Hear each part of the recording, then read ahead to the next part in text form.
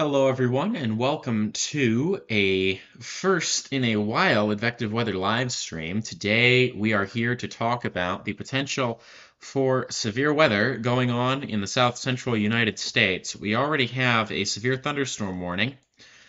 This one is in the state of Louisiana. It's in association with a thunderstorm that we've been seeing and watching organize over the last little while. But here's what you can see it says. This thing is located near the Toledo Bend Dam. It's moving northeast at 25 miles an hour. So that is in northwestern Vernon Parish in west central Louisiana. And again, that's 60-mile-per-hour wind gusts and quarter-sized hail, which are prompting that severe thunderstorm warning. They're also noting the possibility of a tornado in the storm. From what we're seeing back at the radar, there is some signs to say that there is a strengthening rotational signature that has really gotten its act together over the past few minutes. However, we wouldn't say that there's likely a tornado on the ground or anything like that right now. But if you're in that severe thunderstorm warning there in Vernon Parish, I would be on the lookout, making sure that I know my safety plan in case of a tornado warning. I'd be staying indoors, away from windows, things like that. Team with me today is comprised of Rishi and Kay. Thank you both so much for joining me. We have a big event today, at least by recent standards, to talk about. Storm Prediction Center will have a new outlook hot off the press here any minute now, and it looks like they have issued it, holding the line with the enhanced risk. So we'll go over that in just a minute, but just overall, what are you both thinking when it comes to how this event's going to play out and what people need to know?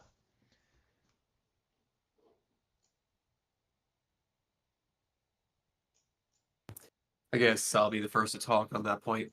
Uh, I think for the most part we're going to see, you know, eh, nothing too crazy. I know this is a relatively high end tornado watch. The SPC put a 70/50 on that for tornadoes.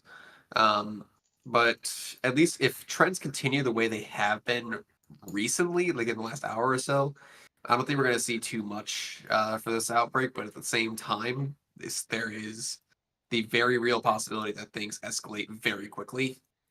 So overall, it's just a matter of what actual factors are going to pop into place, whether or not fail modes exist, and whether those end up verifying. But overall, in terms of the SVC's handling of the event, I think they've pretty much nailed it. Keeping the enhanced risk was very much the right call, given the amount of uncertainty in the forecast, the lack of activity thus far. I don't think we're going to be getting that upgrade to the moderate for this event, and I think that's perfectly okay. Yeah, I completely agree with you there. Storm Prediction Center's brand new outlook. Let's see if we have it on the map yet. Does not look like it just yet, but this map will update soon. We can show you the Storm Prediction Center's map for this outlook regardless. We can go to their outlook, and this still hasn't updated either, so how odd. Yeah, I guess we'll just have to wait for the Radarscope website does stuff. have it if you have Radarscope available. Yeah, I'll be sure to take a look. I can also take a look at Radar Omega, see if they have it real quick. Yeah. Just so that you can have something to go off of, they extended the enhanced slightly to the west. Hmm. They expanded the 10% a little bit to the west, with a 10% non-hash for the extreme western end of that enhanced risk. But the enhanced risk outline is generally demarcated by where that 10 hash is for the tornado threat. Yeah. Yeah, I'm just not able to get anything to update here for me, so that's unfortunate. So let's just see if one more refresh. No, okay. So we'll just there it is. That's the way we'll just have to do it. So what we're noticing here, it's rather important that enhanced risk is in that slight risk. If you're in Texas, the only real places now in Texas that are left to worry about this are places in Jasper and Newton counties specifically, really are those in the highest risk. for severe weather at this point. However, Louisiana, Mississippi there, that includes some major cities. Um, so if you're in Louisiana, Mississippi, places like Jackson, Mississippi, I think that's the biggest city, Alexandria, Louisiana, those areas are in that risk. And there it is. It's updated now on the weather software here. So there it is. We're noticing in Texas, again, not many counties left here in this. So mostly Jasper, Newton, Tyler County, a little farther north, St. Augustine and Salem counties. And then as we head into Louisiana, still much of our Louisiana and Mississippi parts. So Hattiesburg and Jackson, the major cities in Mississippi, Monroe and Alexandria, the major cities in Louisiana, within the highest risk here for the potential for some stronger tornadoes today.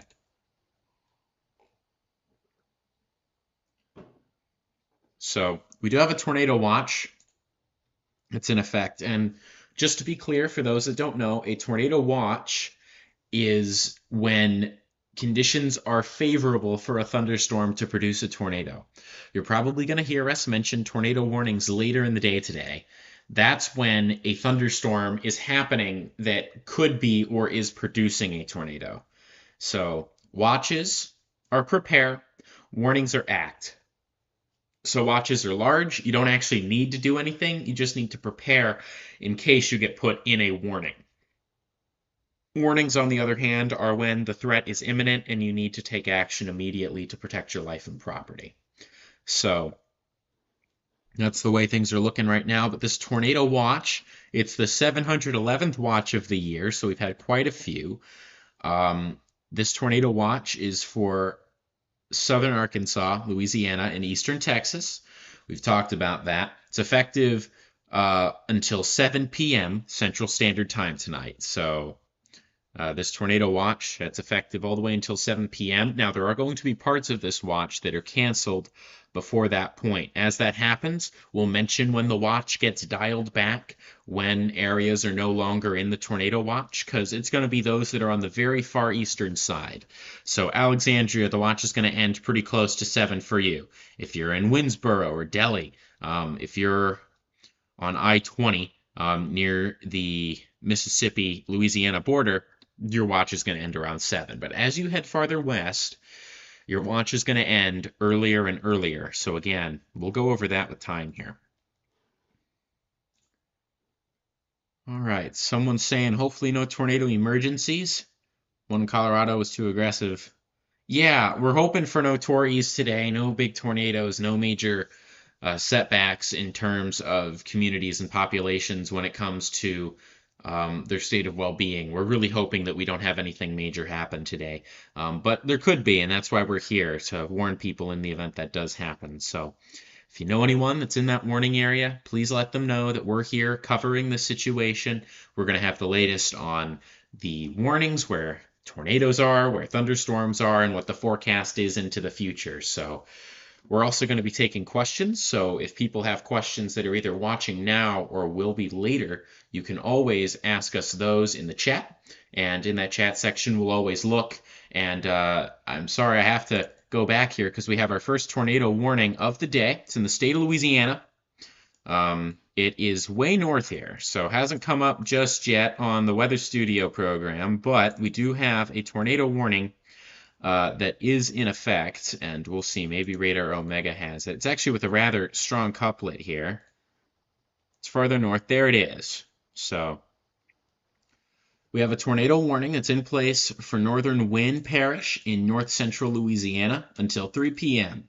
Central Standard Time. This is for radar indicated rotation. Now, this was located 12 miles west of Winfield, moving northeast at 40 miles per hour. Now, this is pretty close to Goldana. It is over the county line. So this thing is in Wynn County, and that's the only county that this warning is for. However, if I'm north, if I'm in Jackson County, or if I'm in Cadwell County, so that's where places like Chatham and Columbia are, in the state of Louisiana, or parish, I should be saying, please make sure that you're watching for this closely. So if we take a look, there's our velocity couplet, and that's a robust couplet there. So that's going to be right over cold water. So hopefully those in cold water got the warning pretty much immediately. If you're in Bethlehem or Calvin, you need to be in your safe place now. Again, that's a tornado warning. It's in place here for the next while. If you're in Mayhems, Dodson, Tane Hill, Hudson, Gars Mill, Sykes Hill, or Newport, you need to be in your safe place as well. All of these areas in a tornado warning. And again, that's a robust radar signature. So that's robust enough that there could be something in there. Now, the good news, we don't have any sort of tornado debris signature, which is what we call.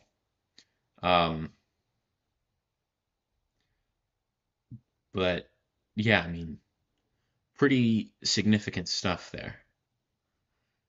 I mean, with this tornado warned storm, I honestly did not think that it was even a couplet. It looked as if it was all contaminated velocity, but I guess it was enough to where the Natural Reserve offices out there, specifically Shreveport, decided, you know what, this probably needs a warning. Yeah, I mean, So just goes to show that they know more than generally the National Weather Service offices know what they're doing. So uh, definitely a reason to listen to them in you know if you are uncertain. yeah, for sure. Raymond, could you just clarify your question? What's the difference between the two? The two what? I'd be happy to answer that. Just clarify that. There's been a lot that's just come in, so I kind of lost track of how the conversation was going before then. But yeah, we have this decent hook echo on this storm. Now, for those that don't know what that is, a hook echo is an indication that we have a storm that is starting to spin.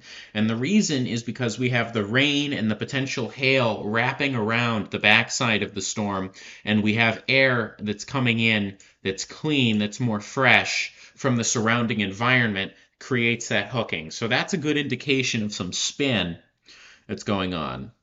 And yeah, Raymond, the difference between a county and a parish is mostly just a state thing. Um, Louisiana calls them parishes, the rest of the country calls them counties, but you're correct. They're very similar. They're about the same thing. So, yeah, there we are. So, tornado warning, again, that's in place for Wynne County, does not include the city of Winfield. So if you're in the city of Winfield, you are out of the warning. Now, I think the Weather Service may list Winfield in the locations impacted. No, they only include Sykes, Calvin, Dodson, Hudson, and Galdona. So Winfield, you are out of the warning. You're not in this. Now, it doesn't mean to let your guard down, because even if this specific storm doesn't impact you, which it doesn't look like it will, there's a lot behind it that's moving in. That could cause flooding, that could cause severe weather. Still a lot to go over there when it comes to that. And with that being said, this still does look rather robust on our velocity signatures. So there could be a tornado down with this. We cannot tell. We'll see. I'm keeping an eye on social media. I'm not seeing any reports. So I'm not seeing any confirmation or anything of that nature that would say that we have a tornado on the ground. However, that doesn't mean we don't. We don't really know. Now, good news, velocity has weakened in the latest frame. I can actually show you that. Velocity there is a little weaker.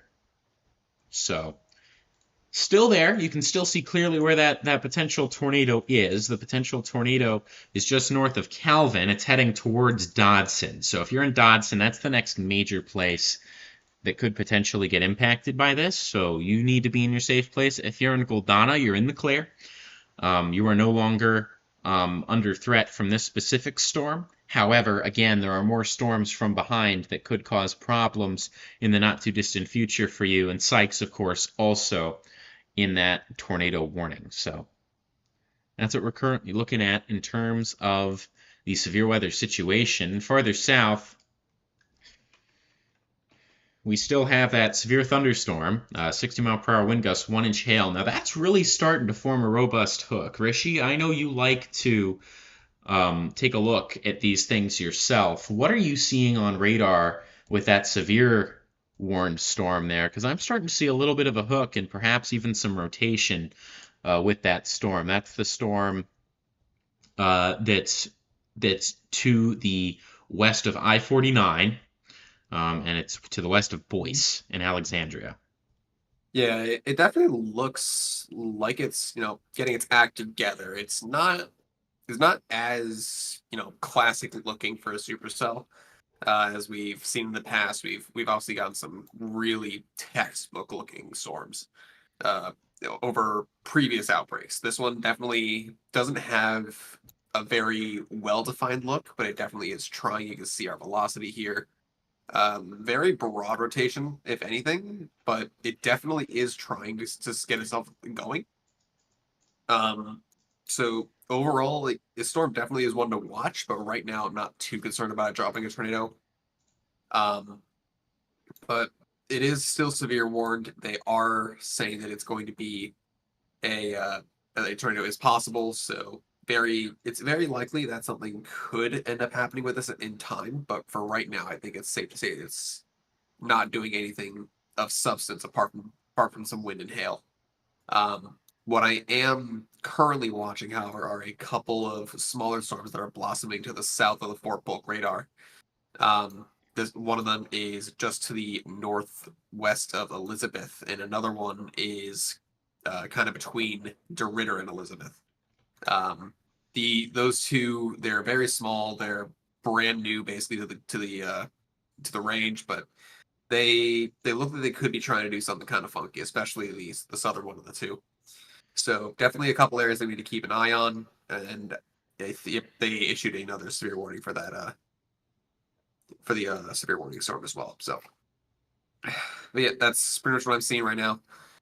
Um, but obviously, we do need to be mindful that we do have an active tornado warning as well. So, a lot of little things going on right now. I'm not too concerned about many of them. That's pretty much what I got to say. Yeah, so with that, thank you so much, Rishi. That was some insightful coverage there. And yeah, we are starting to see those cells, especially there near Elizabeth, developing those new bean-shaped cells. But yeah, we have two robust supercells here. The first one, the one that's to the west of Alexandria, the one that's severe warned, that hook has really become defined in the past couple of frames. The couplet is coming together as well. So I'm starting to grow a bit more concerned about this one. The couplets become way better defined. The hook looks really good. So this is what I'm going to say. If you are in Vernon Parish or Grant Parish right now, and you're within that severe thunderstorm warning there, either of them for this storm, I would start doing those tornado precautions for two reasons. Firstly, we have the potential of a rapidly developing situation here where this could be tornado warned any minute now.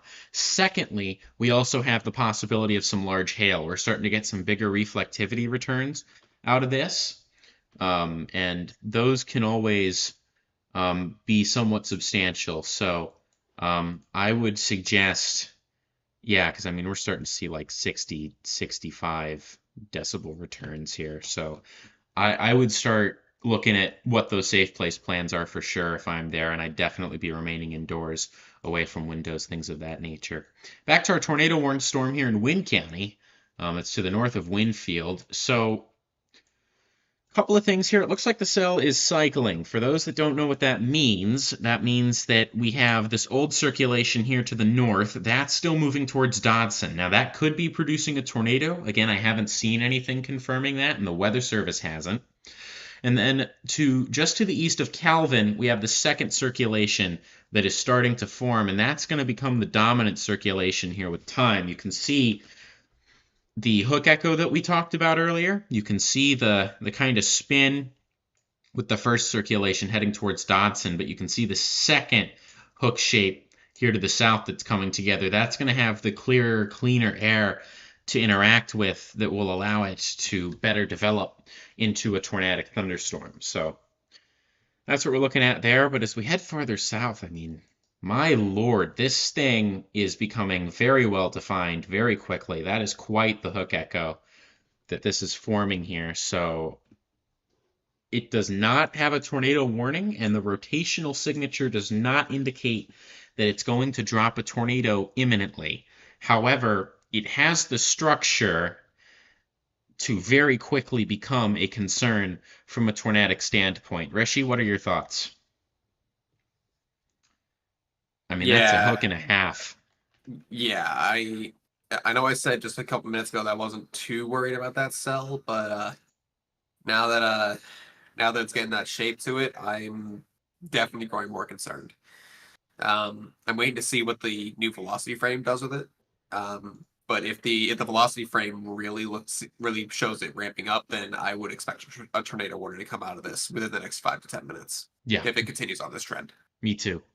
For sure. So here's the thing, folks. You guys can help us out. Our mission is to get as much information out to as many people as possible about this severe weather. So we have a severe thunderstorm that could produce a tornado here. It's currently in Vernon County in Louisiana. It's heading into Grant, Vernon Parish to Grant Parish in the state of Louisiana. So if you know anyone in Vernon or Grant parishes in Louisiana, especially if they're north of Leesville, please reach out to them. Let them know this is happening. You can send them the stream. You can refer them to local media. We don't care how they get that information, but make sure that they're alert and they know what's going on. We'll be sure to stay on the air covering the situation as it goes on. But we have a rapidly changing and developing situation here that could become of bigger concern with time. And yeah, I mean that cell is just really starting to wrap up here. It looks like so rear flank downdraft, which is basically how the strength of the downward motion around the back that could produce the tornado looks to be strengthening pretty quick. So I would not be surprised to see this become a tornadic concern very quickly. And yeah, the velocity signature has just ramped up quite a bit in the past couple of frames here. So would not be shocked to see this tornado warned. But speaking of tornado warned storms, let's move back north to our storm in Wynn County. That is tornado warned, still has that kind of circulation handoff going on. But that circulation near Dodson, that's still no joke. So if I'm in Dodson, I'm in my safe place. That's the lowest level of a sturdy building in an interior room, preferably a bathroom or a closet, something of that nature. This might go just south of you. If you're in Dodson or Sykes in particular, I'd be getting to my safe place. If you're in Calvin, I'd stay in my safe place a little longer. However, the worst has passed. But yeah, Dodson, Sykes, lowest level, sturdy building, interior room, that's where you got to be as this tornadic thunderstorm moves in your general direction.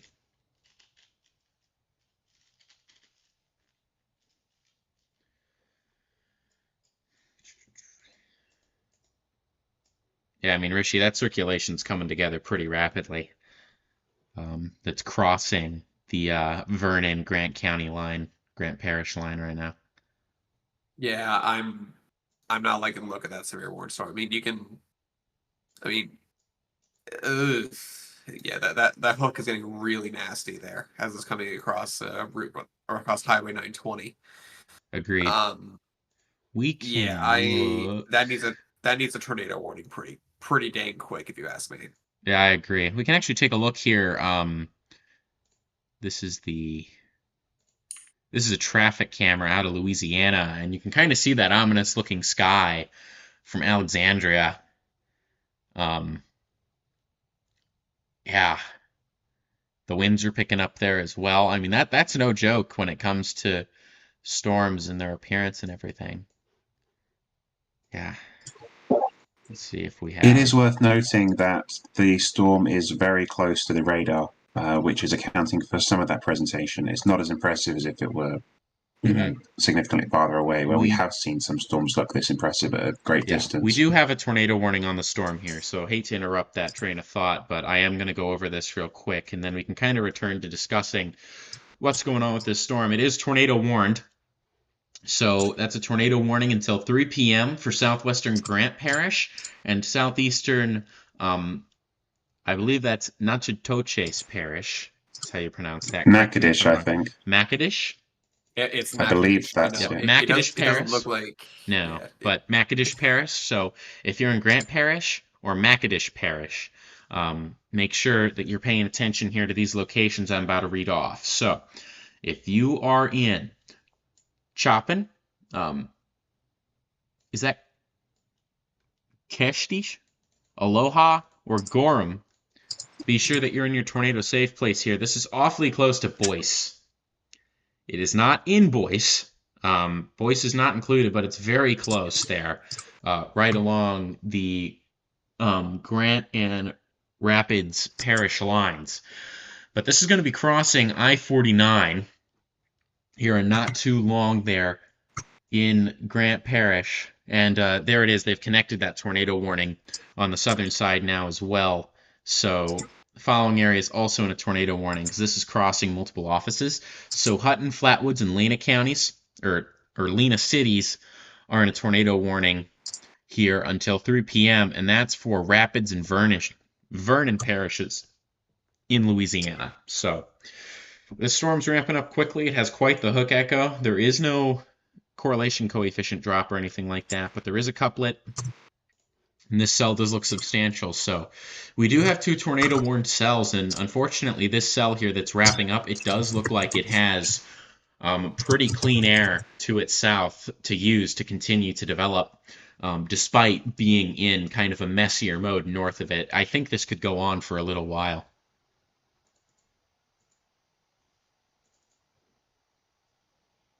Yeah, excuse me. Yeah, that's certainly a worry that I have as well. I mean, it's definitely getting its act together fairly quickly, but Kate did bring up a good point that it is fairly close on the radar. It's only let's see, let me get a number here. The hook echo is only about 17 miles away. Beam height. I mean, the beam height's still about 1,000 feet off the ground, so it's definitely not, you know, too terribly skewed in that regard. But at the same time, it looks gnarly. So if it decides to go, it will go, and it is not going to be pretty when it does. So make sure if you're in these polygons, either one of them, that you take the situation very seriously. As if this thing decides to drop, it's going to be quite the ride for those involved. Yeah, for sure. This is going to be, this could end up being a very serious situation. We already know, and we were talking about it before the stream, the environment looks very good for any sort of supercell like the one we currently have to produce tornadoes, some of which could be strong. The Storm Prediction Center also explicitly mentioning the possibility of stronger tornadoes. So we'll see how this all ends up going, but this could be this could end up being one of the bigger storms of the day here. Hopefully, it doesn't end up being too big. However, we'll just have to see how everything does end up towards the end of this. So again, that cell, it looks a bit disheveled now. However, that couplet is starting to look more and more robust with every frame. So let's go over the locations here within both of these tornado warnings. The northernmost warnings, this is the one for Wynn County. If Dodson, this is just past you. So if you're in Dodson, that circulation is just past you, and it looks like it's dying down pretty quickly. If I'm in Sykes, still in my safe place. If I'm in Dodson, still in my safe place. If I'm in Calvin, you're still in a tornado warning. However, I suspect that the tornado threat here, it's pretty much passed for you. So if you're in Hudson, if you're in Tane Hill, if you're in those cities here, those are farther south. I can't see them on the map that I have currently pulled up, but those are cities that are also vulnerable to that southern circulation. Make sure that you're getting to your tornado safe place as well. That tornado warning in place until 3 p.m. Again, that's in Wynn County.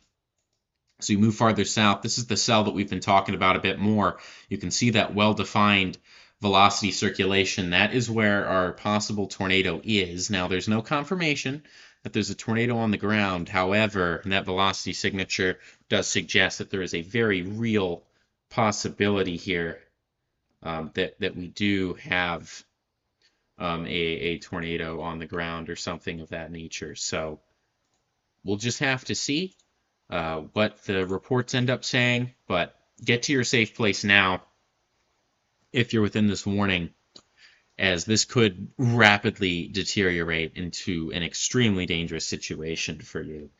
So, I mean, that hook looks menacing on the radar. And so that is for Grant Parish, Vernon Parish, and Rapids Parish. So if you are in, if you're in Boyce there, if you're on I-49, stretching from mile markers. Where's that going to end up being from? If you're on I-49 stretching from around Boyce all the way up to just to the west of Natchez, south of Natchez, I'd be in my tornado safe place, because that severe thunderstorm warning is also in place, and I suspect this could have larger than the 1-inch hail the Weather Service is quoting here. So, new tornado warning, or not new, but a tornado warning, that the newest tornado warning currently in place in association with this system. And would like to note, if we take a look at the correlation coefficient, you can see what looks like a big drop. Do not be fooled by this. This is inflow. If we go back, that's where our little hole in the radar reflectivities is. So that's clean inflow moving into the storm, which is bad news, but it is not debris being lofted in the air by the storm. All right, well, if anyone has any comments, concerns, questions, anything like that, please feel free to ask. We'll be more than glad to answer them. We're currently tracking 2 tornado-warned storms, and we're going to continue to track these throughout the day today. We have traffic cameras we can look at. We have other data to be sure to keep you in the loop with what exactly is going on. I know we can also now welcome Alfiria. Thank you so much for joining us, Alfiria. What's your thought on this event thus far? Looks like it's kind of panning out how we expected. It's that conditional risk. We have a couple of supercells taking advantage of the environment. Well, originally I was going to play devil's advocate and get ice cream to make this worse, because that's kind of a running gag. I go get ice cream and then everything gets worse. But I decided against that. Yeah, pretty much exactly what I was expecting, which is that it's going to be those cells that are going to be away from all of this rain, which, as of right now, and kind of whenever you have that sort of situation, it's always going to be the southern cells you want to look at, usually. Maybe some northern ones early on. I'm assuming that's what happened with that northernmost cell. Yes. But it seems like right now, all eyes are on this southern cell, which is the biggest threat right now, until we get a cell merger occurring, which I do see that probably happening, but a lot of these other cells to the south are moving almost due north into the sort of northern part of the supercell. I think... which is... Sorry, go on. Which is bad news, but also there's another little shower to the south that would probably line up vector-wise into going straight into where the tornado warned area would be.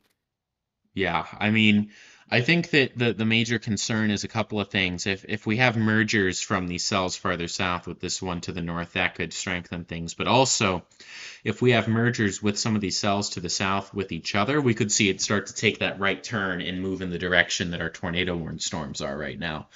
In which case, we could have another pretty monstrous supercell on our hands.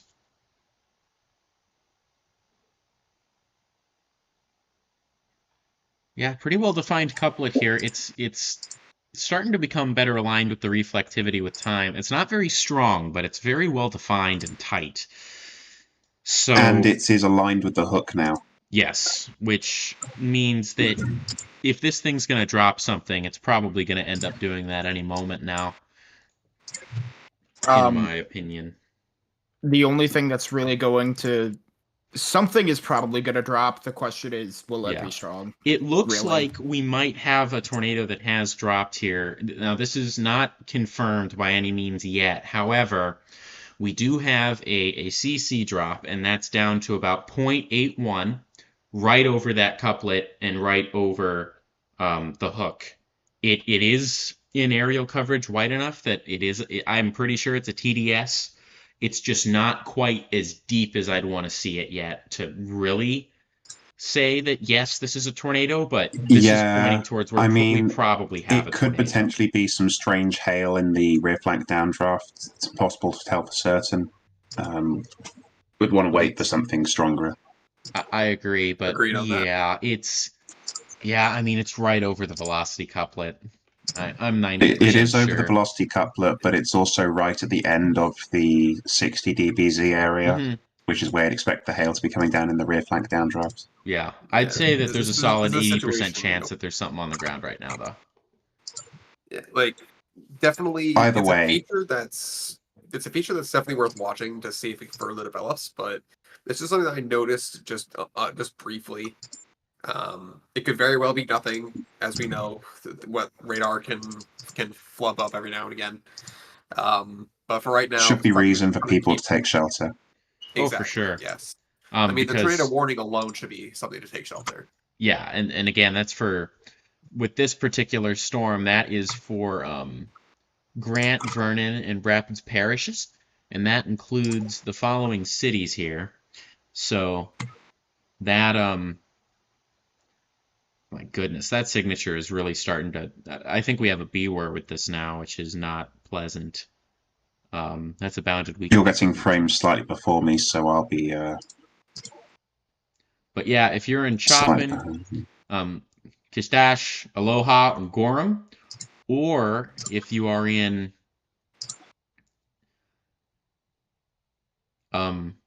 yeah, it looks like the same locations on each of these. That's not true. Or you're in Hutton, Flatwoods, or Lena, and that includes I-49 from mile markers 99 to 109. Please make sure that you are in your tornado safe place, as this is a rapidly developing situation.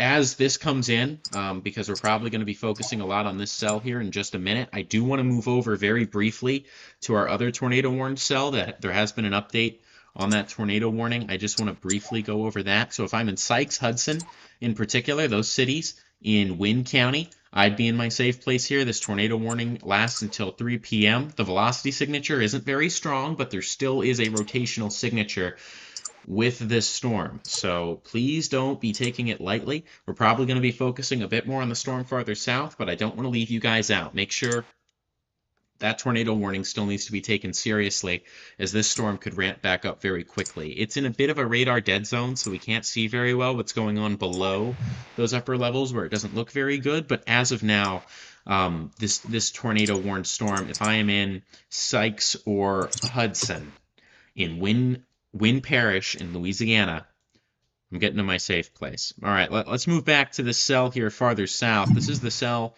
of main focus. Any new info from the team here? Because that CC drop is much deeper now. I think that it's 70. a TDS. Yeah, me too. A report just made. Large ground scraping wall cloud near Gorham, seen from I-49. Mm-hmm. And yeah, that's just become And that significantly was larger. this minute. That CC drop. Its deepest is about a 0.81, but it's much wider now right over that hook. So there's probably a tornado on the ground with this. If I'm in Gorham, I'm getting to my safe place, because this could escalate very, very rapidly. And I just want to show where that is. So Gorham is right around here where my cursor is circling. The tornado is right about here where my cursor is circling. So it is just to the west. I mean, we're not even talking a mile here. But yeah, there it is. It's going to cross State Highway 119 here. It might go just north of Gorham, but we don't know for sure. So if I'm in Gorham, I'm in my safe place. And then this is going to head towards Sampson, Janney, Chopin, Polkville, Gilbreth, Marco, any of those areas. Make sure you're in your safe place, because this is... I'm very confident now that this is a tornado on the ground that we have with the radar signature that we're seeing. Now, how strong it is, we don't know. Doesn't look very strong from the traditional radar looks, but that doesn't mean that it won't be. This could intensify very rapidly, very quickly. Yeah, and looking at storm relative velocity, it is very lopsided. Yeah, now we have a very deep, unfortunately, as it moves just north of Gorham, we have a very deep correlation coefficient. It's just come up now. This is now down to about 0.58. There, just north of Gorham. So that is a solid tornado debris signature. So we do have a tornado on the ground. Tornado on the ground just north of Gorham. It's moving towards Colfax. It's going to be crossing I-49 pretty soon. The tornado is currently in southern Grant Parish. Again, it is in southern Grant Parish. It is to the west of Colfax. It is just moving north of Golem right now, heading towards Chopin, Gillibreth, Marco, Sampson, and Janney at this time. So, if you're in the tornado warnings that are in place for Grant, Natchitoches, or Rapids parishes, Vernon, you're in the clear. If you're in Vernon Parish, you are in the clear.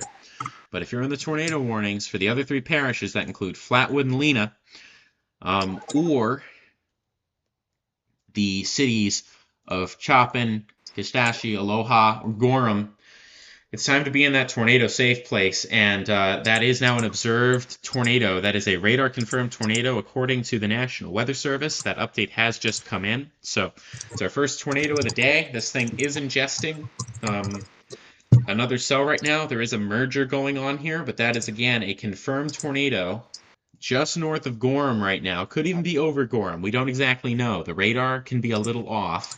Although it's close enough to the radar, it's probably not too far away.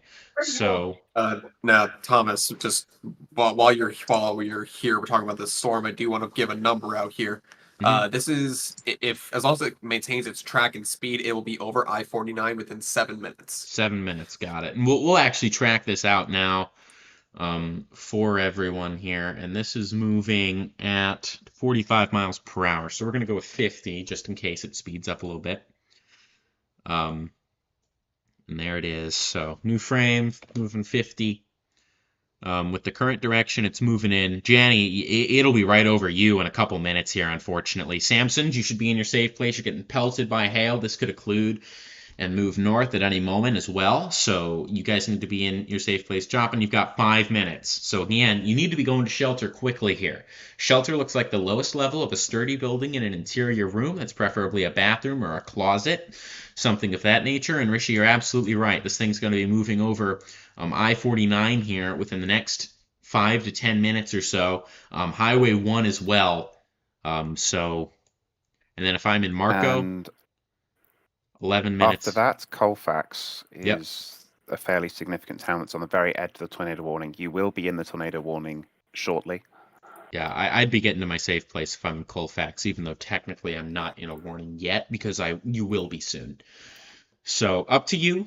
You're not officially under a tornado warning right now in Colfax, but I would personally be getting to that safe place because you will be under one here soon. And yeah, I mean, that's a deep CC drop. The good news is the velocity does not look as strong as it did before, so hopefully that's a sign that this is weakening. That does not mean the tornado's lifted. That does not mean the tornado's lifted. The tornado is very much likely still on the ground. And unfortunately, it seems to have done significant damage in Gorham. It's heading towards Chopin right now. It's heading towards Jane, or Jenny. Here, it's going to be striking there within the next couple of minutes. You need to be in your safe place right now if you're within either of these tornado warnings. But first confirmed tornado of the day. It's with this significant cell, and unfortunately, it does not look like there's going to be too much to disrupt this thing as we head over the next few hours. So I could see this being our big tornado producer of the day today, unfortunately.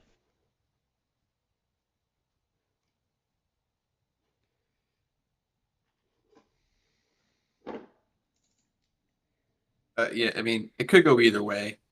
I mean, it looks like it's kind of disrupting itself at this moment, so that's a good sign. But at the same time, it could also survive this and just keep going. So we'll have to see. It looks like there might be some showers just to its south that it might ingest here momentarily, which would be a very good thing in terms of keeping this tornado off the ground while it's traversing I-49. Because we don't want that to happen. We do not want a tornado to cross a busy interstate. On a grander scale, there is a new mesoscale discussion as well. Probably in the next, 15, 20 minutes or so, we should probably start touching on that as well, as it kind of gets the grander scale details going from the SBC. Yeah. No, agreed there for sure. And yeah, I mean, if I'm in Colfax here, I'm still preparing for this because, yeah, the cell does look like it's becoming a bit more disorganized, but there was definitely a tornado on the ground with this thing, and there could still be one. There's still a robust drop in our debris when it comes to the debris signature. So yeah, first tornado of the day. Hopefully our only tornado of the day. However, unfortunately, given the conditions that we're in with this, I'm not expecting it to be our only tornado of the day. And those cell mergers, Rishi, you're right. In the short term, those might disrupt things, but in the long term, those could actually prompt a additional stronger tornado after it crosses the interstate.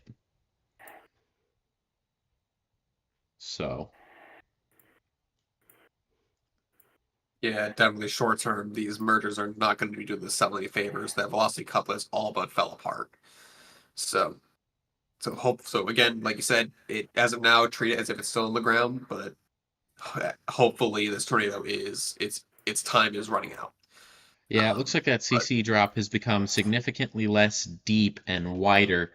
And for those that don't know what that means, that the CC drop, that's correlation coefficient.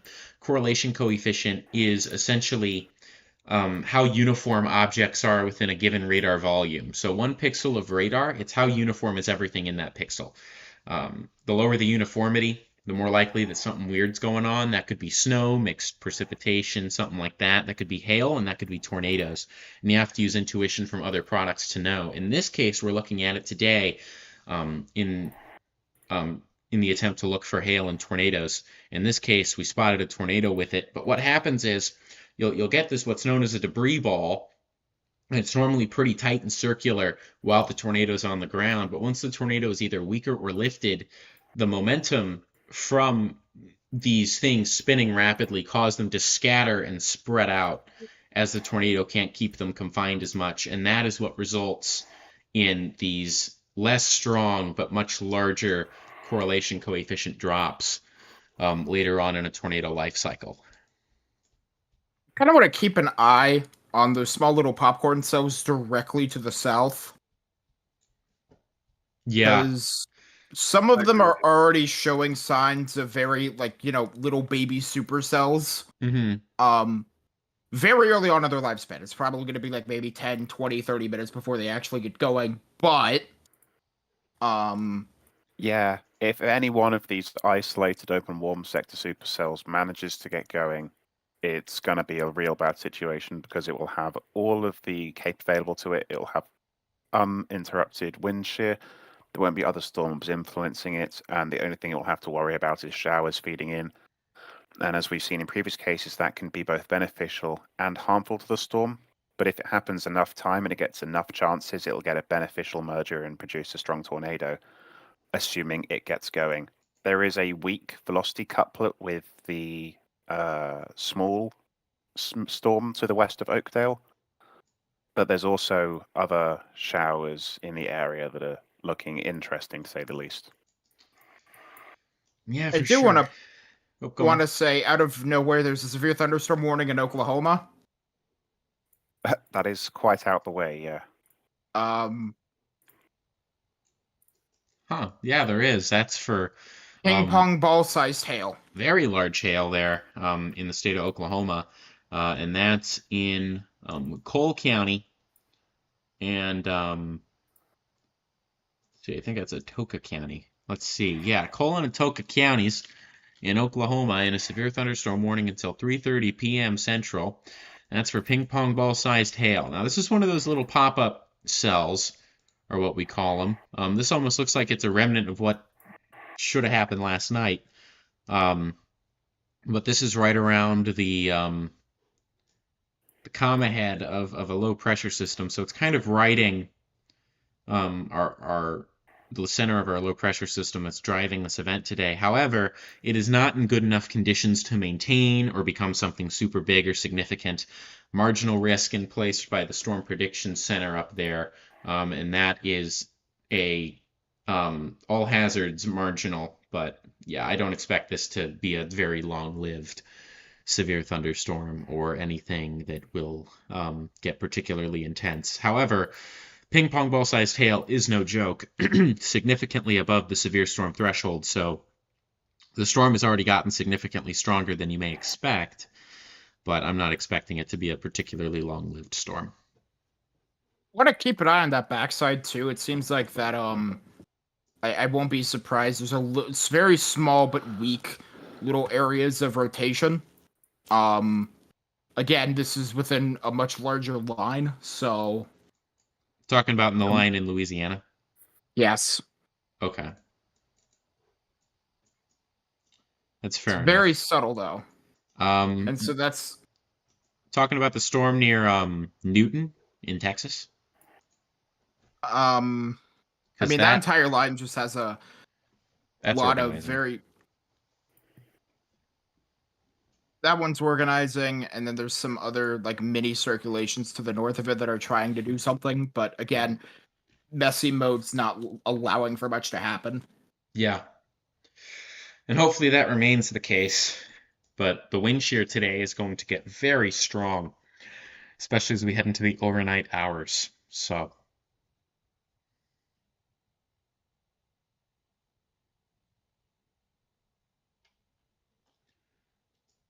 yeah, there we are. Let's head back to our tornado warned storm there in Louisiana. The northern warning there in Wynn County, or Wynn Parish, that's been allowed to, I'm going to get that mixed up all day. Wynn Parish, that's going to, that's been allowed to expire here. So on this software, it's still there, but it's been allowed to expire, and you can see that in both Radar, Omega, and if you have GR2, you'll see it there too. But all right, those in Colfax, you're not in a tornado warning, but you're starting to get hit by the hail core of this cell, and I would strongly suggest that you start getting to that tornado safe place sooner rather than later. This thing is going to be moving either right over or just south of you, and it does appear that that couplet has occluded and is moving north of Colfax. There's a new one. There's a new circulation starting to develop to the south, and that's the next major thing of concern here. So we'll see how exactly all that ends up, but I think that this is going to be a cyclical cell that we're going to have to worry about throughout the day today, unfortunately.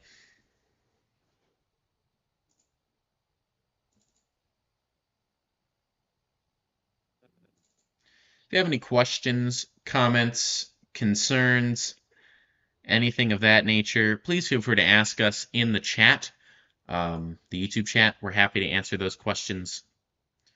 But yeah, with that being said, the major thing we're tracking right now, there is a tornado warned storm. Dropped a tornado there near, where was it? It was Gorham. Tornado was dropped near Gorham not too long ago. It was brief, but looks like it could have been strong. And it was associated with this tornado warned storm here that's moving towards Colfax in the state of Louisiana. Now, this is going to be moving out of the Rapids and Grant, or Rapids Parish here pretty shortly. It looks like this is going to become more of a non-issue for them as this completely moves into Grant. Grant Parish here in not too long. It's been in Natchitoches Parish, but yeah, it looks like it's going to be moving into Grant Parish here pretty quickly as it moves towards Colfax. So this is going to rapidly become a Grant Parish problem. And that's going to be for severe weather as well. This likely has some damaging wind gusts up to 60 miles per hour and large hail up to 1 inch in diameter. And most of Grant County is being just completely soaked in rain right now.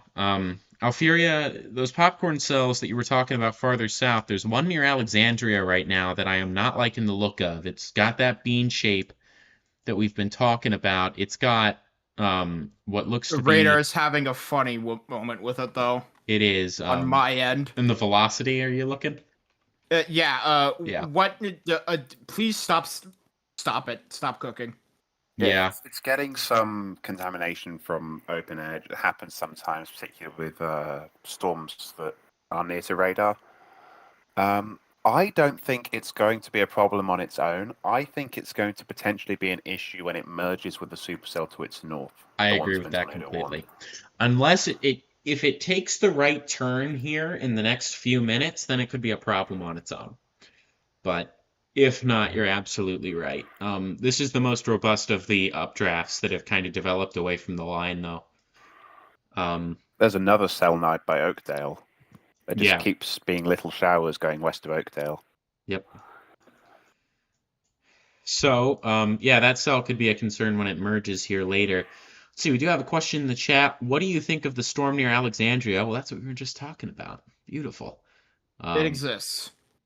It does exist, It's and doing more than existing at the moment. It's got 60 dBz, despite being very strung out. it's likely gonna. I think it'll be severe warned for hail here pretty soon, if nothing else.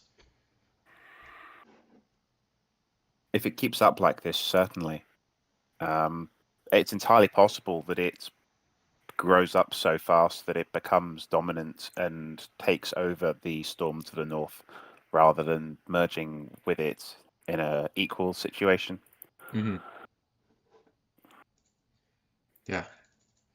We'll just have to see. I'm going to step away for just a moment. I'll be right back in just a minute. So, Alfuria K, just take the helm for about a minute or two. I'll be right back. Okay. Not entirely sure why these warnings haven't been extended yet for this supercell. The severe thunderstorm warning's about to expire. I think they're letting it expire right now. Just based on the messiness. If anything, they will likely expand the severe warning with Tor possible and just let Is the that tornado a warnings expire. boundary for forecast warning areas? Yes. Because it is along a county line. Yes. It is what I like to call shenanigan land. You get some wacky warning boundaries. Where you have 3 different areas meet and they each have to issue their own warning for the same storm. Uh-huh. Get that a lot with the Mobile, Jackson, New Orleans area. Certainly last year, at least, when there was a tornado outbreak there every other week, it seemed like. We'll say the good news about this, which, yeah, I don't know exactly how you can turn this into a positive spin, but I'm going to try to. The rain is desperately needed in this area, and this is at least... the rain will be helpful. That's the one good thing. This rain will help the areas where it happens, but not everywhere's going to see heavy rain. Some places might get half an hour as the cold front moves through, bit of wind, and then nothing else, and that won't be enough to make an impact on their drought. But places farther north should get some significant rain, and that's a good thing. All right, I'm back. I just want to note what we're looking at here. Have you guys gone over the new tornado warning here? That just came out. Yeah, it's a confirmed tornado. So Grant Parish and LaSalle Parish in a tornado warning until 4 p.m. for a radar-confirmed tornado. So it looks like they found something else that's on the ground here over the last few minutes. But that is for Nebu, Zeronia, Rogers, Lake Lat, Pellick, Aloha, Dry Pong, Fishville, Bentley, and Williana there. And yeah, Jenna and Midway, you're going to get impacted around 3:30 p.m. But there it is. New tornado warning in place. Radar confirmed tornado. So they're seeing something on the correlation coefficient. It's indicating we have confirmation of another tornado on the ground with this. So there are chasers on this thing, so yeah, there are plenty of chasers. It does say it's radar it is confirmed, possible. Strangely. Yeah. Well, it was radar confirmed before, right? Yes. I'm not seeing anything myself. I'm not either. So maybe it's just an extension of the previous tornado and they're calling it radar confirmed to be safe. Yeah, very possible. But yeah, regardless, Colfax now in a tornado warning. Pollock and Jenna also in a tornado warning. And again, that includes Grant and LaSalle parishes. Now, if you're in places like Ola, you're not in the warning. If you're in Ball, Boyce, Alexandria, you are not in this warning. But yeah, if I'm in Colfax, Pollock, Jenna, I'd be getting to my safe place here right now, as there is a dangerous tornadic thunderstorm moving in your direction. So that's the lowest level of a sturdy building in an interior room, preferably a bathroom or a closet. That's your safe place. If you have time, so if I'm in Colfax, I'm just running there. That's where I'm going. If I'm in Pollock, I'd be considering getting things like pillows, blankets to protect yourself from flying debris. Make sure you have shoes on, things like that. And if I'm in Jenna, I have more than enough time to call family, alert them, make sure everyone's okay, make sure everyone knows what to do, make sure everyone's in their safe place. And again, that's lowest level, sturdy building, interior room, bathroom or closet. You can get pillows or blankets, put on a pair of shoes, bring down a mattress if you can, cover yourself with. There's lots of things you can do, especially with how much time you have in Jaina, to make sure that you're better prepared for this. So this tornadic storm, it is currently moving at 55 miles per hour. We're going to put it at 60 just to be safe. So if I'm in Dry Prong, I have 10 minutes, Bentley 11 minutes, Antonia 16 minutes. But yeah, as we move all the way over, Jaina, you have 34 minutes, Somerville 34, Blade 38 minutes. But yeah, I mean, there are a lot of areas over here that have a lot of lead time here because the Weather Service is doing a pretty good job with this thing. To make sure that they're in their safe place. They know what's going on there. Rishi, I know you've just gotten back. You've probably seen how the cell has changed just a little bit since we last took a look at it. Weather Service still holding with a radar-confirmed tornado. I know that you were talking about how you saw that earlier. I know you like doing radar analysis, so what are you seeing? You're also still muted, by the way. There you are. It's I wasn't aware observed. I was unmuted. It's observed, not radar confirmed. So it's a spotter confirmed. No, it says radar It confirmed. says observed in NWS tornado observed. Yeah, but that they do that for radar confirmed as well. They put observed. Yeah, Yes, the you have source to look is into the radar additional confirmed text. Oh, okay. Okay, But yeah, I'm in terms bad at of this.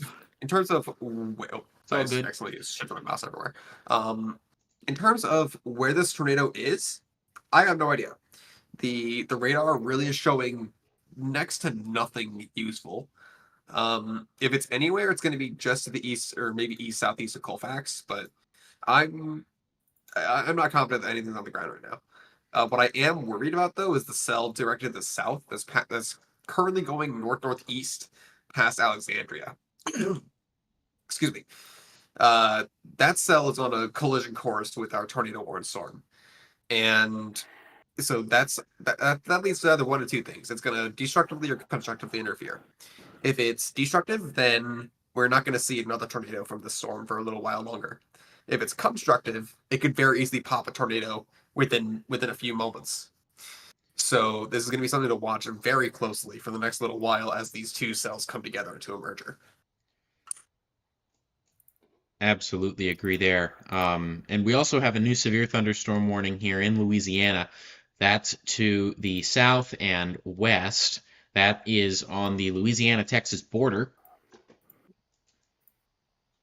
This storm, currently, it does include the city of Leesville, so make sure in Leesville you're aware of that. This is for 60-mile-per-hour wind gusts and quarter-sized hail in Newton County, in Texas, and Vernon Parish in Louisiana. So again, that's 60-mile-per-hour wind gusts, 1-inch diameter hail for those in this warning. So if I'm in Rose Pine, if I'm in Newton, I'm not in the warning. But if you're in Leesville, if you're in New Llano, you are in this warning. So here are the areas that are in this warning more specifically. Leesville, Anacoco, Toledo Bend Dam, Burkeville, Fort Johnson, New Llano, Burr Ferry, Stringtown, Evans, Pickering, and Weirgate. So if you are in any of those areas, you're in a severe thunderstorm warning with a thunderstorm that currently looks like it's starting to take that supercell shape. Should be noted there is no tornado possible tag on this, so tornadoes are not the immediate concern with this particular storm. However, that could change in the not too distant future, so we'll just have to see how all of that ends up going. But yeah, for sure. Someone asking if there's a tornado warning, would it be rain wrapped? Probably today. you'd think that these tornadoes are probably going to be rain wrapped with how messy everything is. May not. There's a chance that you could see a classic one, but I would not be relying on my ability to see a tornado ever, really, um, when you're in a tornado warning on whether to act or not. If you're in a tornado warning, doesn't matter whether you are able to see it, you're not able to see it, whether you can even see the storm coming. If you're in a tornado warning, it's time to act. It's time to act, and it's time to do that quickly because these storms are moving fast. These storms could have rain-wrapped tornadoes that can be very difficult to see. There are a lot of things that can go wrong. So if you're in a tornado warning, don't try to see the tornado. Don't try to hear the tornado. Don't try to seek out the tornado. Go to a safe place. Again, that's the lowest level, sturdy building, interior room.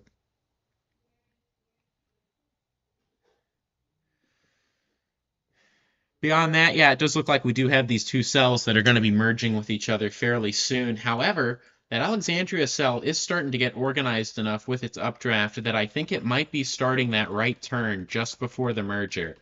And so it could turn in time to become this discrete supercell that we're going to have to watch by itself. But regardless of what happens with that, I am concerned about what the near future looks like for those near Ball, Pollock, Jaina in particular over the next few hours.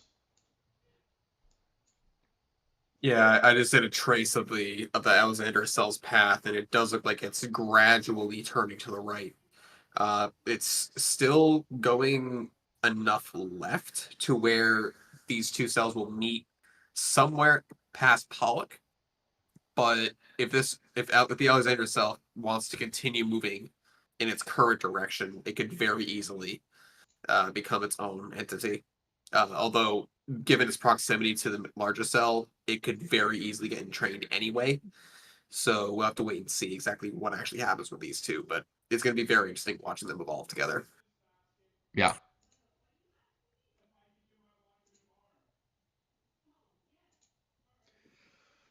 All right, so here's the traffic camera out of Alexandria, and we can kind of see that more ominous sky. This is, I believe, facing northward a bit, so we can kind of see into that cell a little bit, and you can see a bit of that shelf and then that clear slot there with that supercell. Yeah, that would be with the small storm to the south of the main one. Correct. It is worth mentioning that a severe warm supercell has formed over Texas and is now entering into western Louisiana. Mm-hmm. Yeah, it's that one we went over that's impacting Leesville here pretty soon. Yeah, this storm is going to be following the first one. The environment will be, if anything, more favorable as this one moves through, and it could also become a long-tracking, potentially tornadic supercell. Yeah. The good news that we've seen so far today is that we haven't had like one of those super long track, more violent looking tornadoes. However, it is still early. And these supercells in the open worm sector, the only one that's really been able to get going is about to merge with this other one here. So we'll see how that ends up. But yeah, I mean, if that were left by itself with nothing ahead of it, that would also be really concerning. So we'll see how this merger ends up going. Well, there isn't much south of it. If you look at the other showers, they've actually been dying out due to the influence of the storms to the west, I believe. But this storm has been able to get going. And either we're going to see nothing much change when they merge, or it will produce a significant tornado shortly afterwards, and we'll be watching someone's future thesis subject in real time. Hopefully, if the latter happens, it doesn't impact any homes. But this tornado warning, even though there's nothing substantial at the moment, you can't assume that it's going to stay like that, and particularly to the farther east portions of it, around Jaina. I mean, anywhere east of Pollock and Dry Prong, you're in a tornado warning at the moment in those locations. It doesn't look particularly strong in the near future, but certainly as we get to Pollock, and then places east of that, this merger should have completed by that point, and we could get a tornado minutes after the merger completes if it goes favorably. And as I mentioned earlier, we can't tell ahead of time whether a merger will be favorable or destructive. Sometimes it causes a storm to fall apart. Other times it causes a violent tornado to be produced within 5 minutes of the merger taking place. we'll just have to wait and see and hope for the best. Yeah, would like to note that this is now down to a radar indicated tornado warning. Not sure if we noted that. Good. But the tornado warning in place for Central Grant and LaSalle parishes. Definitely warranted. No longer includes Yeah. Colfax either. So Colfax is in the I'm clear. not liking these two cells. Yeah, I was worried that they would continue to close the distance between each other, and they absolutely are doing that. Yeah. Oh no, they are on gonna a merge. convergent track. Yeah, they're going together. So yeah, I would be very cautious. Well, you should be cautious anyway. You're in a tornado warning, but Pollock especially. It looks like these storms are going to collide basically right over top of you. So please make sure that if you are in Pollock, that you are in shelter, because in this merger, it looks like it's going to merge on the front side as well. Which, if my knowledge is correct on this, that will wind up the parent supercell, basically meaning that it will tighten its rotation and potentially drop another tornado in short order. Yeah, So but the way this merge looking is at sure the that you're looking in the shelter. is like it. If I'm in Pollock, if I'm in Jaina, if I'm in Dry Prong, even like if I'm in this warning, this is the kind of merger where I mean I personally could see this very rapidly escalating. This storm to the south that's merging with it is gaining more and more curvature even before it's merged. Yeah, so if this is the dominant updraft by the time they merge, that's bad news. And then farther south, I just want to note we have another updraft near Gellenmora. It's starting to get more robust kind of by itself, and it looks like it could merge with a storm forming to the south of it, and that could become its own supercell. Potentially, yeah. That's sort of a future merger an hour or so away if it manages to keep itself together. But Yeah. we got to keep looking to the south. These showers are merging. When enough of them merge together, they become a supercell. And that's often how it works in these high shear situations. You need lots of little showers to coalesce into a bigger storm that can withstand the shear with a wider updraft, and then it can mature. But that's all based on luck, of course. And if you don't get the right mergers, you don't get any supercells. So we'll just have to wait and see what these showers do. But we have at least 3 supercells at the moment, probably a few more weaker ones, and 2 of them are about to merge, and we'll see what that does. Yeah, for sure.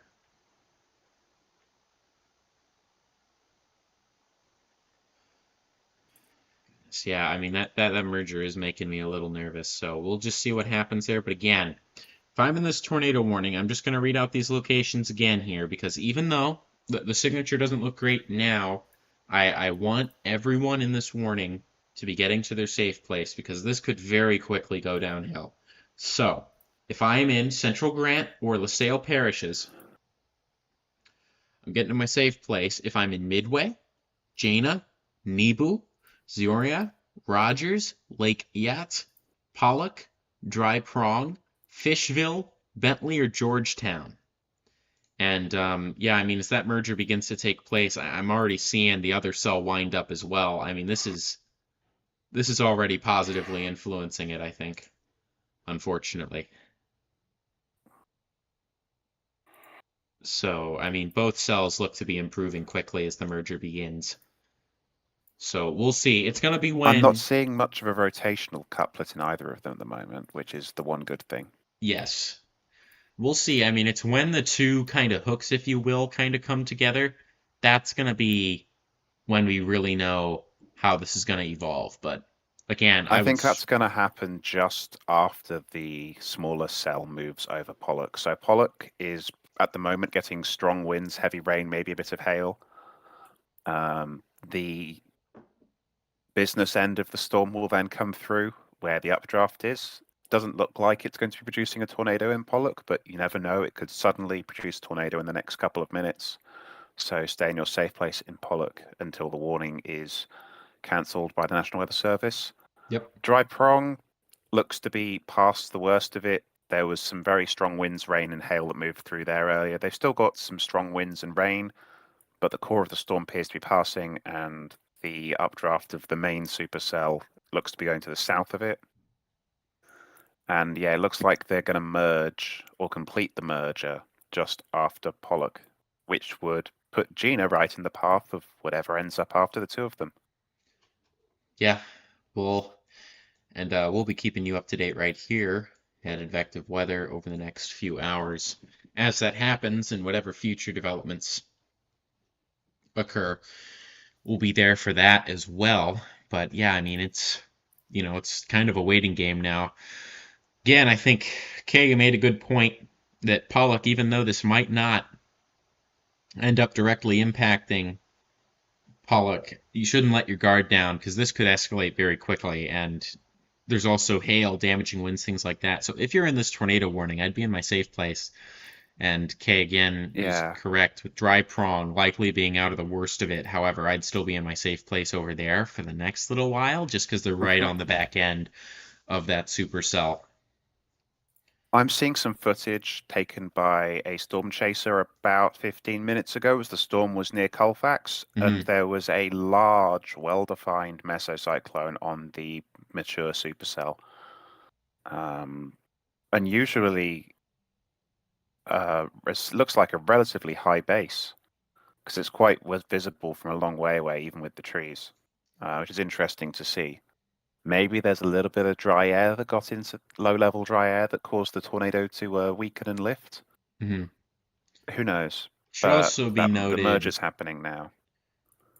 Should also be noted that that cell, the cell that we're monitoring right now, is moving into a worse environment here with time as it moves kind of northward and eastward. It's the cell to the south here that's now gotten itself into Louisiana, heading towards Leesville. That one is going to be in a very good environment for a while yet.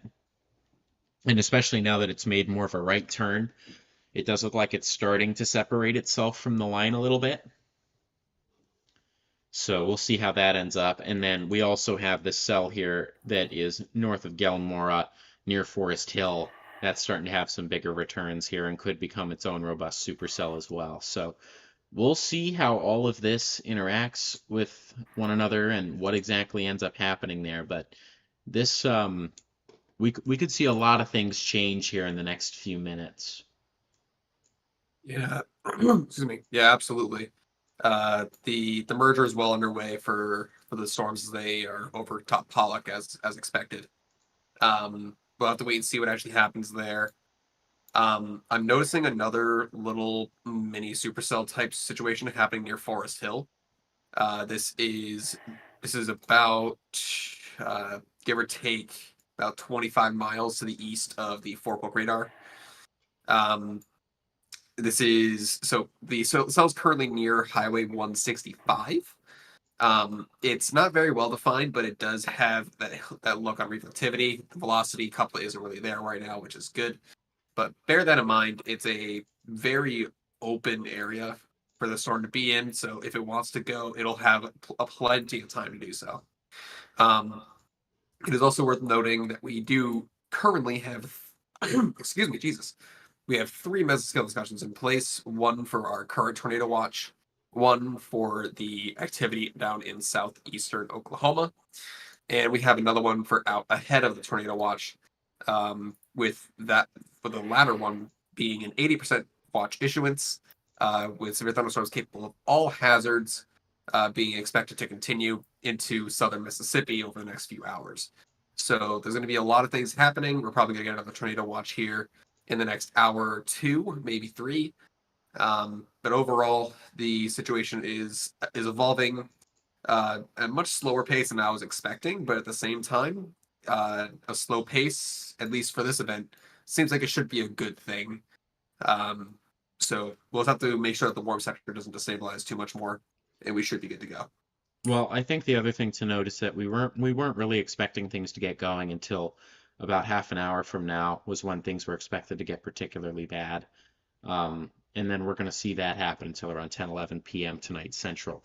So from 4 to 11 p.m. I think has been kind of that time window. So we're not quite in the best window yet, and I'm expecting that instability is going to get significantly better here over the next hour or so across the warm sector as we get into kind of the peak heating of the day before sunset. But Yeah, we'll just have to see. That low level jet's also going to start ramping up, so we have a lot more to watch for sure. Yeah, that cell merger looks like it is starting to complete. The reflectivity presentation is improving. I'm not seeing much on velocity yet.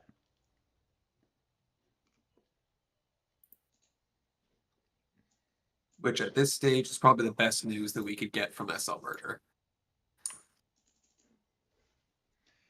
Not seeing much on velocity, but again, things can escalate very, very fast.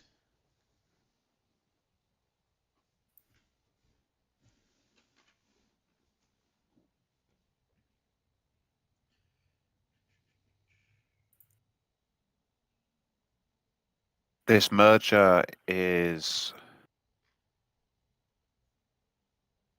not the cleanest, No. but it is almost complete. We sort of have two hooks with the one storm now. Yeah. But yeah, going back to the point of the outline for the night, the model output was suggesting that storms would move off to the east and then new storms would take over to the west, and that this could continue for 6+ hours from now.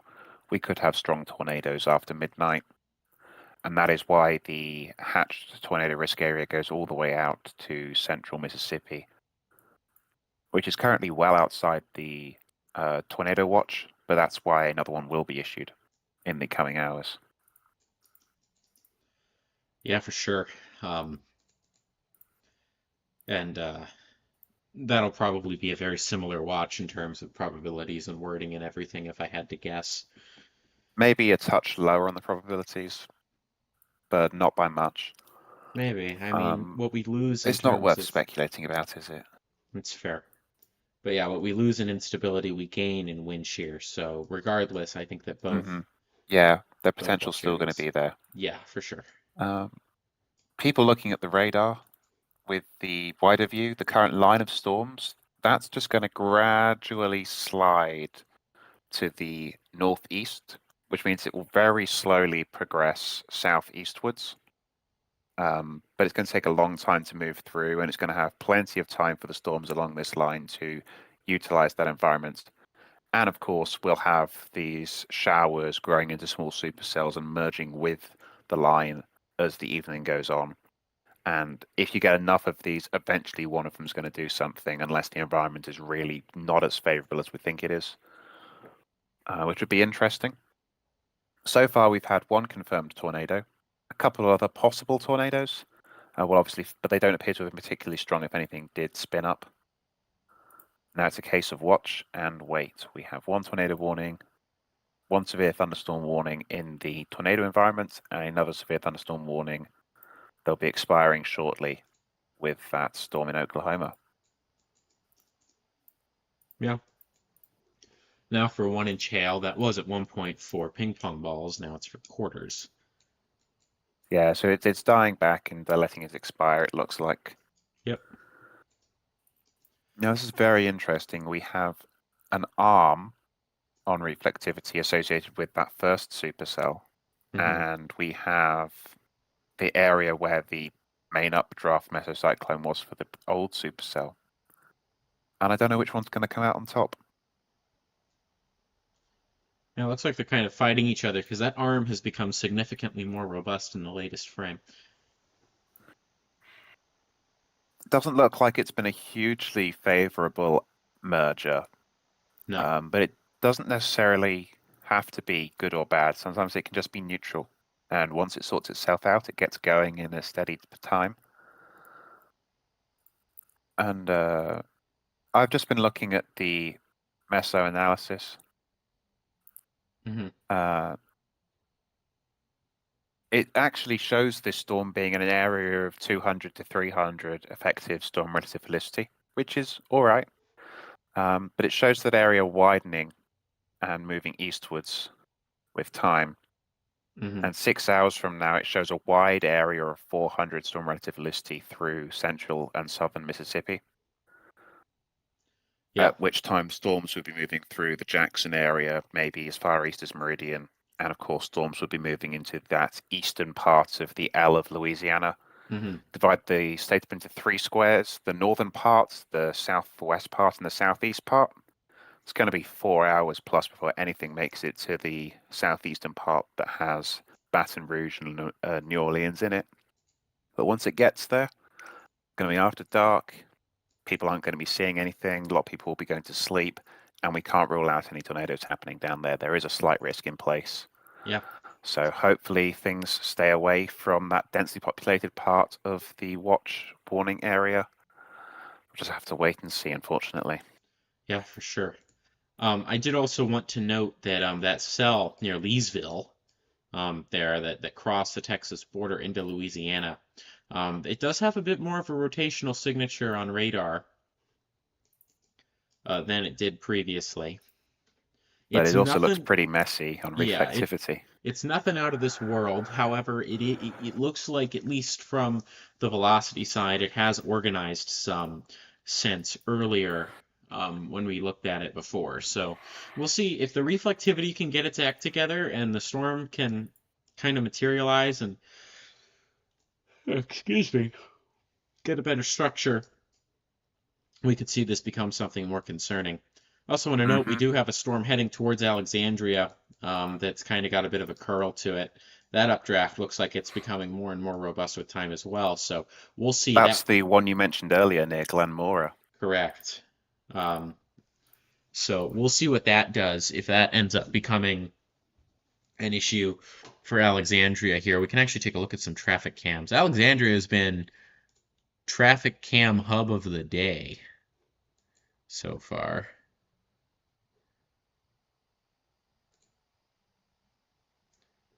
Let's see, I wish I had a good idea of what direction these were facing.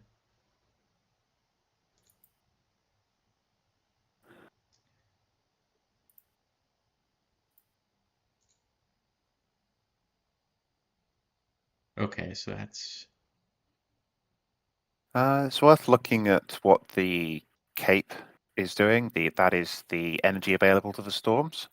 Mm-hmm. Currently, the storms are riding along the northern edge of 1500 Cape, but where they're forming, there's 2000 to 3000 surface Cape across eastern Texas and southwestern Louisiana. So that's feeding the southwestern edge of the line. And then the storms are moving away from that Cape, but they're gaining more shear, Mm-hmm. which is an interesting interaction. Sometimes they need a consistent environment with relatively stable levels of both to produce.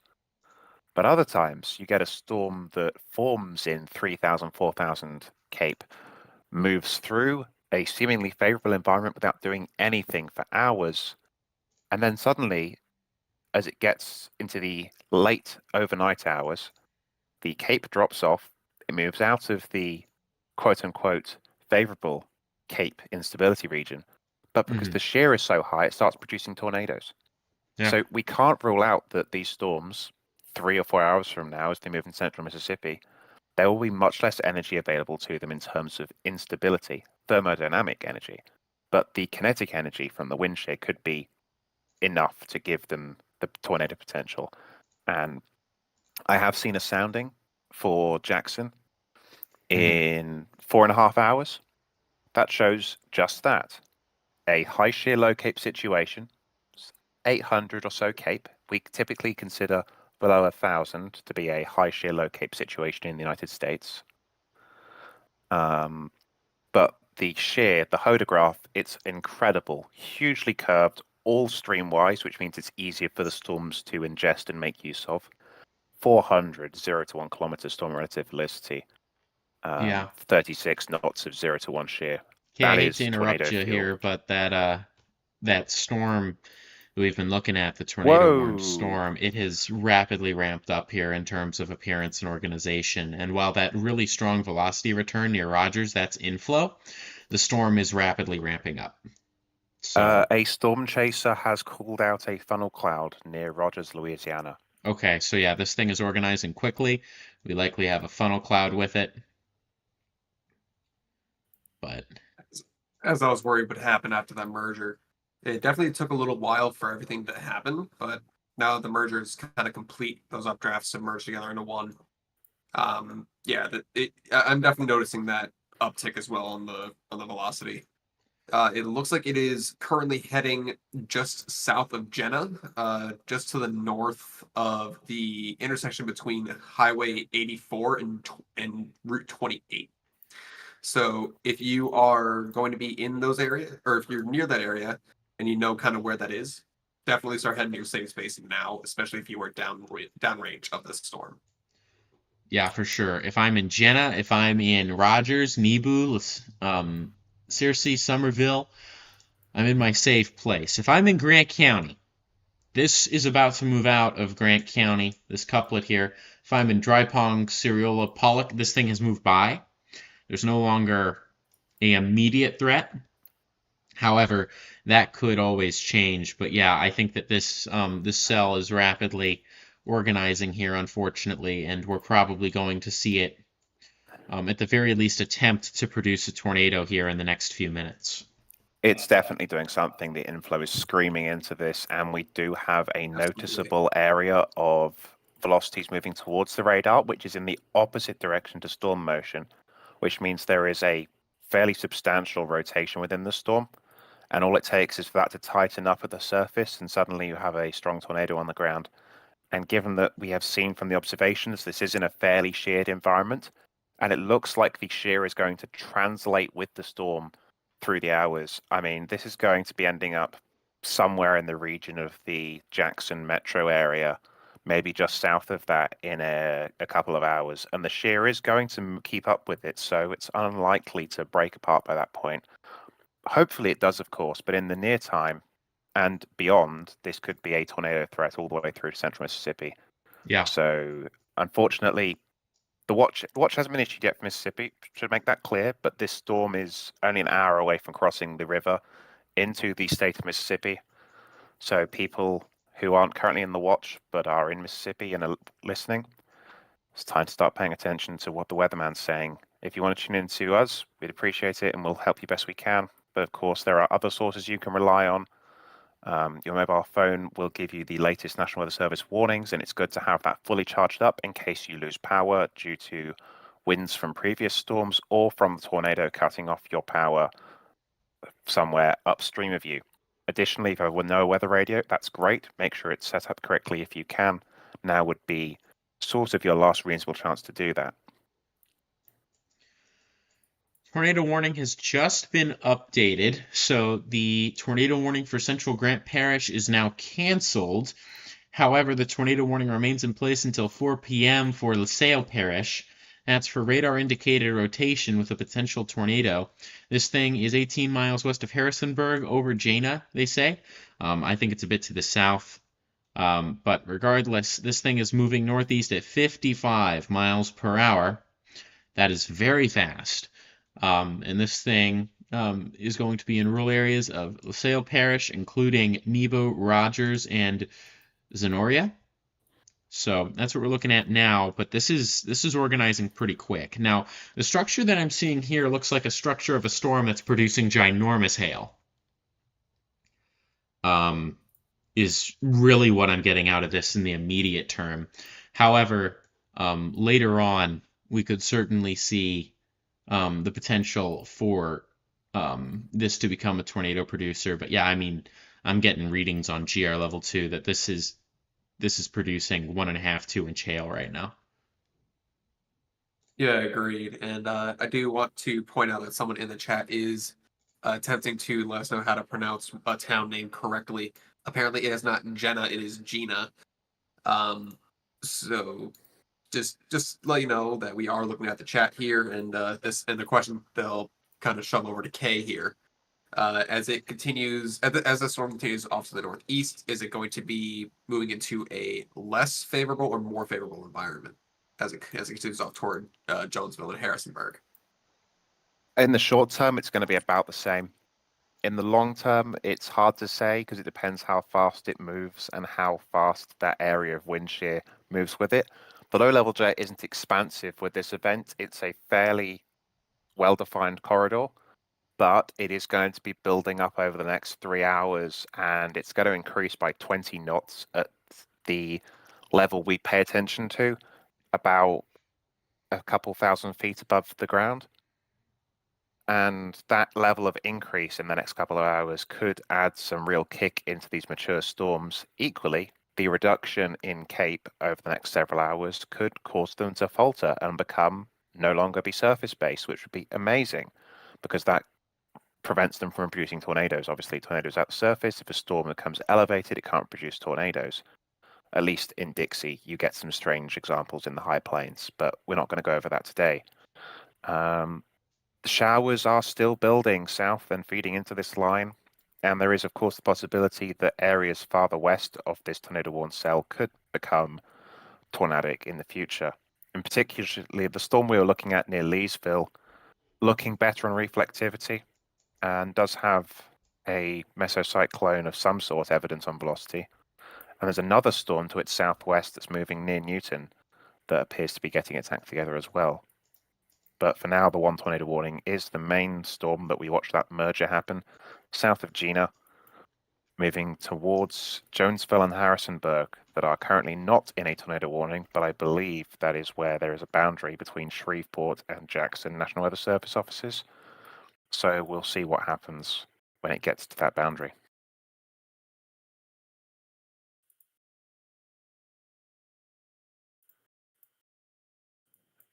And as I mentioned, we're getting nearer to the Mississippi area of influence. We should get a watch issued in the very near future for the Mississippi portion of this enhanced risk. Going over the facts with you, we have a 10 hatch risk for tornadoes. That's the primary concern today. And that means that there is a 10% or greater chance of strong EF2 plus tornadoes within that enhanced risk area within, I think it's 10 miles of a certain point. Within 25 miles of a point. Okay. So yeah, across central Mississippi from Meridian all the way through to still portions of southwest Louisiana, we have a 10% chance of an EF2 plus tornado within 25 miles of any one point. Now, that may not sound like a lot, but when you're covering tens of thousands of, well, not tens of thousands, but hundreds of square miles, that adds up to a few strong tornadoes being likely tonight. And some people get unlucky and get hit by these tornadoes. Other people live in these parts of the world and never see a tornado their whole lives. They're not as prolific as they're made out to be, but you don't want to take the chance.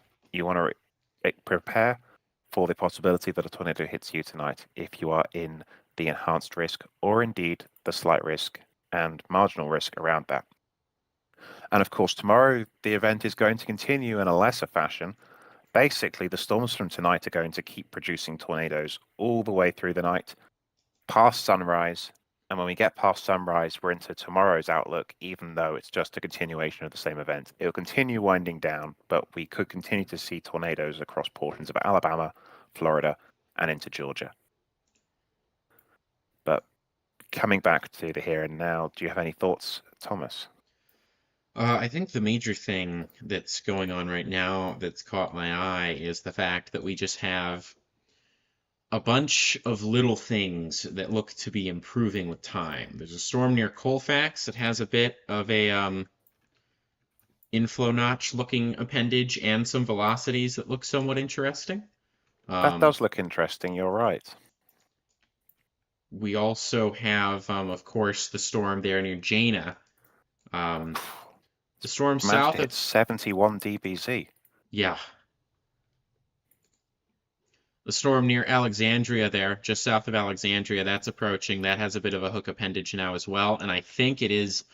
I don't think this is going to be much of a merging thing with this particular storm because I feel like I'm starting to see that right turn happen just a bit. So we'll see. But the velocities are also improving slightly. And then we have a bunch of popcorn way farther south that could always do something. And that storm near Newton, reflectivity looks really good. Velocity not quite as good. And the storm there that passed through Leesville has become very messy over the past few frames. So yeah. Overall, good news that we don't have anything immediately that's really grabbing our eyes. Like, okay, this is going to drop something big. This is going to be a huge deal in that regard. However, I will say, I think, the Weather Service has a tornado warning in place for the storm near Jana, but the hail size is under 3/4 of an inch on there. I guarantee you that the hail in this thing is over an inch in diameter, and it's likely significantly larger than that. I mean, that is crazy reflectivity returns. Over I think they're 70 focusing dBV. on the tornado potential given the complex evolution of the storm. Yeah, yes, Um, absolutely. and I don't think it's been updated since a while ago when that hail size was appropriate. But you'll also note that they haven't got any wind speeds on it, and I think it's slightly surprised if this storm isn't producing severe winds of 60 mile an hour or more. Yeah, I'd anticipate that the extension to this will not be a tornado warning for now and would be a severe thunderstorm warning. Potentially. But I believe this is crossing over into the Jackson, Mississippi sphere of influence, which is why. Would you look at that? Severe thunderstorm warning just got issued as the extension for this. That is for 60-mile-per-hour wind gusts, 1 1/4 inch hail. And that's for a mouthful of counties. So buckle up here. That's for Tensas Parish. That's for Concordia Parish. And that's for Catahoula Parish in Louisiana. That's for Jefferson County and Adams counties within the state of Mississippi. That's for 60-mile-per-hour wind gusts and half-dollar sized hail. So that's going to be around Jonesville, Walters, and Archie around 3:45 p.m., Wildsville around 3:50 p.m., Fogmore and Wallace Ridge around 3:55, Faraday around 4 o'clock, Natchez and Ridgecrest around 4:05, Clayton and Spokane around 4:10, Vidalia and Lee Bay around 4:15, Churchill and Stanton around 4:25, and this warning expires at 4:45. So that's the severe thunderstorm warning with this thing, and I wouldn't be shocked to see those hail sizes updated with time, but we're also seeing some very strong inflow with this storm, so I wouldn't be surprised if we also see that this storm has hail size upgrades, but also organizes further and becomes perhaps a tornadic problem as well. Well, it is tornado possible, and of Yeah. course that could change in the near future. Interesting, there's been a change of motion. It's turned more towards the east than the north. Yeah. And it's now looking to move near Hazelhurst, a fair bit south of the Jackson Metro, which is a good thing in general because there's less people and less chance of hitting stuff when you're not going through a major metropolitan area with over 1 million people living there. But unfortunately for the residents of Crystal Springs and Hazelhurst, it brings you more into the line of fire if this decides to produce a tornado an hour or so from now. This storm continues to have strong winds moving towards the radar, very strong inflow coming into it, but it's not tightening up. These two areas of velocity are a long way apart, and until they start coming closer together, I wouldn't be expecting a tornado in the next 5 minutes. But it only takes 5 minutes for that change to occur, and in a high shear environment with a mature storm, that change can indeed happen in 5 minutes. Absolutely can. So we'll see how exactly all of that ends up panning out, but for sure, I mean, the storm could evolve very rapidly. Tornado watch has been cut back some, so I do just want to talk about this. So Shreveport out of the watch, Tyler, Texas out of the watch, Houston, I don't actually believe Houston was in the watch. I think Liberty was out of the watch now. Livingston out of the watch as well. So this is a mostly Louisiana-based watch now. However, there is still a bit of Texas left in that watch. That does include places like Jasper County, Newton County, Tyler County, still within that tornado watch. So looks like the primary storm of concern is this one over here that is going to be crossing the Louisiana-Mississippi border pretty soon. However, I do want to take our attention off of that very briefly and move into Oklahoma, where we now have 2 severe thunderstorms up there in very close proximity,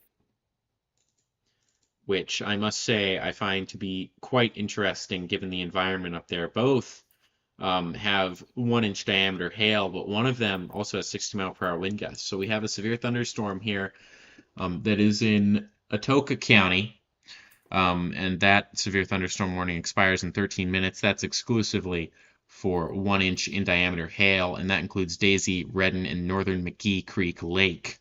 And then we have another severe thunderstorm here that is in Pushmataha County. Please forgive my pronunciation. And that has 60-mile-per-hour wind gusts and 1-inch diameter hail. And that includes Clayton Lake State Park, Neshoba, and Stanley. So that is definitely a interesting situation unfolding over there with a couple severe storms and a third thunderstorm that looks like it's no joke either that could also become warned. But again, our primary concern for the moment is this potential tornado down in Louisiana with this tornado warned storm. Now, again, we're not thinking that this at the moment has a tornado on the ground. However, it could very quickly change, and that could become the case later.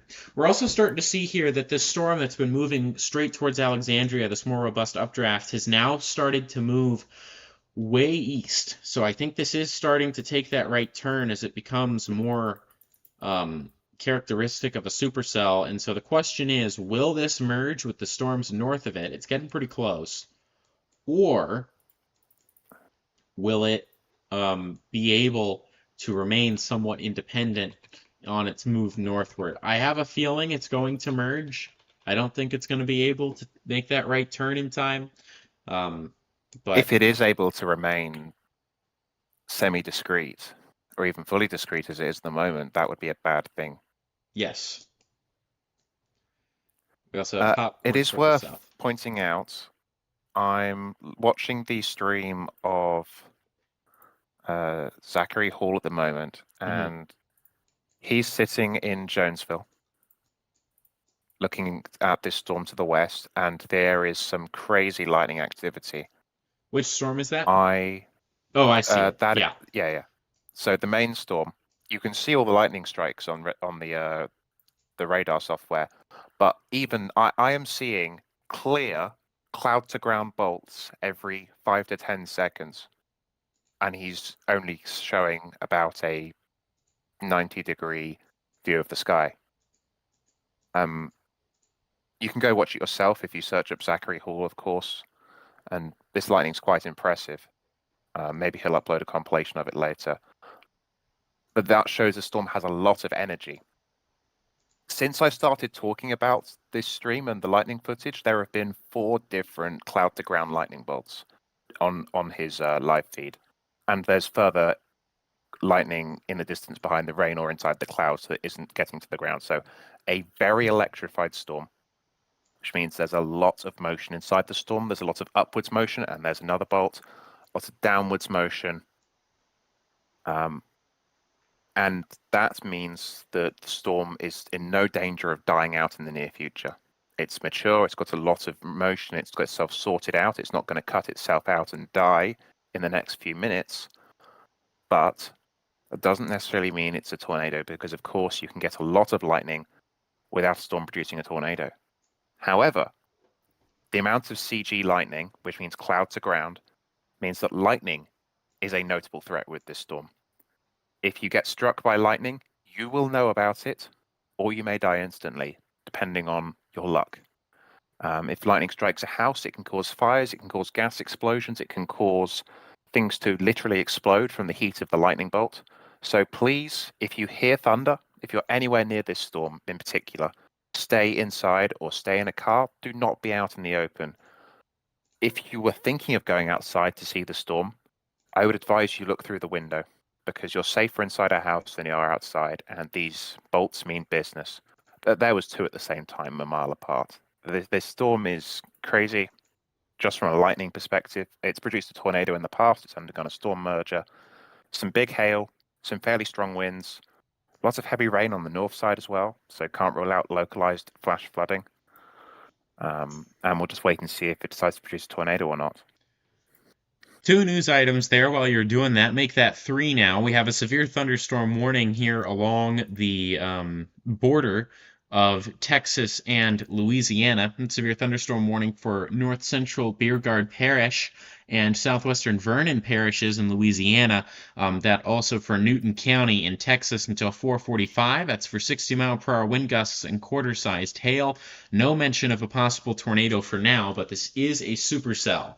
So if I'm in DeRidder, if I'm in Rose Pine, if I'm in Burkeville, if I'm in Burr Ferry, if I'm in Junction, Stringtown, Evans, or Weirgate, I'm keeping a close eye on this storm here. It has a solid hook on it.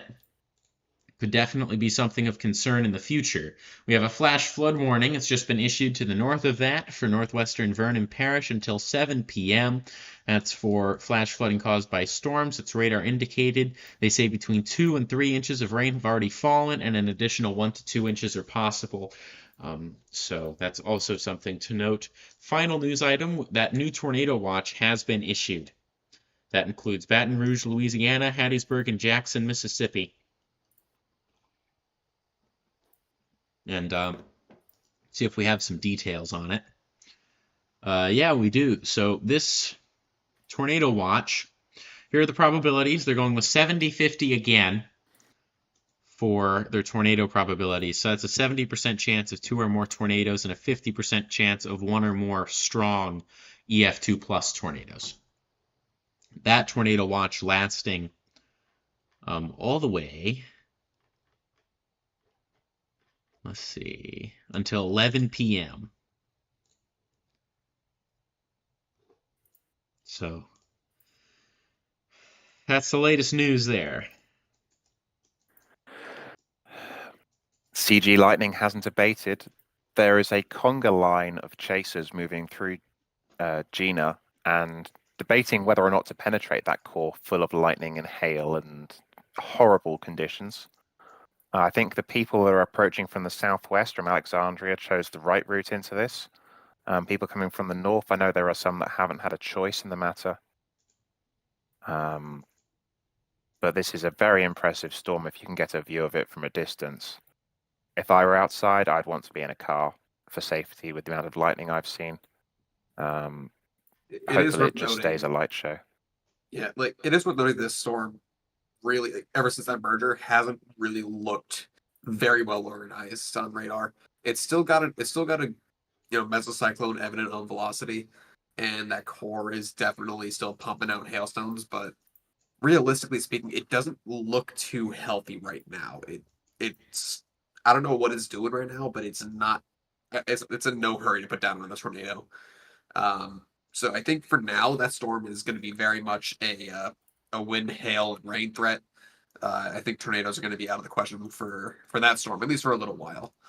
A storm backed by Colfax, same kind of deal. Doesn't really look too good. It's got a bit of a rotation on it, but it's not anything that's worth writing home about. Excuse me. Honestly, the storm that looks the most impressive in terms of a hook structure is that severe warning down to the down near Newton. It's it's very small, but it has a mesocyclone, a very small one. So we could see something pop out of that. I don't know. But truth be told, it looks like the tornado warned storm, or I guess about to be not tornado warned anymore, really does not look too healthy anymore, and we're gonna need to start shifting our focus, I think, south, at least for the time being, until it gets its act back together. I don't believe there's a tornado threat at this time with this storm. The area of interest has almost entirely left the tornado warning now, and indeed that will be expiring in 3 minutes. A tornado remains possible with it, but it does appear to be focusing on lightning and hail production at this time, so to speak. I will note here this storm that is farther south, that supercell that passed through Newton, it's about to cross the Louisiana-Texas border here. It does look to me as though it is starting to organize, and it does look like the best organized storm of the bunch. The other thing is it's in the least messy sort of area of the bunch as well. Like, it doesn't look like there's much going on south of it. It's got a little cell that's kind of merging with it right now. And then after that, I think it's going to have some time to go to town here. And I think we're about to see a repeat here of the process that we saw earlier. We have a more robust cell that's really getting its act together as it's about to do a merger. It's moved. Although it's not moved north very much. It's started to move eastward more than northward from Alexandria. So it has definitely taken a right turn. But I still, and yeah, I mean, that merger does not look anywhere near as dead set as it did before. So I wonder if this thing's going to have a little bit of time to organize and get its act together and perhaps do something on its own here, that storm that's now to the east of Alexandria.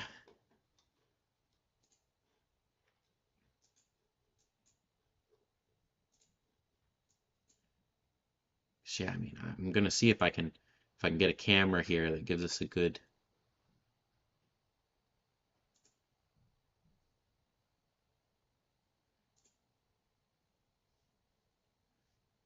view here. I'm not seeing anything, unfortunately. Pointing north. It's also pointing north. That's also pointing north. Wondering if we can get something that's pointing east.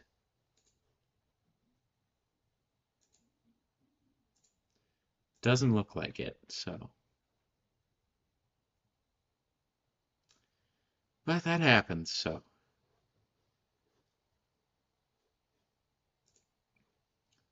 We can get a view here in Mississippi of this thunderstorm. It is worth noting that while most of the chasers are on this main supercell off to the east, there are a few people hanging around further to the southwest. And if any of the storms out there get going, hopefully we'll get some reports in. Yeah, for sure. At the moment, it's just the two storms in Louisiana that are severe warned, and one in Oklahoma. That Oklahoma one is for the next half hour for 1-inch hail and 60-mile-an-hour winds. South of Clayton, northeast of Antlers. The storm entering Louisiana from Texas that might be of interest a couple of hours from now as it moves into the best conditions. Currently has 60-mile-an-hour winds and 1-inch hail. Tornado is not possible with the warning text, so no mention of tornadoes there. That's a good thing. Tornado possible is included with the supercell that is moving towards the Mississippi River and Mississippi-Louisiana state line. This warning is in effect for the next 45 minutes. For locations as far as Fayette, or just shy of Fayette, Mississippi, just shy of St. Joseph, Louisiana. Those are at the edges of this warning. And that's for 60-mile-an-hour winds and $half-sized hail. That's 1¼ inches. And that tornado warning has now expired with the from the previous warning. The lightning continues, moving towards Jonesville now, Harrisonburg, Sicily Island, which one of our viewers has said they're from, or used to live there. And this lightning is going to continue. I imagine that people looking out their windows are going to get quite an impressive storm. Thankfully, it's just that, impressive. It doesn't appear to be a damaging tornado threat at this time. Now, 60-mile-an-hour winds could cause some damage to trees, fencing. Could be some hail damage to vehicles if you get unlucky. But those things are much better than a strong tornado. Unfortunately, the event could indeed be nowhere near peak potential. The environment is likely to remain favorable or improve in the next 2 hours and then remain that potent for a further 2 hours. So we're talking at least 4 hours until the environment starts to get less favorable. And sure, we're not seeing much at the moment, but the models do show that new storms will pop out of the line, become an embedded supercell, and then produce potentially some strong tornadoes. Yeah, for sure, and that's the big concern. That's why we're still here.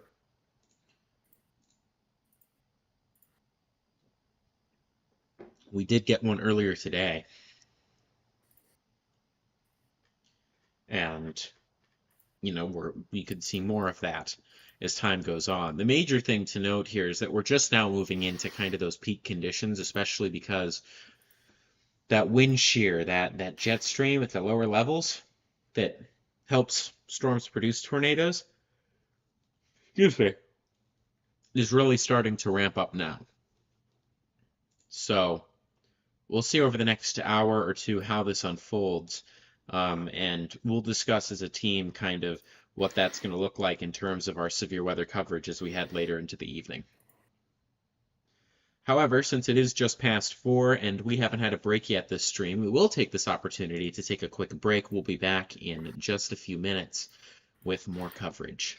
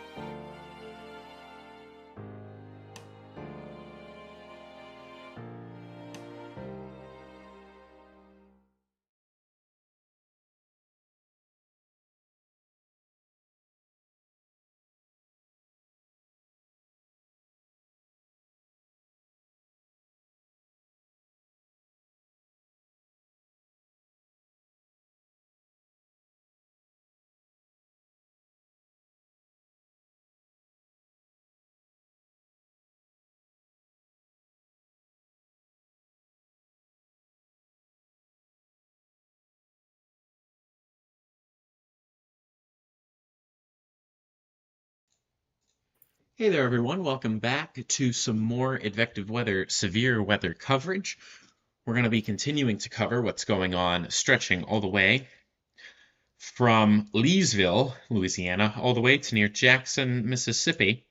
We have a brand new severe thunderstorm warning that includes Vicksburg, stretching from Tallulah in Louisiana to Vicksburg, riding along I-20.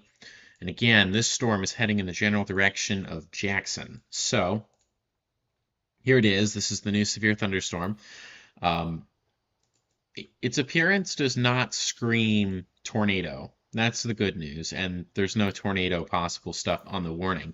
Here's what they're saying.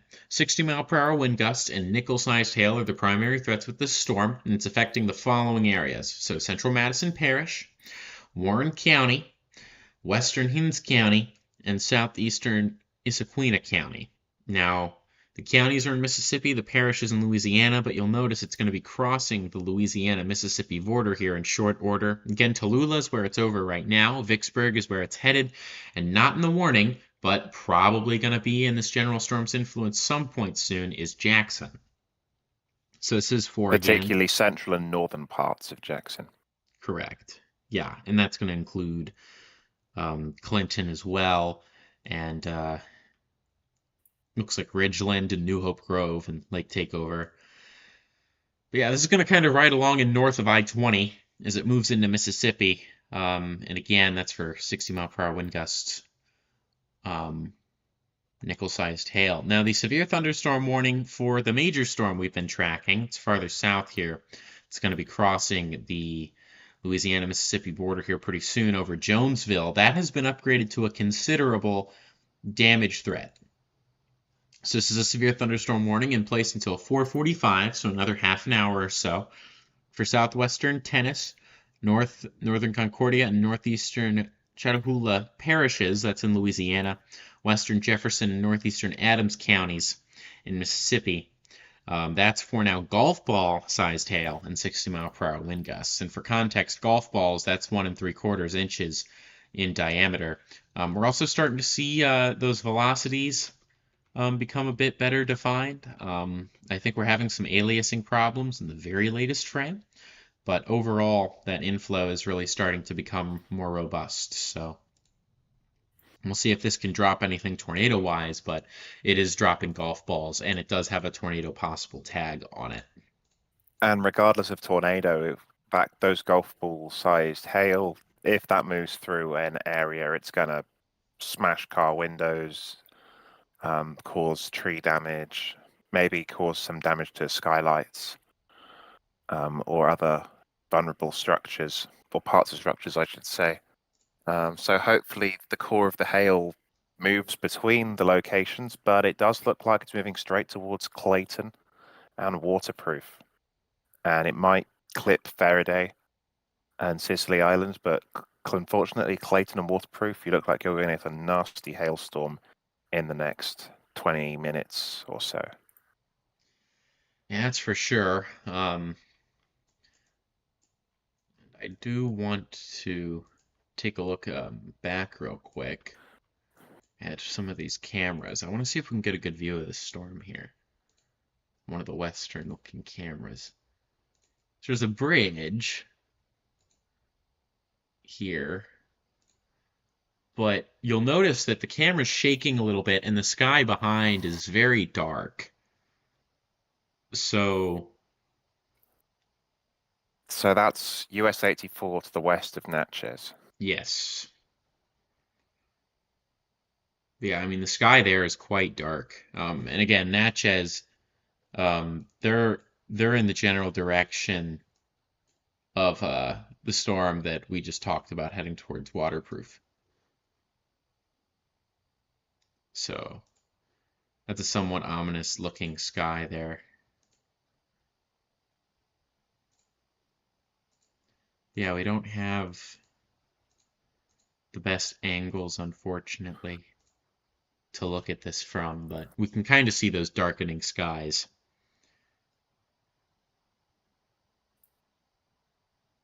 But in terms of a tornado threat, I'd be looking farther west at this point. Yeah, I completely agree with that. broad rotation on the severe warned storm that's now west of Rose Pine.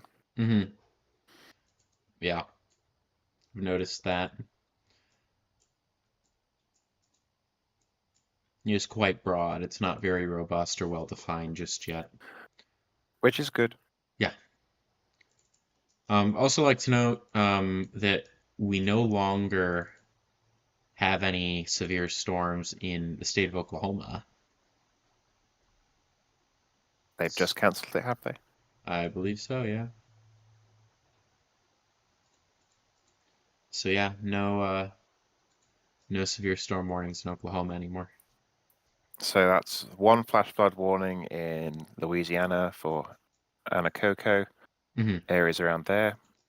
One severe thunderstorm warning to the south of that. That will be expiring in 28 minutes. And but will likely be extended. It's moving towards Fort Polk. Yeah. That supercell producing golf balls.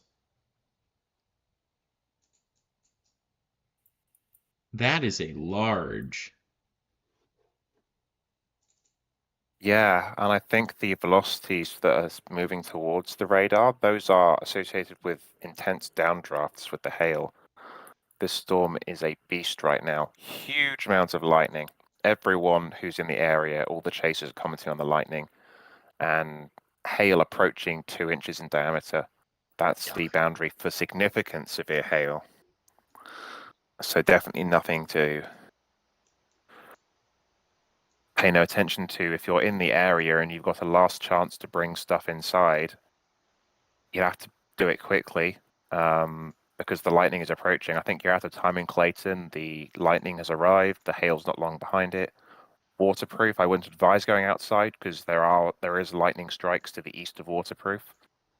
But places farther ahead who aren't currently in the warning, St. Joseph, Port Gibson, Fayette, and in the longer run, Utica, Terry, Crystal Springs, Hazelhurst. If this storm doesn't die out in the next hour, you're going to be dealing with a major hailstorm, if nothing else. So perhaps move your car into the garage if you have one, or if you've got a hail cover, put that over it. Just do what you can to protect these any hail vulnerable property that you may have.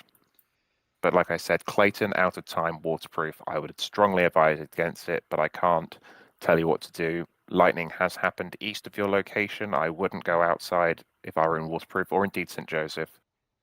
But if you think it's worth it, it's your choice to make. I just wouldn't advise against it with the lightning risk.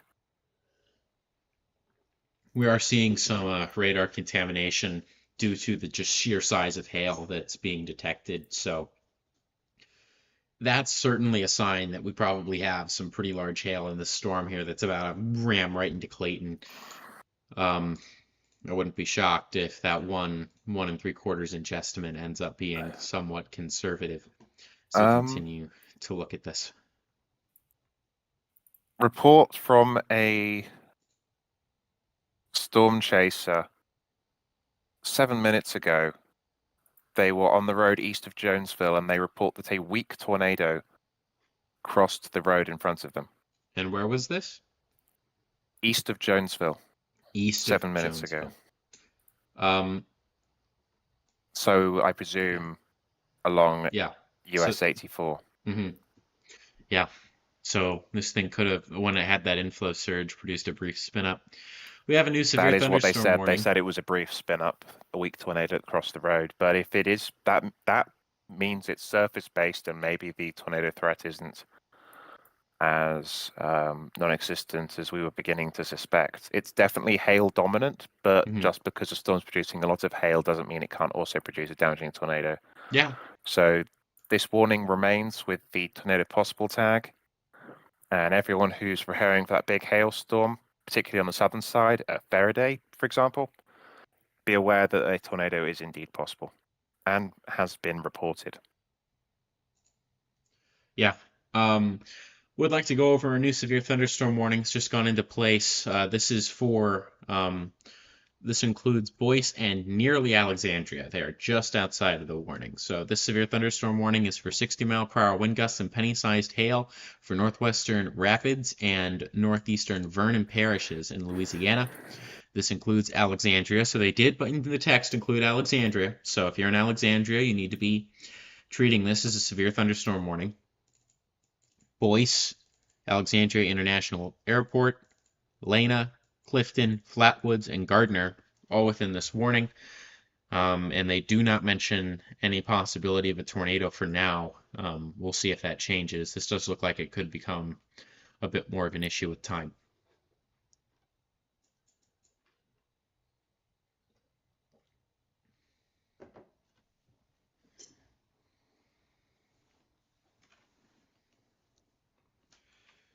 I'd like to note the storm near Faraday, the one that we just talked about with the report of a brief tornado, that inflow is still screaming with that storm. And it does look like we are now seeing pretty much right on top of that inflow. We now have the inflow that's moving away.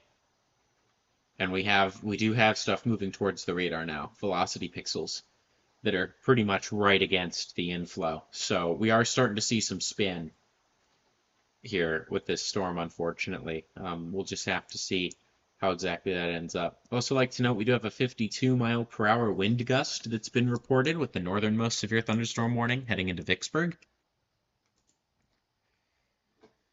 So those winds are also getting up there. They are, and they're definitely worth paying attention to.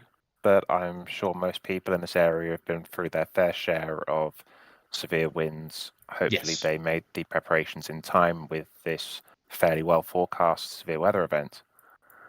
And it's unfortunately a waiting game. We have this big storm producing golf ball sized hail, lots of lightning, and occasional brief tornadoes. We have that newly warned supercell west of Boyce, that currently doesn't have the tornado possible tank, but has a reasonable rotation, could produce a tornado in the future. Not out of the question, of course, especially with the environment improving. There is also that storm moving towards the Fort Polk area. That warning hasn't been extended at this time, but the storm looks all right, and it could certainly make a resurgence in the future. It's just a case of waiting, looking at where these storms are, looking at what they're doing, and later down the line, any one of them could produce a notable tornado. Yeah, for sure. That's why we're still on the air, and we're probably going to be on the air for a little while yet. And yeah, that velocity signature is rapidly improving now, unfortunately, on the storm near Faraday.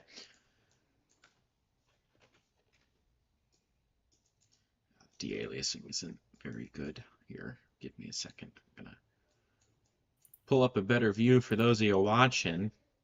Look at that. Look at that. I think they're going to have to tornado warn this thing soon.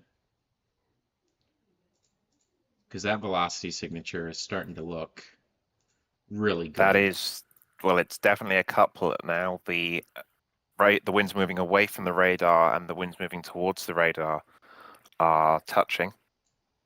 Mm-hmm. Whereas previously they were separated by a region of winds that weren't particularly moving in either direction.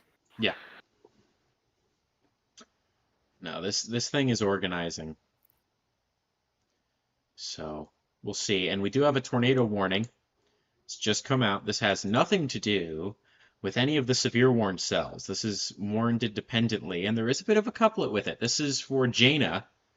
This is in place. It's just to the east of Dry Prong, and it's west of Jaina. There's a bit of a couplet in there that looks like it is somewhat robust. So we have a tornado warning in place. That's until 5 p.m. Due to radar-indicated rotation. That includes Jaina, that includes Zenoria, Georgetown, Rochelle, and Toulouse. And again, that's for a radar-indicated tornado. So that's northeastern Grant Parish and northern LaSalle Parish. And yeah, that cell doesn't look half bad. It's not the most impressive couplet I've ever seen, but it warrants the Um, it warrants the warning for sure. Those winds on the south side are extremely intense. Now, we have to bear in mind that the storm's moving away from the radar at 55 miles an hour. But even still, relative to the storm, that's a 65, 70, 75 maybe mile an hour wind. That's potentially hurricane force gusts in what appears to be the rear flank downdraft on the south side of the storm. You're talking about the tornado warned one, correct? No, sorry. Oh, okay. You're talking about the one near Faraday. Yeah, Okay. it's got a 135 mile an hour pixels. I wonder if there's an aliasing problem with that. I mean, 'Cause what height is it at? it's about 7,000 feet, 8,000 Okay, so feet. those winds are very high up in the storm. And they have decreased somewhat in the latest frame. It's really hard to tell when you're so high up in the storm. Yeah. Yeah, we do have that tornado warned storm that's just to the west. What are your thoughts on that one? That couplet, it doesn't look super robust, but It's worth warning. It's yeah, worth getting to a safe place for. I Unfortunately, agree. this includes Gina again. But it definitely doesn't look as impressive as the storm moving into Mississippi. No. And the Faraday storm has now been tornado warned as well. So that now has a tornado warning in place on it. So this is a tornado warning in place for, here's a mouthful, southwestern Tennis Parish, northeastern Concordia Parish, southwestern Calhoun County, so the parishes in Louisiana, the counties in Mississippi, Jefferson County, and northeastern Adams County. Now, this does include the city of Fayette. We've been talking about Fayette here for a little bit. But this thing is now heading in the general direction of Fayette. So those in Fayette need to be getting to their safe place here. This tornado warning is in place until 5:30 p.m. for a potential tornado and golf ball sized hail. So the storm will be around waterproof in Spokane around 4:30 p.m. So that's just 3 minutes. So you guys need to go now to your shelter. Clayton, Faraday, all of you need to be underground. Church Hill around 4:40 p.m. Fayette, Alcorn State, and Lorman, you're going to get hit around 4:55. Red Lick around 5 o'clock. Pattison and Blue Hill around 5:10. So what you need to do here, and this also has golf ball sized hail, so this is going to be a big deal either way. You need to get to the lowest level of a sturdy building in an interior room. Preferably that's going to end up being a bathroom or a closet. And the room with the least windows that's interior, that's what you want. If you have time, so if we called you out and you're at about 4:45 or later, you have time to put on the shoes, you have time to bring pillows and blankets, maybe even some helmets downstairs with you to protect yourself from flying debris. If you're getting hit with this sooner than that, don't even bother. You just want to get to your safe place now. You don't want to be wasting time at that point. You just want to be getting to that safe area as quickly as you can.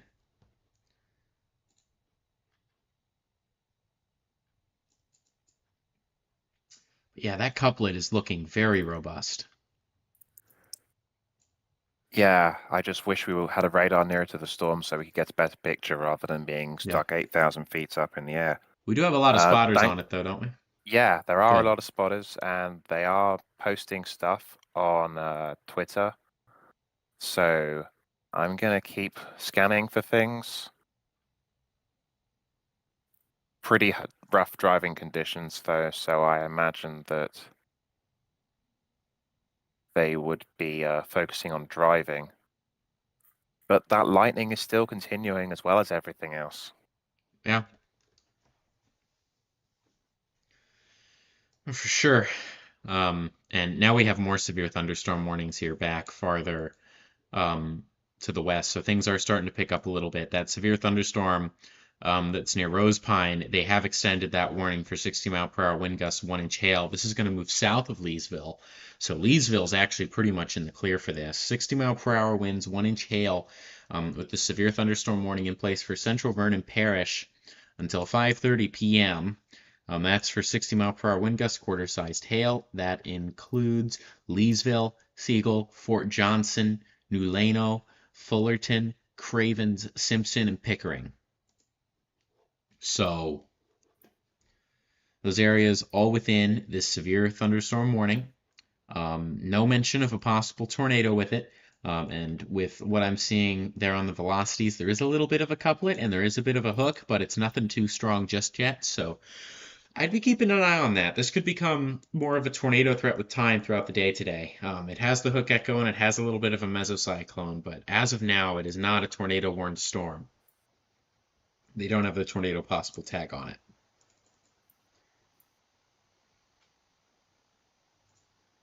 Yeah, things are definitely starting to ramp up here. And that Faraday storm, the more we look at it, the worse that appearance becomes, the more worrying that becomes.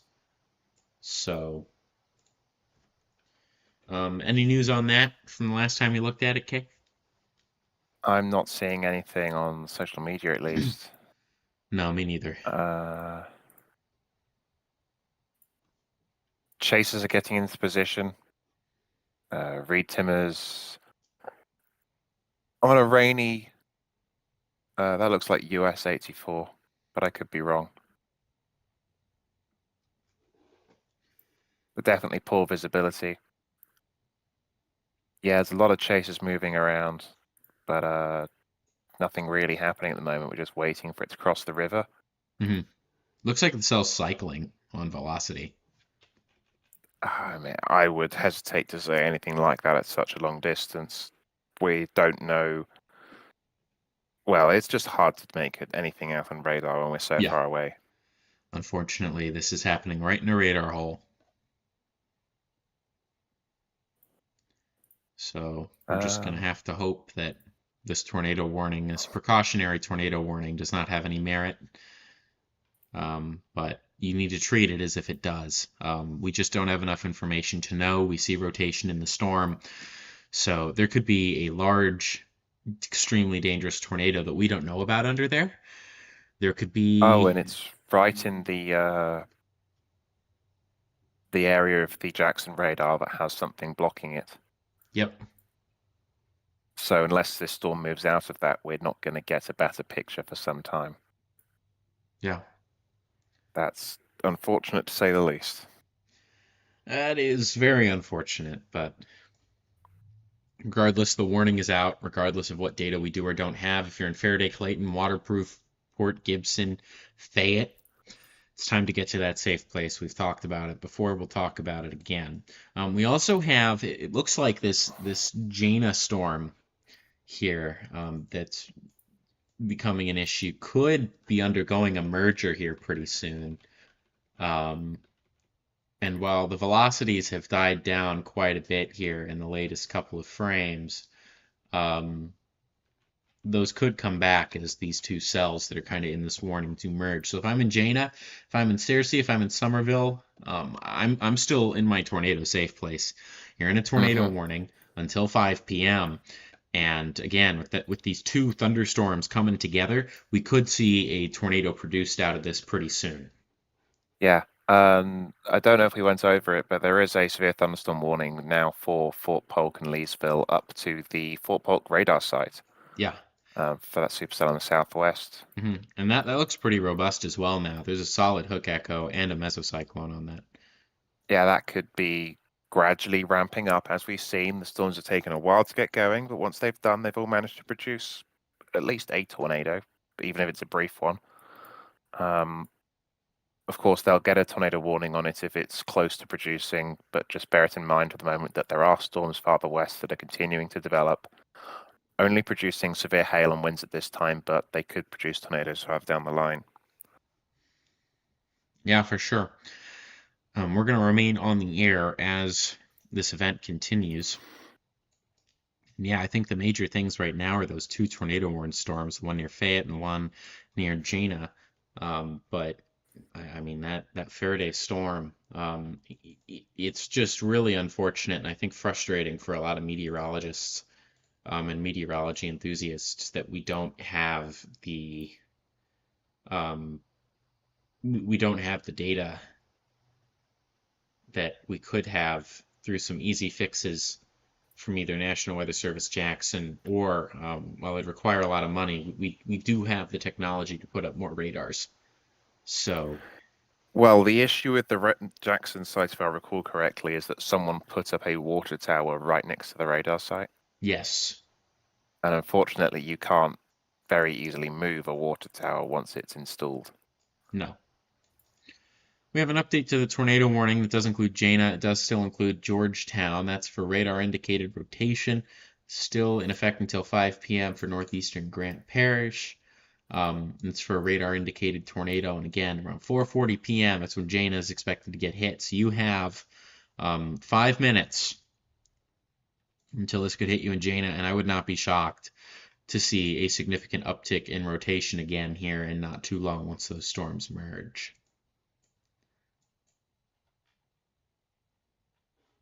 Oh, definitely not. So we had a report from Trey Greenwood of Convective Chronicles, also known as Storm Chase, Arizona. And they are in Faraday. They took a bunch of $half sized hail in the hook of this Tornado 1 supercell. Good Lord. So there is significant hail on the south side as well, not just in that core to the north. Also want to note with that cell that farther south we do kind of have this hooking appendage. If you go between Jaina and Jonesville and you go a bit south there, there's this hook that's starting to form on the southern end of this whole kind of mess of cells. And then farther south we have a bunch of popcorn cells near enough to each other. I wouldn't be shocked to see some of these merge with one another and perhaps become more robust as we head into the evening as well. Definitely not. So this event isn't over yet. Oh, far from it. I mean, regardless of what the semi-discrete supercell threat brings, we could still have spin-up tornadoes in the line 12 hours from now. Yeah, for sure. I'm not sure we're still going to be here 12 hours from now, but Oh, we won't be here that far away, but you'll have to pay attention to warnings from the National Weather Service, your local National Weather Service office, and you can get those on your phone from a local broadcast TV station, from a local broadcast radio station, or from a NOAA weather radio if you have that. Yeah, for sure. And as we continue to watch this, it does look like the Faraday Storm's upper level organization, at the very least, has diminished slightly. And again, while the Jaina Storm has deteriorated some in raw structure, I think this merger that we're about to watch could improve things for it.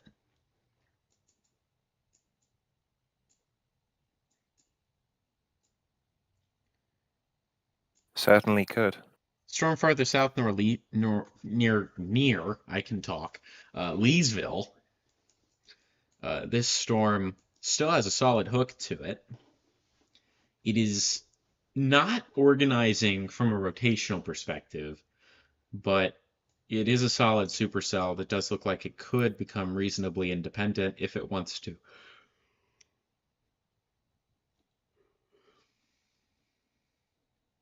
It's getting very close to the Fort Polk radar as well. So that might not help with our ability to kind of track it over the next little while.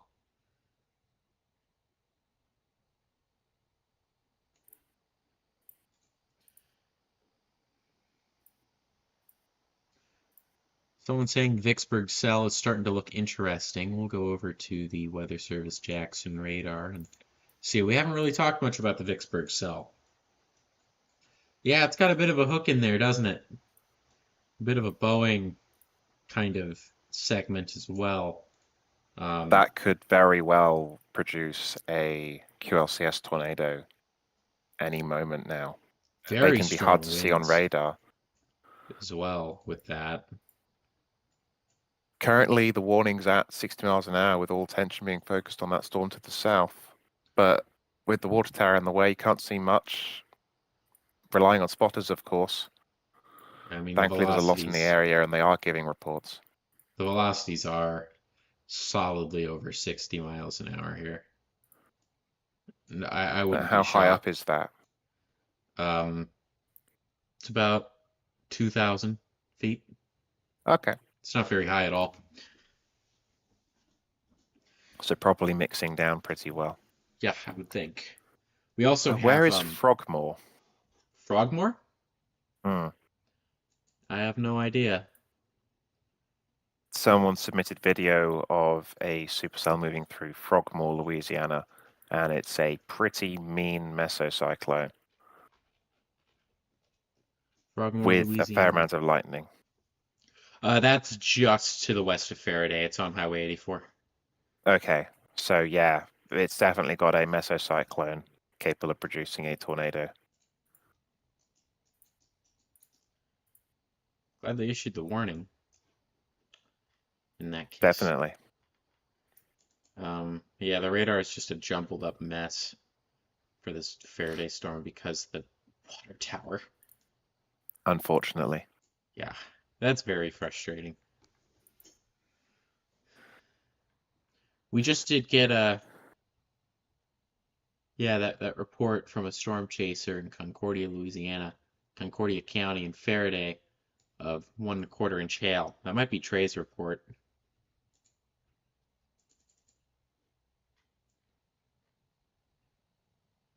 Maybe.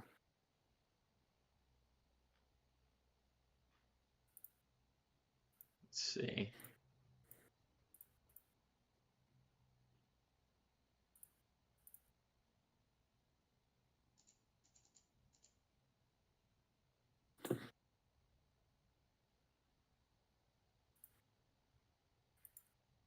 Looking at some chaser feeds, still lightning, still rain. The couple I'm viewing haven't been able to get into position to see the mesocyclone, but the roads aren't particularly helpful, and with a storm crossing Mississippi River, only a few bridges over those mighty waters, and you've just got to pick your moment. Yeah. Yeah, storm near Vicksburg here, I think. Yeah, it looks like those velocities are quite strong. What are we getting? Yeah, I certainly wouldn't be ruling out a QLCS spin-up tornado, and tornado possible isn't even mentioned in that warning. No. Winds have ramped up a bit. The winds that you I'm getting see. some aliasing issues. Yeah, me too. I've got 87 miles an hour, but that's because of aliasing. So who knows what's going on in there. There's also a spectrum width, giant column spectrum width in there, which is indicative that there's strong rotation along this entire kind of gradient. So we I've could never see seen that spin-up before. It's tornadoes. just suddenly produced an area where it says the winds are moving in the opposite direction. Yep. Yeah. How bizarre.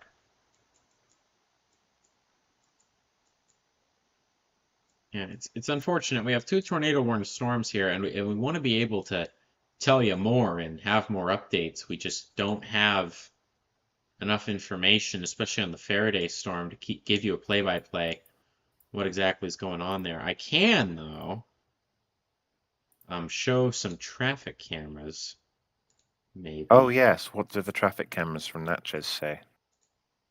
Yeah, we've moved far enough away from Fort Polk that the Faraday storm is completely in the dark now. We can say with the Faraday, there is one camera in Faraday. It's pointing south, so we can't see super well what's going on, but you can see the skies are getting very dark. It is starting to rain there. There is traffic driving towards this thing in a tornado warning. So don't do what these people are doing. You see, there are plenty of spots where you can pull off the road, and you could going to some sort of sturdy building. Seems like there's a church over there. There might even be some gas stations around. There's some sturdy buildings around there. So if you're around Faraday, and you're driving on US 61 or US 84, within this tornado warning, be sure to pull off the road. Not like pull over, but like exit, and then get in a parking lot and get into a sturdy building and wait out this storm. That's a suggestion because the sky is darkening. There are raindrops that have been hitting the camera. And then from Natchez, we just don't have the greatest views. Here's a view that's pointing east, so again, it's not the greatest, but you can just see kind of that shelf that's overhanging here. But yeah.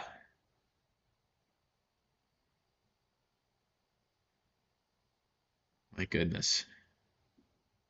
You can see the fast-moving clouds, the sun still shining in the sky, destabilizing that atmosphere. Well, I wouldn't say it's destabilizing further as we're past the peak heat of the day, especially at this time of year, but it's certainly preventing it from getting worse. Yes. But yeah, I mean, that's no joke there. I wish we had better camera angles. A mean storm. Yeah. Mabel T saying radar holes are the biggest disgrace in weather nowcasting, causes a lot of problems like the non-tornado tornado emergency. Yeah, radar holes end up being problems. I think another problem is the lack of standardization of tornado emergencies across Weather Service offices. I know I'm not I think alone in they that. recently introduced a measure to help with that. They did, but we'll see how much good that actually ends up doing. But yeah, I think, the major problem right now is just standardization across offices of that stuff. Yeah, I mean, look at how fast those clouds are moving. This is in real time. This is live. This isn't a time lapse. This isn't something like that. And you can tell from the cars too, but look at the clouds, how fast those are moving. Yeah, that's a robust thunderstorm if I've ever seen one. There it is. You could see a flash, a lightning flash. That's going to be a really good angle after the storm passes to just kind of watch it as it moves away. But yeah, I just saw a lightning flash from this camera angle, and we'll see what else we can continue to see. That storm, that severe thunderstorm to the north, still has velocity solidly in the 50 to 60 mile per hour range, kind of as a Boeing segment. The one near Vicksburg. And we now have a new severe thunderstorm warning. That includes Jana, of course, with the cell behind the tornado warning cell. So that's severe thunderstorm warning, which does mention a possible tornado. So if I'm in Jana, I'm staying in my safe place even after the tornado warning expires. It's for 60 mile per hour wind gusts and penny-sized hail in Grant and LaSalle parishes. Includes Jana, Colfax, Midway, Pollock, Dry Prong, Nebu, Rogers, Catula, Lake, Fishville, and Bentley.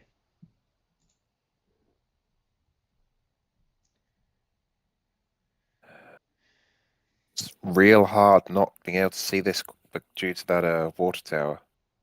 Yeah.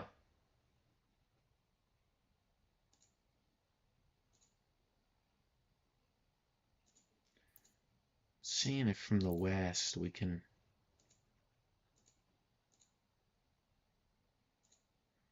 Let's see, it's right on a bridge, but let's see if this one can give us some more insight into what's coming. I mean, you can see the cumulus very clearly. And we are seeing some lightning flashes out of this, which I'm sure is not overly surprising. No, not overly surprising.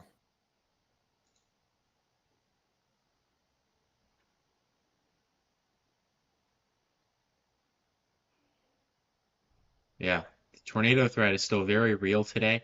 The environment is improving with time at the moment, so even though we haven't seen too much as of yet in terms of the tornado threat, that doesn't mean we won't. We still have some popcorn cells here in Louisiana. We still have this line now of severe thunderstorms with a couple of tornado warned storms, one which we can't really see much of. I mean, there's a real possibility that we're going to be witnessing, a significant uptick in severe weather over the next couple hours.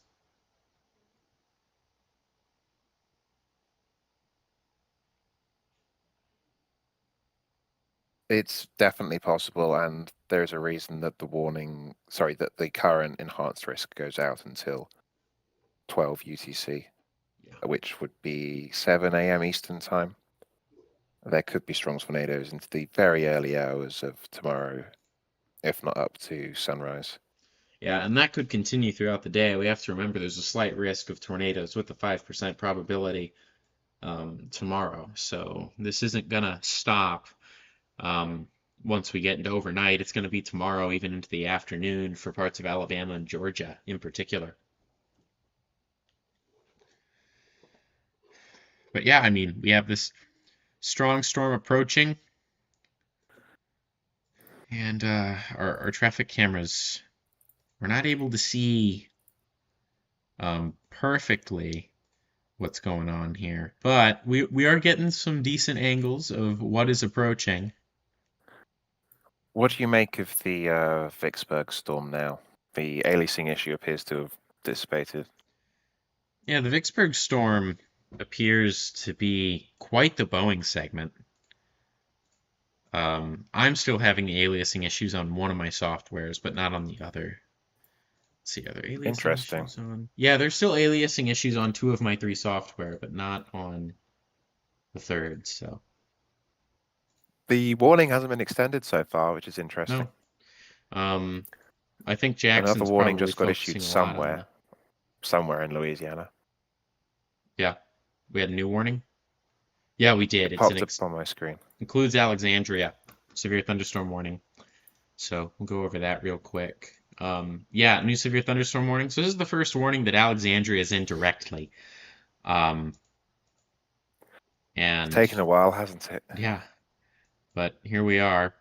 This is a severe thunderstorm warning for 60-mile-per-hour wind gusts and penny-sized hail in Rapids Parish. That includes Alexandria, Pineville, Boyce, Alexandria International Airport, Ball, Deville, Labousse, Tioga, Timber Trails, Esler Regional Airport, Kingville, Holloway, and Paradise.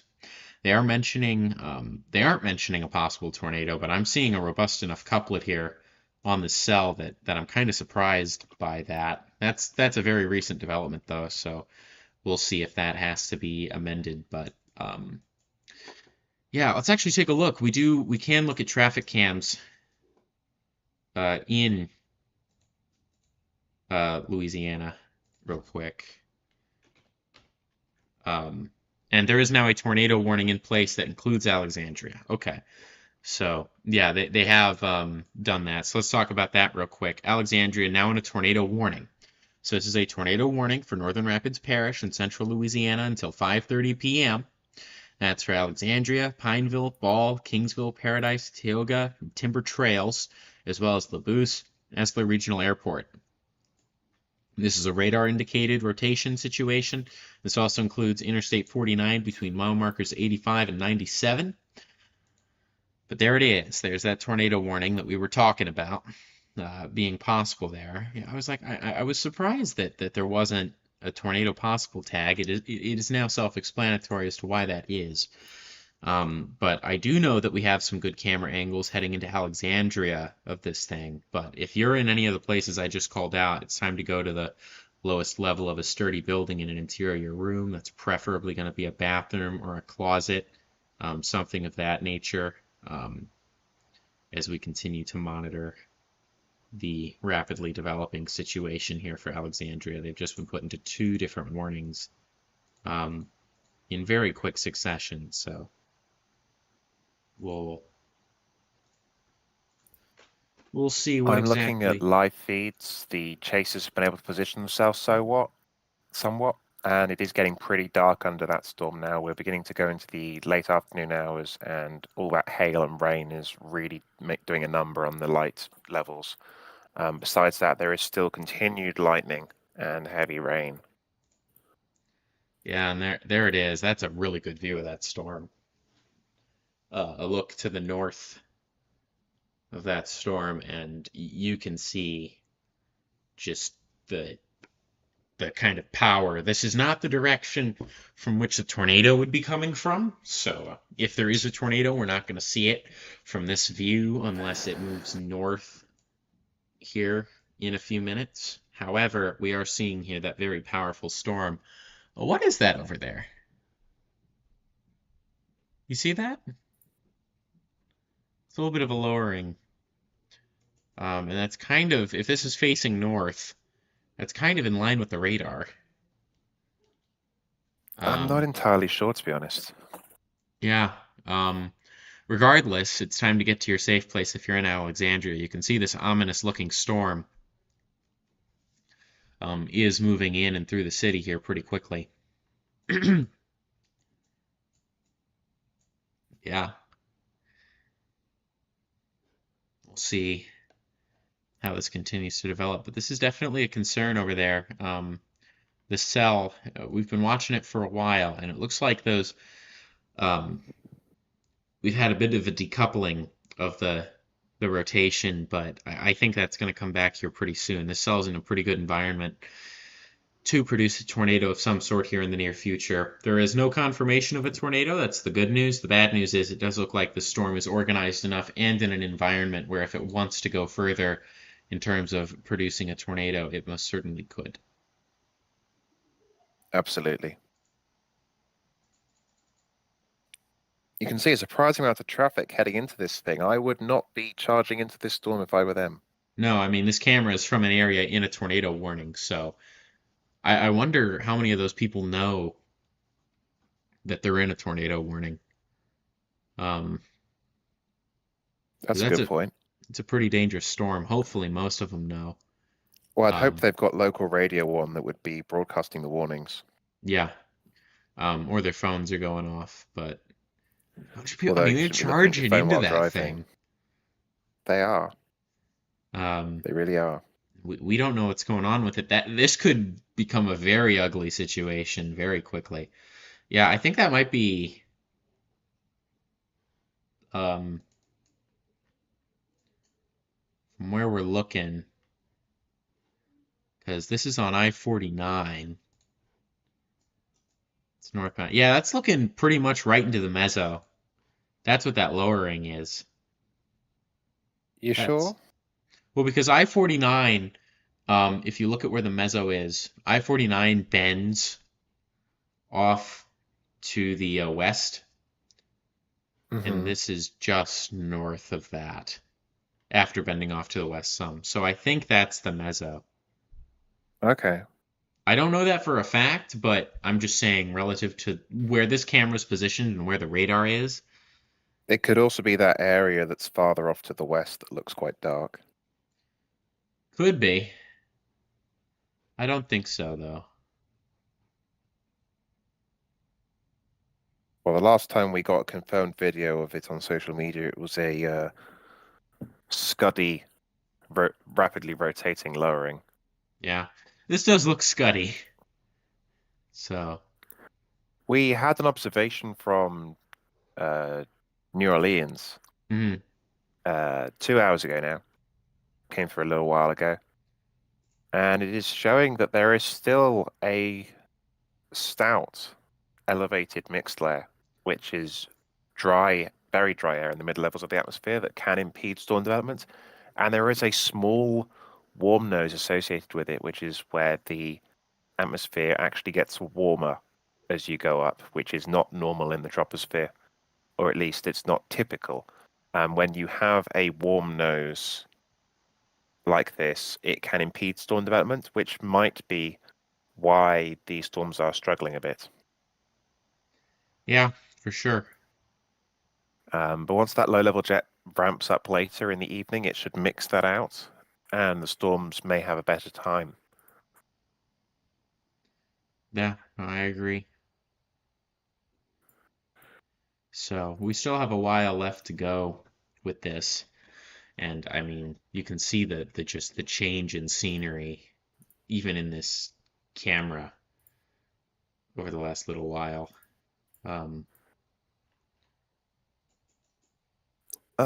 Major thing I'm Supercell noting north of is Alexandria has that some rotation to it. what I'm noting is that supercell's rotation is moving out of the tornado warning and into the That's severe interesting. thunderstorm warning to the north. It's for Grant and LaSalle counties.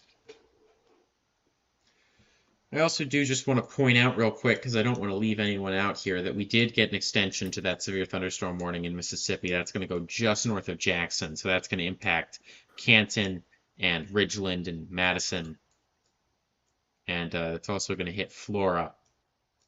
But there's a severe thunderstorm warning for Warren, Rankin, Yazoo, Hines, and Madison counties in Mississippi. That's for 60-mile-per-hour wind gusts and penny-sized hail. So this could impact Brownsville, Flora, Jackson, Madison, Annaville, Pocahontas, Canton, Gluckstadt, and Ridgeland.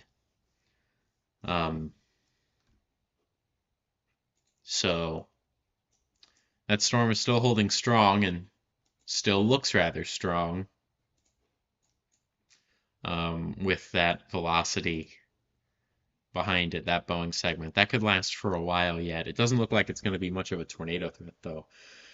Did just get an update to the Alexandria tornado warning. Still radar indicated. That's for Pineville, Ball, Kingsville, Paradise, Tioga, Labuse, Esler Regional Airport, and Holloway. Alexandria is now out of the warning. So that's good news, at least, that Alexandria is out of the tornado warning.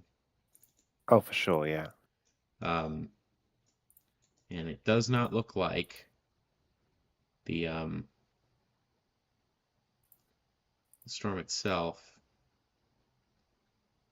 has organized enough to drop a tornado or something of that nature at any point recently, so that's the good news.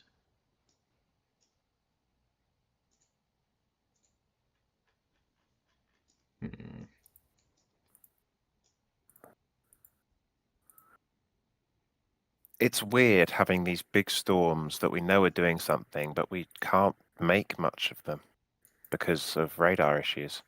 Yeah. It is frustrating. And the severe thunderstorm there near Leesville, that definitely has rotation, but we can't make out much from that because it's right next to the radar. Which is a different issue that we're at least more used to. Yes. They did extend that severe thunderstorm warning north of Jackson, and that Boeing segment is going to move through Flora, Canton, Madison, Ridgeland. Basically anywhere north of I-20, Edgewood, Bolton, Clinton, as far north as Sartatia, Bentonia, and that sort of corridor following it east. Potentially going to be getting some significant thunderstorm wind gusts. The warning is for 60-mile-an-hour wind gusts, penny-sized hail, but you can't rule out something a bit more than that. Yeah.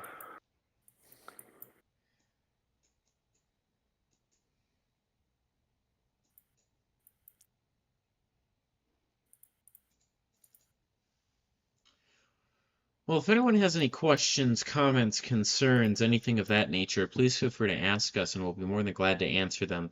We do have a couple of tornado warnings in place, one in Louisiana and one that's crossed the Louisiana-Mississippi border. It's just not the best defined. It's very difficult to see because of some radar issues that we're having, but hopefully we'll be able to figure all that out pretty soon, so that's what we're hoping for. Definitely. As the storm moves closer and closer to Jackson, it does look like the part of it that has the most rotation is not in the path of the water tower. But yeah, it doesn't look like it's very tornadic in nature right now. It looks more like a hail threat.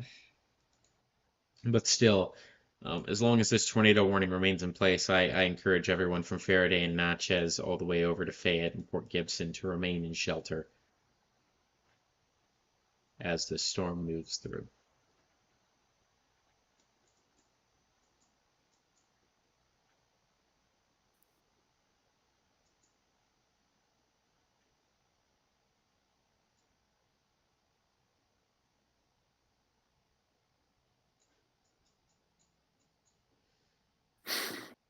Yeah, the And we Alexandria. just, yeah. What's up? I was just going to say, we keep hoping that things stay as they are, that we just have a few severe warned supercells and no major tornado potential. With so many large metropolitan areas in tornado watches heading into the nighttime hours, we just want there to not be any tornadoes. Some people get really excited by these events, and some people that are a bit confused, I might say, get disappointed when events bust, but it's always a huge relief when there aren't damaging tornadoes from an environment which, at least from the models, have the potential to produce a couple of big events. So we'll hope that things stay as they are, that we just get a few brief tornadoes that don't cause too much significant damage through the overnight hours. But of course, you can't rely on things staying as they are. The atmosphere is constantly evolving and changing, particularly in these dynamic situations. We could have further storms getting going that actually are able to produce tornadoes in the next few hours. So keep your wits about you.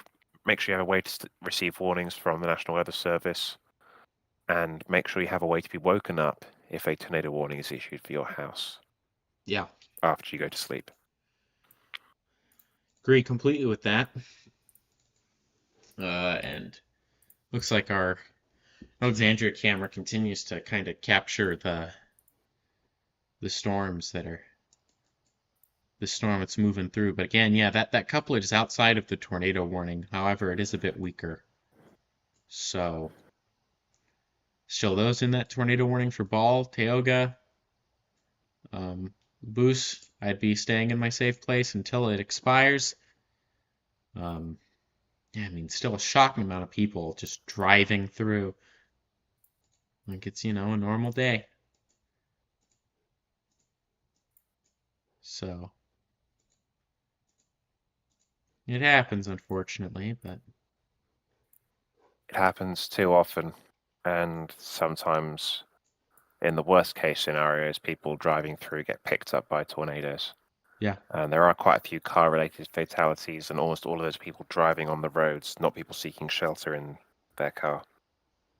Yeah, and this is a camera out of Fayette that I'm currently showing, and I think the most notable thing here is that there is some rotation that is detected by the radar near Fayette. Whoa, that was a huge lightning strike, and we're seeing this just substantial lowering here as well on the camera. Yeah. Kind of an association with that. So this is no joke here, folks. This is a very powerful storm, regardless of whether this ends up being a tornado producer or a hail producer. This has power, and this needs to be taken very seriously. Again, a tornado warning does remain in place for Tennis, Concordia parishes, Calbourne, Jefferson, and Adams counties until 5:30 p.m. Central Time. And that's for a tornado and golf ball size hail. So, I mean, folks that are driving here are in a tornado warning, and yeah, that couplet is tightening rapidly near Fayette. So this camera is facing south, so it's not going to see the tornado if there is one. But you can see just the rapid advance here of thunderstorm, and the couplet is tightening very rapidly. So Uh, I think if there wasn't a tornado, or there isn't, I mean, the spectrum width and the velocity both show that we're likely having a rapidly developing tornado now near Fayette, unfortunately. I don't like to, especially with how far away the radar is. We're still about 5,000 feet in the air, which isn't awful, but it's still not great. But I'm seeing a very tight couplet there, so That is definitely a tight couplet. I would not be surprised if there's a tornado on the ground with this, and people there need to be treating it as if that's exactly what's happening. And that is near and just north of Fayette. And if you're on the roads north of Fayette, it's going to be crossing over your area imminently, if it hasn't done so already. Yeah, and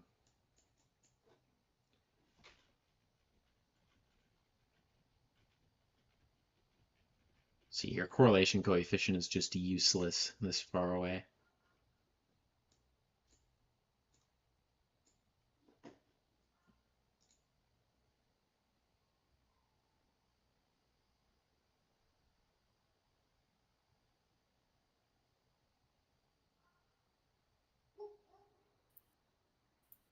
Well, that couplet's broadened somewhat, which is good. Yeah. But tornado warning remains in effect, and with good reason. And there is a lot of velocity associated with this storm. I'm not sure if that's something funny with the radar, due to how far away it is, and obviously the effects of the water tower. Yeah. That tornado warning was updated, I believe. Yeah, because it's no longer including the state of Louisiana. So that tornado warning is exclusively for Mississippi now. So tornado warning for southwestern Tennessee and northeastern Concordia parishes is canceled. But a tornado warning does remain in place for Calbourne, Jefferson, and Adams counties in Mississippi. So if you're in Paddington and Blue Hill, this will be around you relatively soon. Fayette, Harrison, Red Lake, Lorman, Tillman, Pattison, Port Gibson. If you're in any of these areas, you need to get to your tornado safe place. And you can just see the sky, just this wall of darkness on this camera, just filling up the sky. And the rain is now starting to fall. And that's a concerning look. I would not want to be out there in that. I'm surprised to see so many people staying on the roads.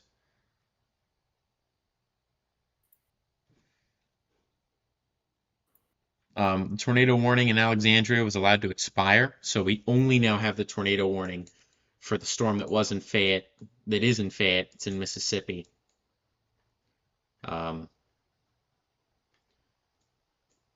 So that's now our primary focus. And yeah, the camera just went black and white here for night mode. Turned on its night vision mode. That's funny. But yeah, it shows you just how dark it's getting out there. It shows you just kind of the gravity of the situation a little bit. And then we can now take a look. Oh my, Interesting that it has an infrared mode. my goodness.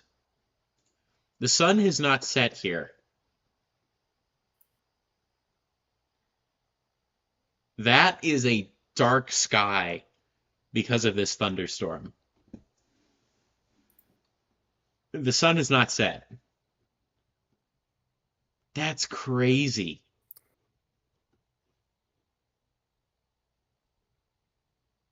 I mean, if you looked at this camera and you didn't know any better, you'd think that was a night sky.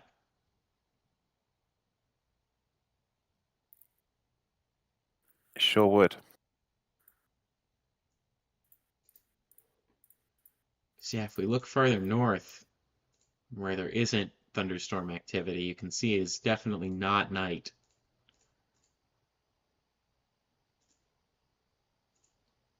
My goodness. Just completely dark. Because yeah, if you take a look at the eastern direction, it's completely dark. If you take a look to the west, you can still see the light from the sky there. as the storm moves in. So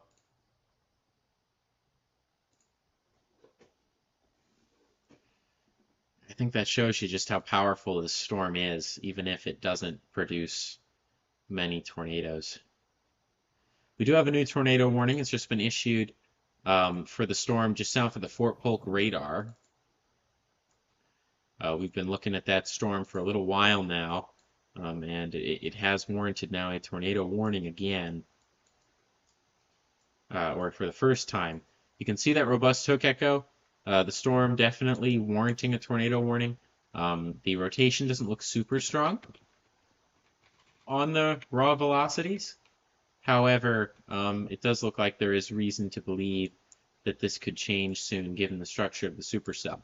So, if you are in Rapids or Vernon parishes in Louisiana, you're in a tornado warning until 5:45 for a radar-indicated tornado. This storm is going to impact LeCamp, Leander, Hinston, Sieper, and Otis. It's also going to impact Calcasieu. So this tornado warned storm, again, that lasts until 5:45 p.m. due to radar indicated rotation.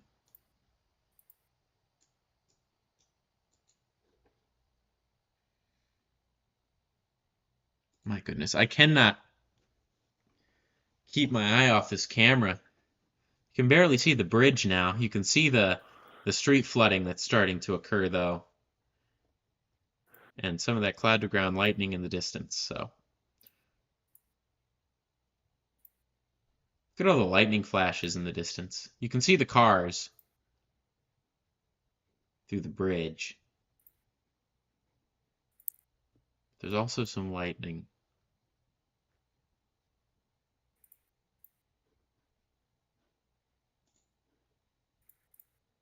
The northern storm remains as a wind hail threat only, no mention of a tornado possible in the warning text. But it continues to look quite impressive. I would have thought they'd at least include the tornado possible tag for a brief spin up with that Boeing segment. But they think otherwise. We'll see what happens, of course. Maybe there'll be a tornado warning in the future. Can't rule it out. Best to stay in a safe place regardless if you're in that severe thunderstorm warning north of the Jackson Metro. 2 tornado warnings are in place at the moment. One for the main supercell in Mississippi and the other to the east of Fort Polk. Not too many people in that besides the radar station itself. This storm is going to be moving generally towards Woodworth and Alexandria in the coming hour or so. Speaking of Alexandria, that storm that moved through Alexandria, while on reflectivity its presentation doesn't look the strongest, the city of Bob currently has a mesocyclone over it that doesn't look half bad. It's definitely spinning, but I wouldn't be so confident about it producing something tornadic in the near future. Yeah, agreed. But things can always change. Yep. And yeah, near the Fort Polk radar, we do have a velocity signature there that looks somewhat tight. It's not very strong, though. However, yeah, there is a tornado debris signature with that now, right over the couplet and the spectrum width. So very subtle. Very subtle, but yeah, that's a tornado debris signature. So I think they're going to upgrade that to a radar confirmed tornado here in not too long. I'm pretty sure we have a tornado on the ground now with this storm here that's south of Fort Polk, east of Fort Polk, heading towards Cora, Leander, Affman, Hinston, that general vicinity. Yeah, I think we have a tornado on the ground with this. So I'm just going to go over the areas that are in this warning real quick. Kay, you tell me what you think of that after I'm done going over it, kind of just that TDS that looks like may be there. But yeah, if you're in the camp, Leander, Hinston, Otis, or Calcasieu, this looks like it could be a pretty serious situation for you. A radar indicated tornado according to the Weather Service. However, yeah, now with the latest frame, I have reason to believe there is definitely a tornado on the ground with this. There is a deep, small but deep CC drop down to 0.41, 0.39, 0.39. So, Now, of course, it's worth bearing in mind that this is very close to the radar, and so it'll be much easier to pick up features like a correlation coefficient. But I would have to agree that's mhm. perfectly located with the velocity couplet. And they've just upgraded it. The Weather Service has just upgraded this to a confirmed tornado. Radar confirmed tornado. So this tornado warned storm here near Cora. You guys need to be getting to your tornado safe place. The velocity is much stronger now as well. This thing looks to be strengthening, and this could be one of those tornadoes where we don't really know just yet because it's in the early stages just how strong this could get. But unfortunately, it is confirmed. It is lofting debris in the air. So if I'm in Hinston, if I'm in Leander, Cyper, Otis, Elmer, Gardner, or Calcasieu, I'm getting to my tornado safe place. Calcasieu? Calcasieu. Calcasieu. Understood. So this is until 5:45 p.m. This tornado warning is in place for southwestern Rapids and east central Vernon parishes. But yeah, I mean, that's ramped up fairly quickly, and I think this is now kind of the storm we have to be keeping the closest eye on because there is a confirmed tornado and a tight couplet there. That couplet has intensified in the latest frame. That's quite impressive. Yeah, especially with how close it is to the radar. And that means we're getting pretty close to the ground. Yeah, and we have a very, very good hook echo with that as well. But that storm is good in appearance, and the nice thing, the good news with this storm, if nothing else, is that we are going to have good radar of it. So we'll have a good idea of what's going on with it, and we'll be able to give you pretty close to a play-by-play with it.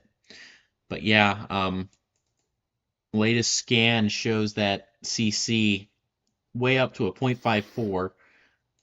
So we'll see, and it has expanded in area, so I'm not sure if that is the tornado's gotten larger or it's weakening.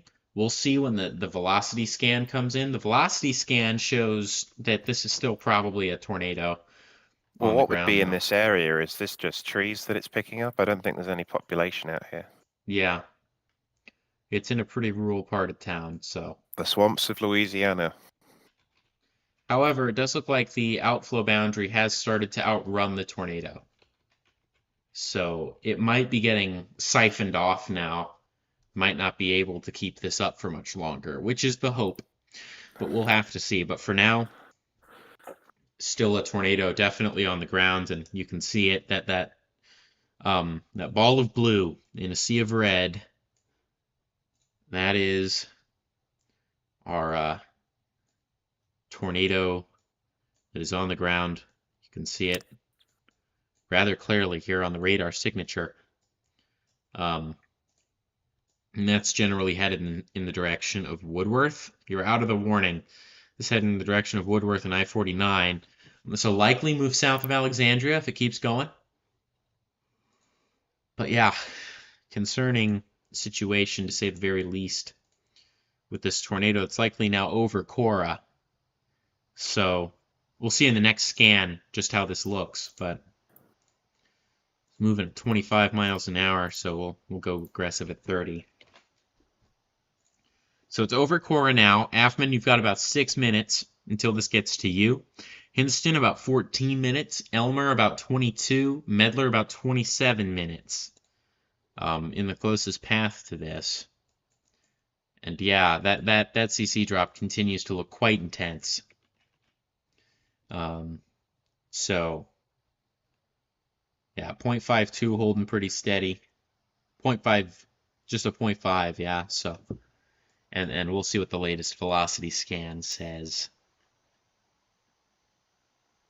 when we get it. Because that sometimes comes in a little later, but yeah, confirmed tornado there just to the east of Cora.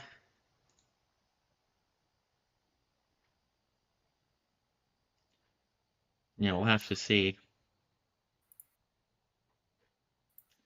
just what this can continue to do. It looks like Okay, that elevated mix layer you were mentioning earlier, I've just been taking a look at it. That is very strong. So that I think could explain why these storms are struggling a bit. Yeah, not if this were a springtime event, would have been an entirely different situation where the strong heating might have mixed it down to the surface. Yeah. Latest velocity showing very, very strong outbound, showing very strong winds that are heading away from the radar, but the winds towards the radar continue to get weaker and weaker. But the winds away from the radar have gotten stronger. So, not 100% sure what to think, but that correlation coefficient drop is still very well defined. So definitely still a tornado on the ground. I'm just not 100% sure if it's strengthening or weakening. I anticipate it's weakening because the outflow boundary has now outrun it completely. It's been cut off from any air coming into it. So I don't anticipate it's going to be able to last for too much longer. But it's still there, and it still needs to be taken seriously. It's moved over Cora. It's going to move just north of Affman, Leander, and yeah, it's starting to bow out the storm. So I'm not anticipating that this tornado is going to be on the ground for too much longer, but as long as we have that CC drop and we have that tornado warning in place, excuse me, this still needs to be taken very, very seriously. Oh, with time. absolutely. And yeah, that couplet is weakening. So the good news is the tornado's weakening. The bad news is we don't know if it's off the ground yet, so you still need to treat this very seriously, as if we are going to continue to see tornadoes out of it, where this tornado continues. It's not a guarantee of that. This looks like it could be evolving into more of a wind threat with time, but still, that tornado warned storm is still in place. Let's now move back over to the other storm near Fayette we've been tracking for a while. That storm still has a tornado warning. That expires in 3 minutes. There is not an extension on it, at least at this time. But that does include Calbourne and Adams counties in the state of Mississippi. And again, it's until 5:30 p.m. So that's not lasting too much longer. In this particular scenario. Let's just check that kind of on the radar.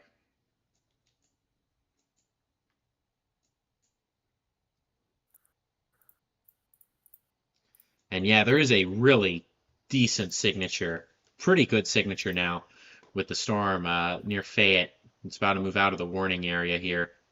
That is a really good looking signature, actually. It's not looking like an imminent tornado, but it is looking like a signature where we're going to have, we could need to extend this warning at least. And perhaps even this will be a tornado that touches down again here pretty soon. But I mean, Kay, would you agree with me that it looks like there's a pretty robust couplet now with this storm that's now east of Fayette? I would agree with that, yeah. Now let's see here. Back on the traffic cameras, because now we can look at what's going on. My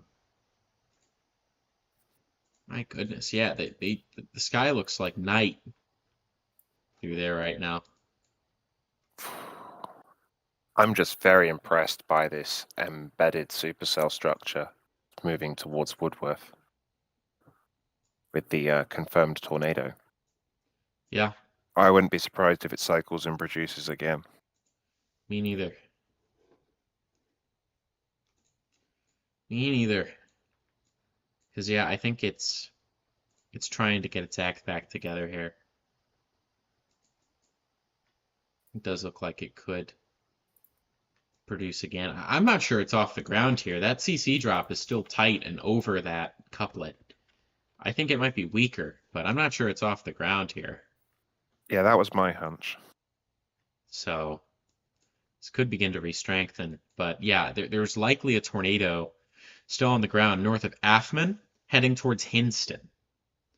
And yeah, I mean, that CC drop remains very tight. So I'm not convinced that this is over. But yeah, if I'm in Hinston, I'm still watching very closely. And I'm in my safe place. If I'm in Hinston, if I'm in Price Crossing, Lisso, Elmer, Omaheim,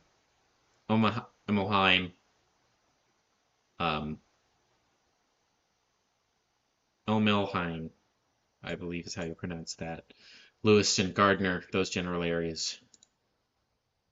If anyone has any questions, comments, concerns, anything like that, please feel free to ask and we'll be more than glad to answer them.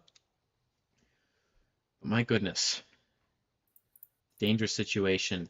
Continuing with that. And the couplet does look like it's weakening, but again, Kay, I agree with you that that supercell structure looks good enough. This could very well recycle. And yeah, the tornado warning with that storm in Mississippi has been allowed to expire. Am I seeing triple or quadruple? If you take that confirmed tornado supercell and put it at the top right hand of your screen, and you move down the line, it's like there's 4 smaller copies of it in the reflectivity. Yeah. That's concerning. I think the environment's becoming more favorable.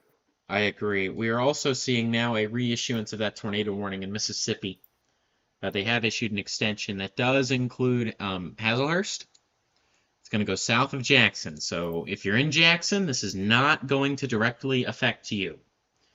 But there is a new tornado warning in place that does include the city of Hazlehurst and does have a robust rotational signature. Did I say Hazlehurst? Somehow you did, yes. Hazlehurst. I can talk, I promise. Sometimes. Maybe. So there's a tornado warning in place for Calhoun County, Lincoln County, Jefferson County, Franklin County, and Copiah County in the state of Mississippi. This is until 6:30 p.m. This is due to a tornado and half-dollar-sized hail radar indicated rotation being our source. So this is going to impact Pleasant Hill, Caseyville, Allen, Barlow, McBride, Glancy, Martinsville, Hazlehurst, Wesson, and Beauregard in the state of Mississippi. And again, that's due to a potential tornado radar indicated rotation and some sizable hail there, 1 1/4 inches in diameter.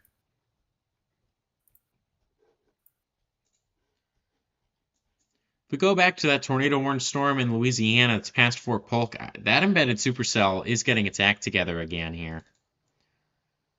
Definitely is, yeah. Unfortunately.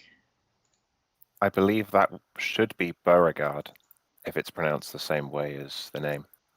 Yeah.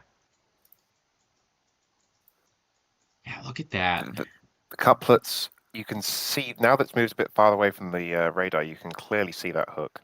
Yeah, and the other thing with this storm, it does look like it's kind of banding back around like the comma head of a bow echo. Yeah.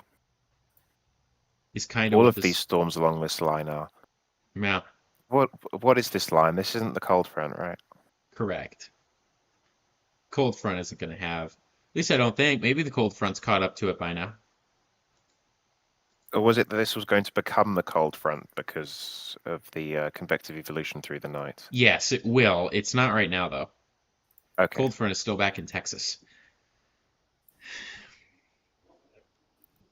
So we still got a little ways to go till the cold front gets around here. And we do have new storms firing in Texas. Yeah, there's still enough energy down there for new storms to be firing up. Yeah, and there's a solid line behind here. The tornado warning. So yeah, so 2 tornado warnings. They've trimmed the severe thunderstorm warning north of Jackson. They haven't extended it at this time. Yeah, and that's for that kind of bizarre storm we've been looking at with the possible tornado. There is still a couplet. Yeah, they have marked it as tornado possible now. Okay, but you can see there's another one of those hooks on the back side. Yep. Appears to be the structure of the day. Hooks on the northwest backside of a supercell. And that's a rock solid couplet. Yeah. I would be considering a tornado warning for it. Clearly they are looking at it because they've added the Tor possible tag. Yeah. So if I were in that warning, I'd be treating it as a tornado warning, given the rapid nature of tornadoes. Yeah, I agree. And they might have to issue that warning outside of the severe warning. But yeah, it looks like that severe thunderstorm warning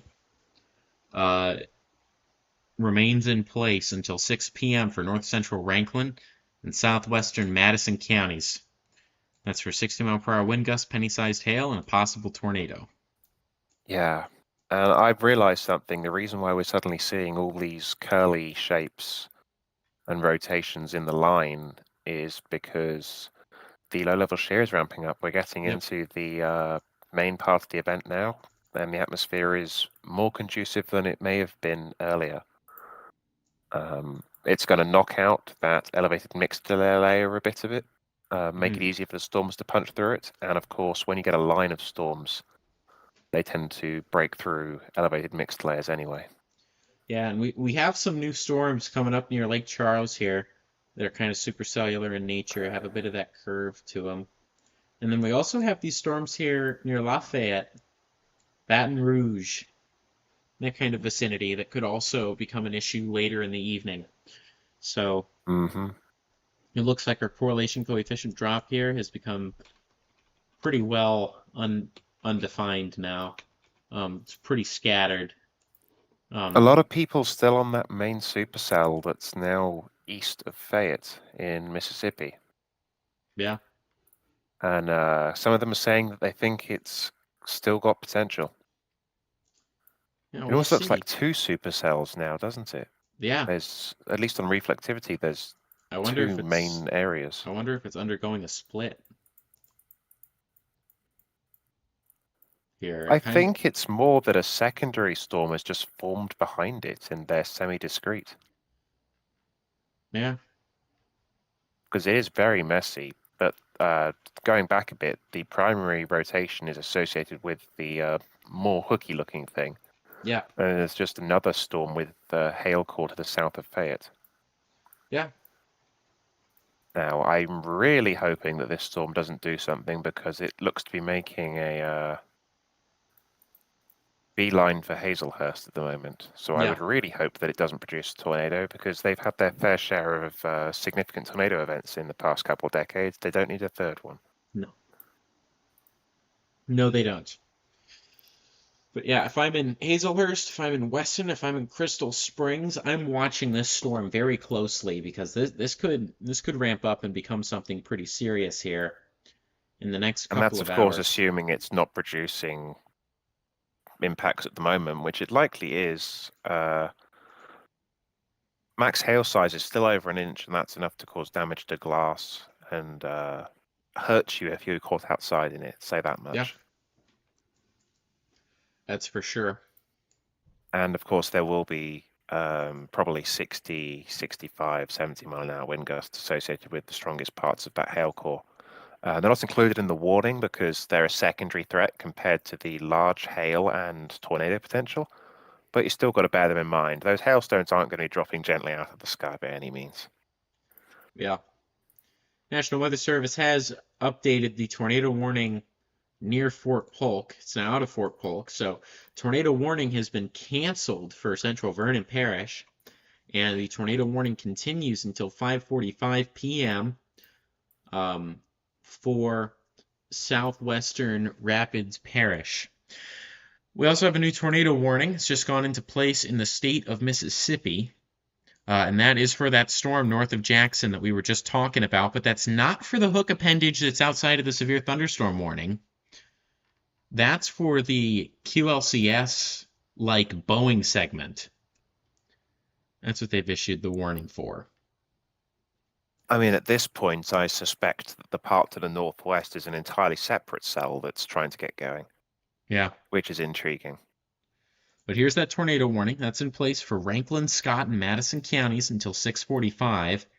And that includes Canton, Sharon, Goshen Springs, and Farm Haven, state of Mississippi.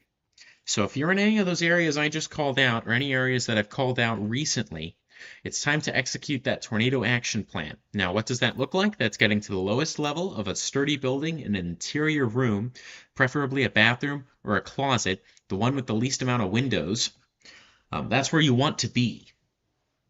You're also going to want to bring pillows, blankets, things like that to wrap yourself in to protect yourself from flying debris.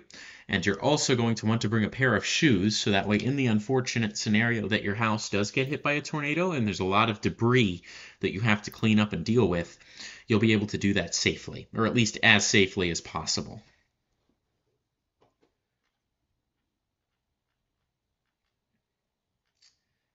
Yeah, that's cell near Fayette, heading towards Hazelhurst. It is ramping up.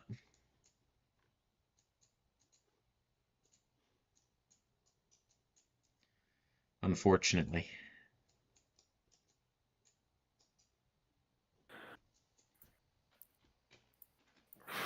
All we can do is watch and hope Mother Nature doesn't ruin some people's evenings. Yeah. And potentially more than just this evening, of course. Tornadoes can have lasting impacts on communities, and I wouldn't like to accidentally demean those impacts. Yeah. No, I think, yeah, we just need to hope that this event kind of continues the way it has been. Mm-hmm. That would be good. So that tornado warning storm, it has had an extension. That's a severe thunderstorm warning, though. Rather than the tornado warning, they've elected to give it for the next chunk of its life. Severe thunderstorm warning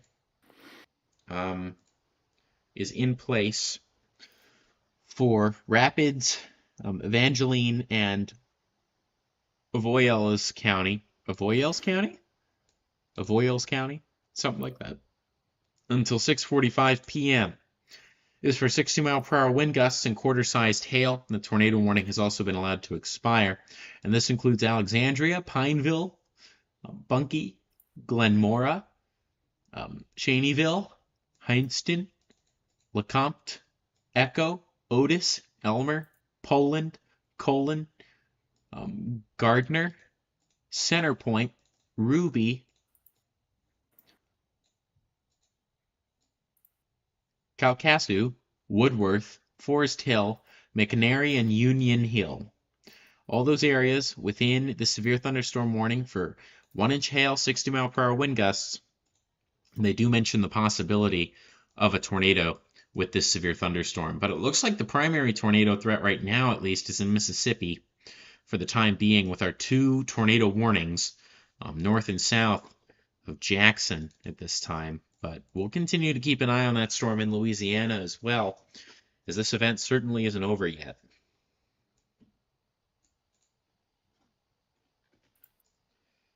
You can see the solid rotation in our storm north of Jackson near Ridgeland, moving towards Canton. That tornado warning in effect for over an hour still. And then we have that rather robust couplet near Hazelhurst. And that's going to cross I-55 here in not too long as it moves by Hazelhurst, heads towards Georgetown. Nice to see that the embedded storm moving towards Woodworth is just a possible severe thunderstorm warning now. But as we saw, brief 10-minute period of locally favorable conditions, and any weak rotation along this line can suddenly spin up into a fairly substantial tornado.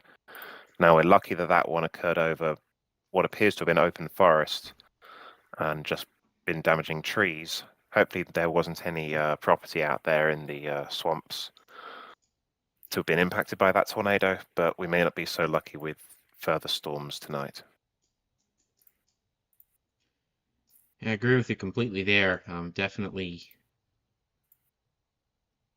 it's one of those situations that's difficult and can be like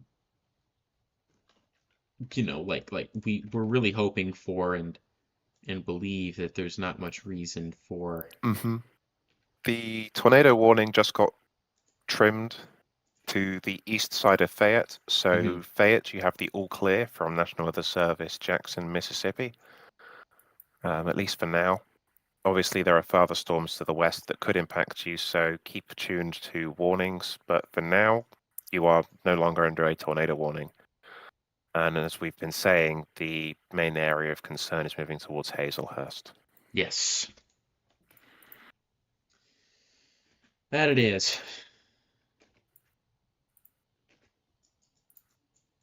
And it is now dark out, so we are Yes. officially into nighttime nocturnal hours, and that lightning is remaining incredible. Let's see if Looking we at can just get it clicked on. onto a chaser feed, I believe they are with that main supercell moving towards Hazelhurst. Cloud to cloud lightning multiple times a second. It's almost enough to see by night. That's very impressive. Just because there's a lot of lightning, of course, doesn't mean you will see a tornado. In fact, you're more likely to hear it, even in your safe place, than you are to see it. So if you're in that tornado warning, if you're in Hazelhurst, if you're in Weston, if you're in Crystal Springs, and anywhere west of those locations, and even anywhere east of those locations, and of course in between them or along the interstate, you should be moving to a safe place now. And this storm is moving rapidly at 45 to 50 miles an hour, which means that we have 20 minutes until it crosses the interstate near Hazelhurst. Of course, it could move a bit north or a bit south of Hazelhurst, which is why you have a polygon rather than a straight line. But we're only half an hour away from this storm impacting Georgetown. So you're not in the warning at the moment, but it will be extended to include you in short order, I'm sure, with this impressive supercell continuing. And of course, we have the tornado warning continuing northeast of Jackson for the community of Canton and areas east of there. Look at the lightning show here on this traffic camera. Those flashes are lightning. Wow. Yeah. It's hard to tell because it's on infrared mode, but you'd actually see quite a lot if it was on daylight mode. Let's see. Let's point to the east here. Let's see if this one's a bit better. Yeah.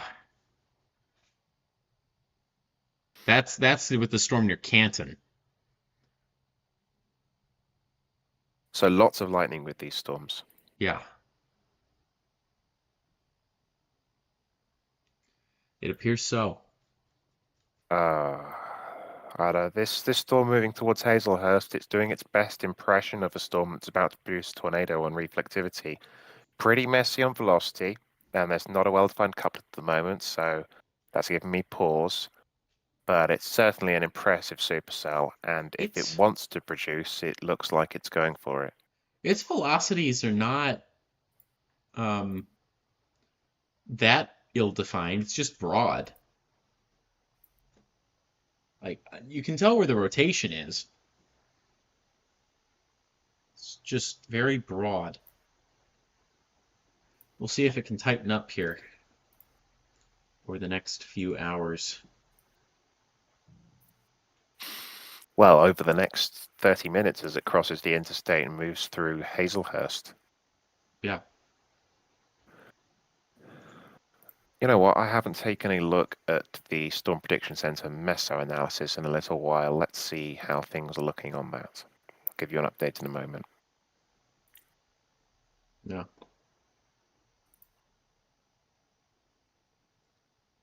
Okay.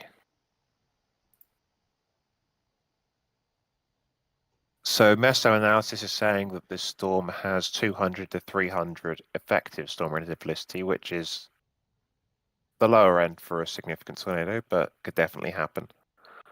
A lot of that is in the lowest 500 meters, though, so certainly impressive.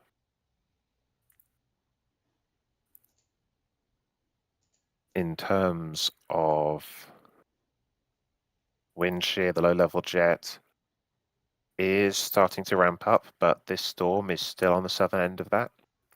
35 to 40 knots at the 0 to 3 kilometer level. Certainly nothing to shake a stick at, but I wouldn't be getting too excited either. Appears the low-level jet's a bit farther north of the area with the cape at the moment, so perhaps a slight dislocation between the strong wind shear and where the storms are, which is good. Mm-hmm. Still plenty of instability about, though, in the warm sector. Just going off of storms. Yeah, this storm moving towards Hazelhurst is feeding off of 1,500, well, over 1,000 surface cape for sure. And it's staying ahead of a region of elevation where, so sort of to the west of the Hazelhurst storm. The Mm-hmm. reason why they've only got severe warnings, well, actually, there's a gap between Fayette and Jonesville. Appears to be a small region where storms are elevated, according to meso-analysis. And then farther west, you have the surface-based line through Fort Polk. Hmm.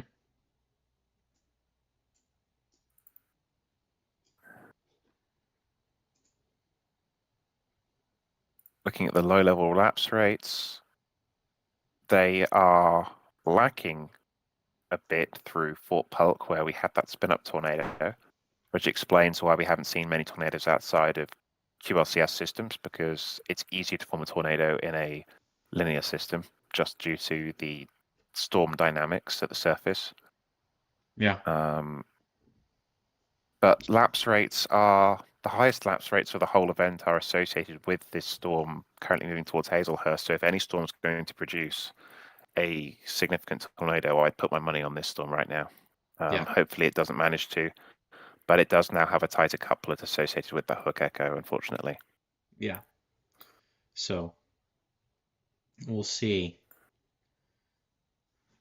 We'll see what exactly this does end up doing, but yeah, the structure is improving, unfortunately, with time here. So I could see this dropping a tornado here fairly soon, because it's mature enough now, the supercell, I think, that it can kind of break through that layer.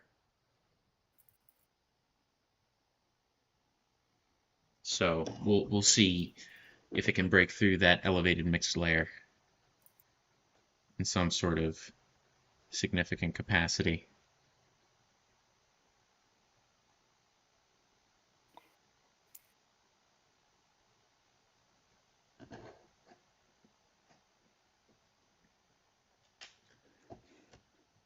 Just checking a couple things. Looks like overall,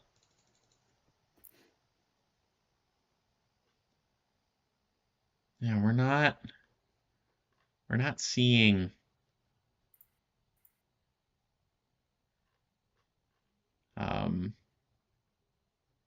anything that jumps out at us to a super high degree.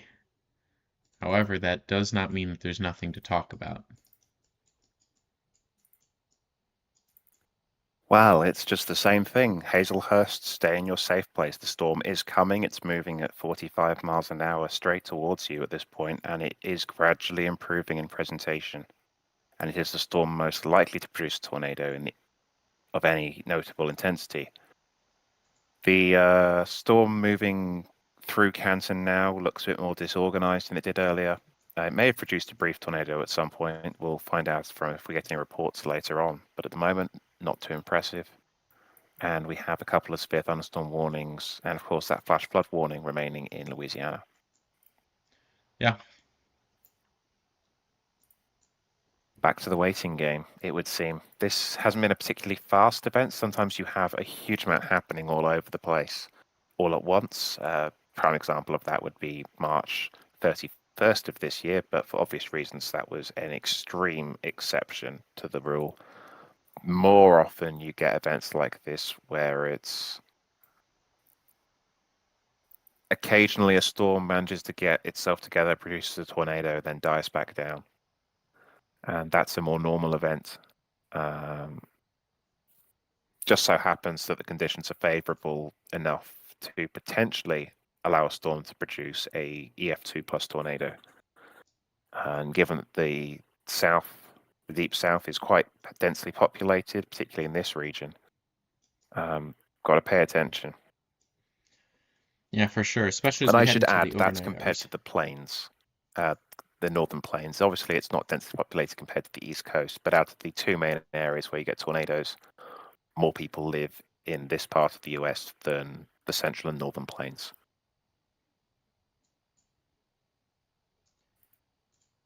Yeah.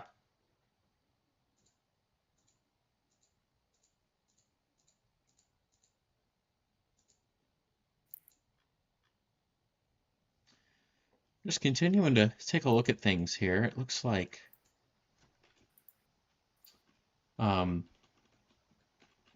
we continue to have broad rotation with the storm heading towards Hazelhurst, just not any super organized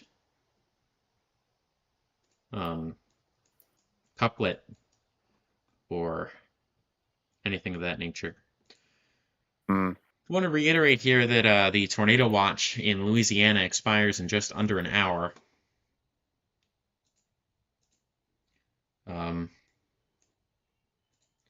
Let's have a mesoscale discussion that the SPC issued not too long ago in regards to what's going on. In a mesoscale discussion, they're saying the risk for a few tornadoes continues across Louisiana. They're saying conditions look favorable for storms to maintain intensity into the evening. Yeah, they're saying as storms mature, they should remain capable of a few tornadoes and damaging gusts across central and eastern Louisiana. They've definitely backed off on the significant tornado wording. And I'll be curious to see what their outlook that comes out in about an hour says about all of this, because They'll certainly trim it, because Yeah. half of the enhanced risk is now the safe side of the line of storms. Yeah. I would keep the hatch risk out of caution because there is still a potential for significant tornadoes through the evening, overnight hours. But definitely didn't need an upgrade. And well done to the Storm Prediction Center for giving a fairly accurate forecast for the event. Yeah. Based off their own high standards, I should add. Yeah. Update to the tornado warning for the tornadic storm near Hazelhurst. They're saying the tornado warning for southeastern Calbourne and eastern Jefferson, north central Franklin counties is canceled. The warning remains in place until 6:30 p.m. for northern Lincoln and Copiah counties. This is for a tornado, $half sized hail, as well as a radar indicated rotation being the main source. But again, this lasting until 6:30 p.m. And this cell, it continues to like bob up and down in terms of appearance and structure and couplets, and it's just not quite been able to sustain this really good look it's had here, or bad look depending on how you look at it. It hasn't been able to sustain a favorable structure for tornadoes for a sustained period of time. As we move farther north to our other tornado warned storm, it looks like an absolute mess now, the storm in Canton. I highly doubt that there's a tornado in there. I do think, however, that there's a good chance of some large hail over an inch in diameter. So if you're in this tornado warning, I would still exercise caution and go to your safe place if in Rankin, Scott, or Madison counties in that tornado warning, because the Weather Service has issued that. And as well, again, even if the tornado isn't a huge hazard here anymore, there definitely is some other hazards, damaging winds, but large hail in particular. That looks like the biggest threat with this storm. I'm seeing some people talking about the evolving environment, and it seems like the focus is shifting away from Louisiana and into central southern Mississippi. Yeah. The LCLs are lowering, which for anyone not in the know with regards to meteorology terminology, that's roughly equivalent to the level at which the base of the storm forms. And a lower LCL, of course, means that the storm's lower to the ground, more likely to be surface-based, and easier for it to produce a tornado. The shear is also increasing, and that is going to help with moisture being fed to these storms, as well as, of course, providing more spin in the atmosphere for tornadoes. So all in all, focus is shifting away from Louisiana. They've had a couple of tornadoes, hopefully no injuries or damages to property. Focus is pretty squarely on Mississippi at this time, although we can't rule out a tornado south of these watches along the I-10 corridor later in the evening. Yeah, for sure. And it looks like the that supercell near Hazelhurst, its appearance is improving markedly on reflectivity. It looks like that inflow notch is much clearer now. It's just not quite able to get a velocity couplet together, a really tight couplet, and drop a tornado. But unfortunately, if I'm in Glancy, if I'm in Hazelhurst, I'm staying underground because it does look as if we can't write off this storm. You can't write it off. It definitely has the potential to produce a tornado here in the near future. So Hazelhurst, Gallatin, Samira, Tillman, Shady Grove, Gallaman, Martinsville, Browns Wells. If I'm in any of these places I just called out, you need to get to your tornado safe place. It's the lowest level of a sturdy building in an interior room, preferably a bathroom or a closet. Something that'll keep you safe in a tornado, preferably with not many windows in it at all. If there are any windows in it, lowest amount of windows possible, most walls between you and the outside as possible. That's super important. But yeah, I mean, at this point, the major thing just to take away is that this is a dangerous situation, and there is the potential that this drops a tornado in the near future. It has a really good looking hook echo on it now. Now it's just a matter of it tightening up and producing that tornado, but the structure is now there.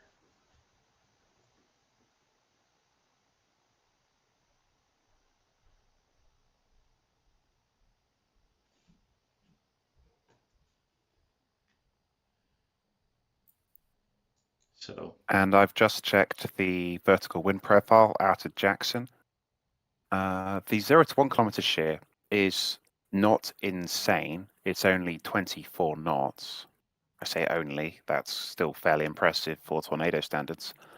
But that does come with 300 storm relative helicity at that same level in the lowest kilometer of the atmosphere, which means that the flow is almost entirely streamwise, which means it's easier for a storm to ingest that spin in the atmosphere and turn it into a tornado. For those interested in the 0 to 3 kilometer layer, it's 55 knots, which is very high.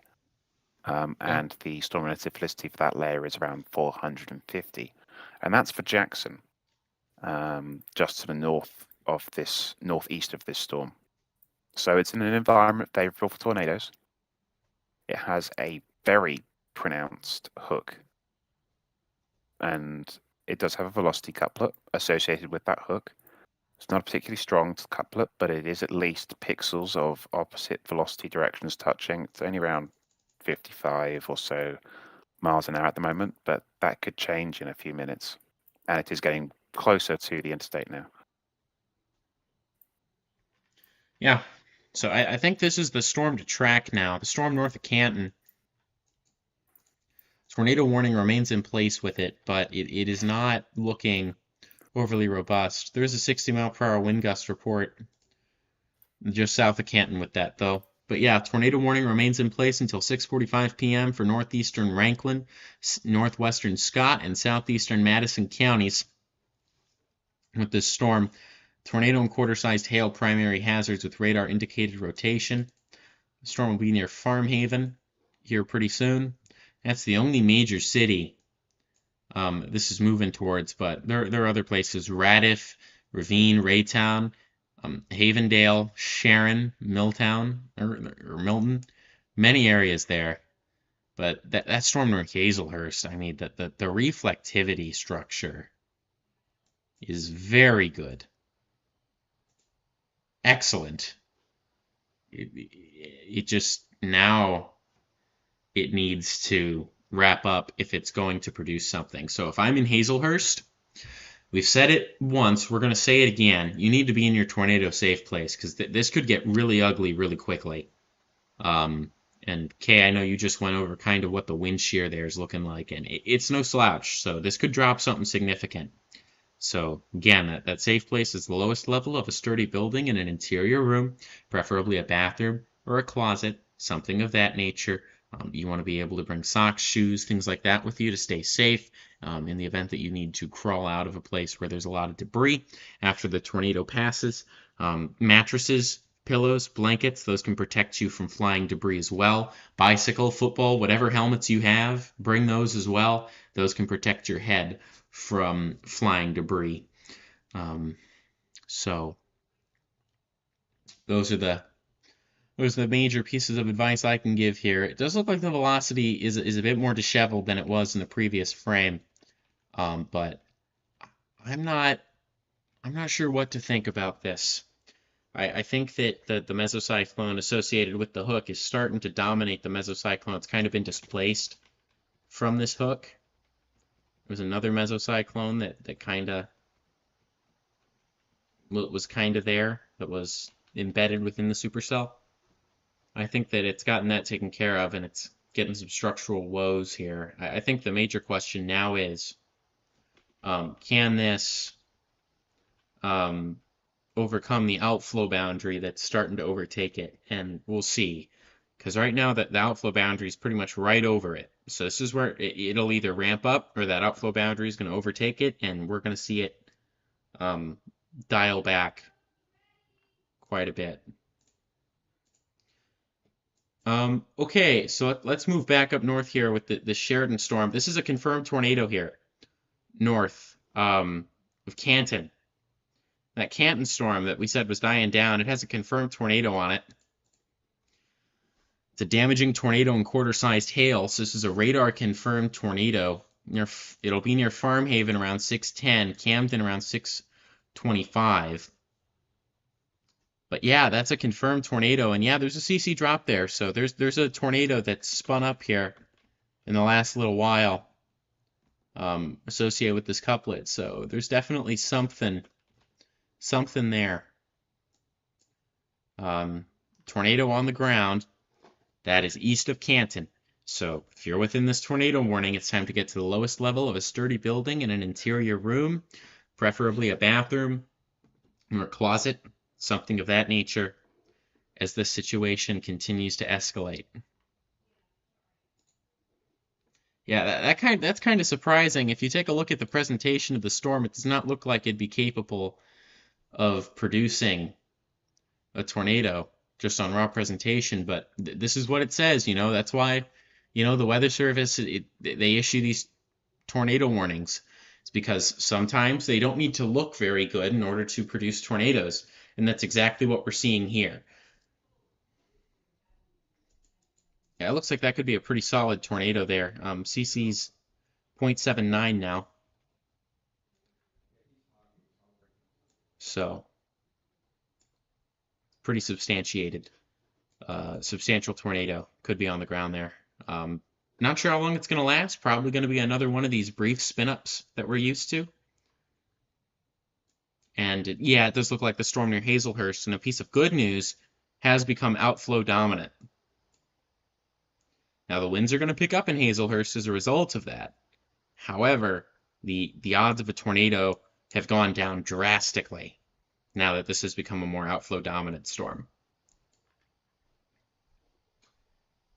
I do want to see here with the Mississippi traffic cams.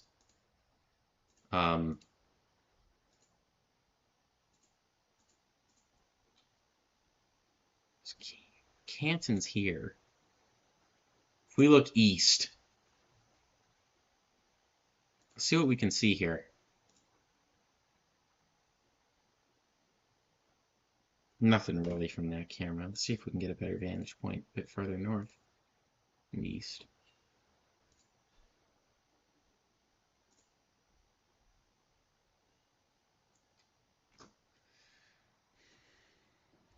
No lightning flashes, really, but it does look like it's still raining up there. Yeah, it's a confirmed tornado up with that Canton storm. Kay, have you seen any news or information or anything about that? I've seen very little about it. Most people got bogged down in Louisiana and didn't make it across the river.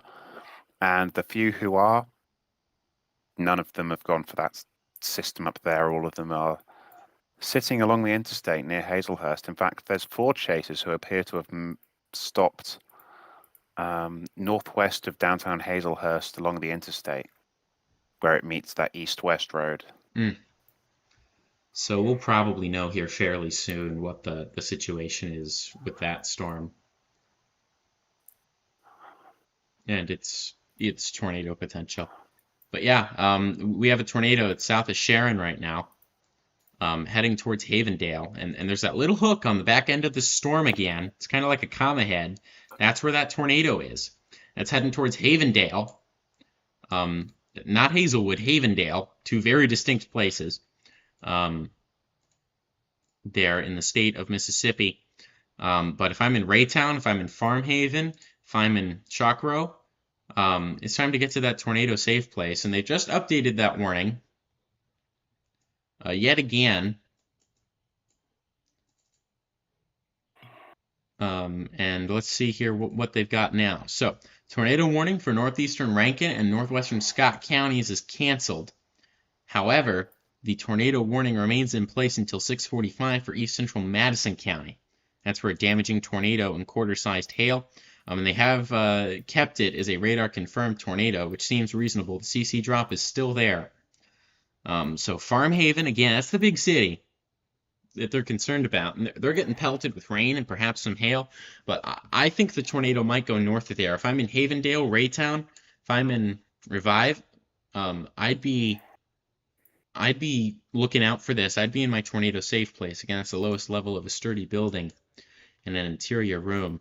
But good news with that Hazelhurst storm, it does look like it's really starting to fall apart from a tornado standpoint. Looks like damaging winds are going to be the primary threat, which is still no joke. Should still be indoors, shouldn't be outside, but you know, the actions aren't as extreme and the damage isn't as extreme with wind. Now, Hazelhurst, you're still in a tornado warning. Same thing with Crystal Springs. If you're in a tornado warning, doesn't matter what we think, doesn't matter what's going on. Those tornado warnings are issued for a reason. It's time to take that tornado action plan. It's the lowest level, sturdy building, interior room, preferably bathroom or closet, something like that.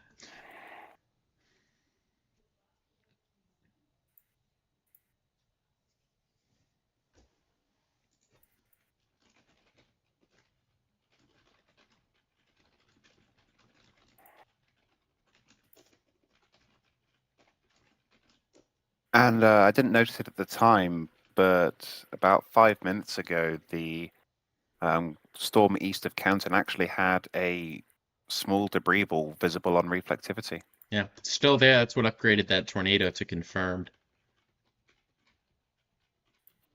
It's much Yeah, the smaller. CC drop's still there, but there was actually a correlating spike in reflectivity with that CC drop. Yeah.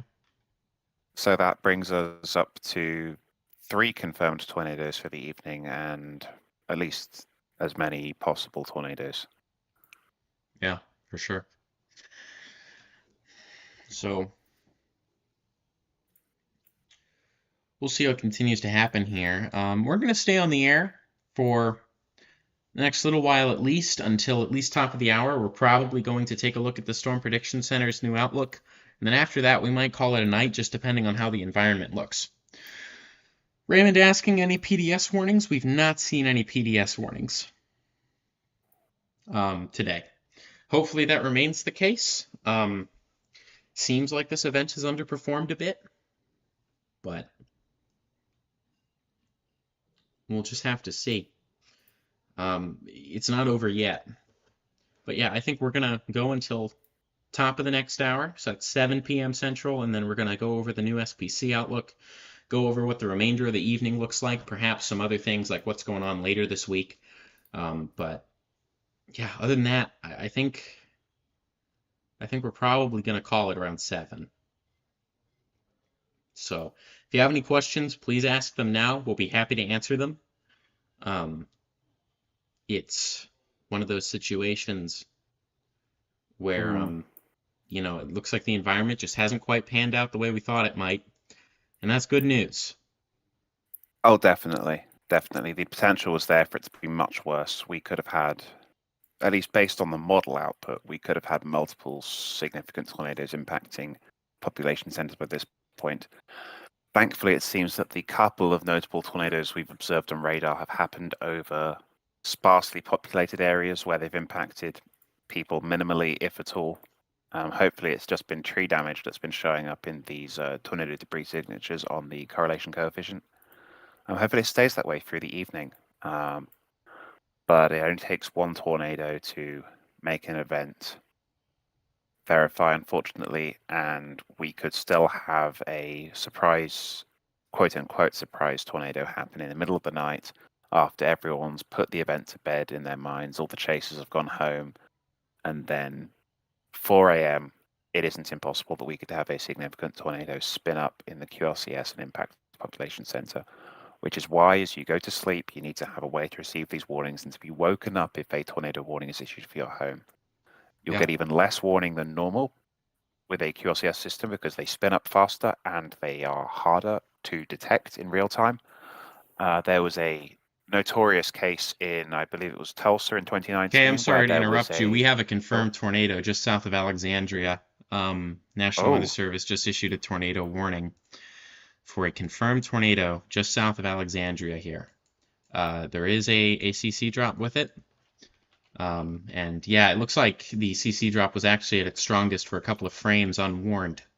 It started to die back down. Looks like that was a bit of a spin up, but the National Weather Service has just issued a tornado warning for Rapids and Alviel's Parish, until 6:30 p.m.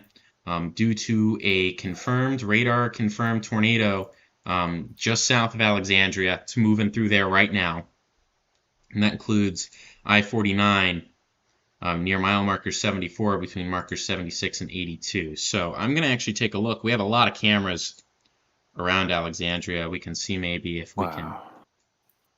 find out what's happened there, but my That went goodness. right over Storm Chaser Brian Emfinger. I hope he's all right. Yeah, me too. At least according to the last reported location from Spotter Network. Yeah, and the power's out. It looks like there. The cameras in the southern side of the city aren't loading. They aren't getting the live feed. So I think that tornado knocked out power to those cameras. Looks like a very brief QRCS spin up, which is Yeah, exactly what I was talking about as that warning was issued. yeah, So yeah, people gonna have to monitor this line. If it's coming through your location in the next hour, it might be worth putting off going to sleep just till storms clear through and you know it's all safe. yeah, Like I said, places farther west have to hope that the warnings are up before the tornado touches down and that you get enough time to move to your safe place. And of course, it is absolutely worth getting out of bed if a tornado warning is issued for your location. Plenty of people have woken up with near misses with trees through their roofs from weak spin-up tornadoes, and if they'd been a foot to the left, would have been going to hospital or hope for potentially even worse. And avoiding those close shaves is how we avoid serious injuries or fatalities from these weaker storms. yeah, It's very hard to issue a warning in advance of a spin-up because they can go from nothing to on the ground in one radar frame, and you only see them on radar after they have touched down. And in those cases, there's no current way to issue a warning. We are actively researching this, of course. It is a lot of money and going into observations to try and improve forecasting of these rapid formation tornadoes in QRCS systems. But for the time being, the best you can do is have a way to be woken up if a tornado warning is issued and know how you're going to get to your tornado safe place and anyone else living in your house there with you to that safe place as quickly as possible.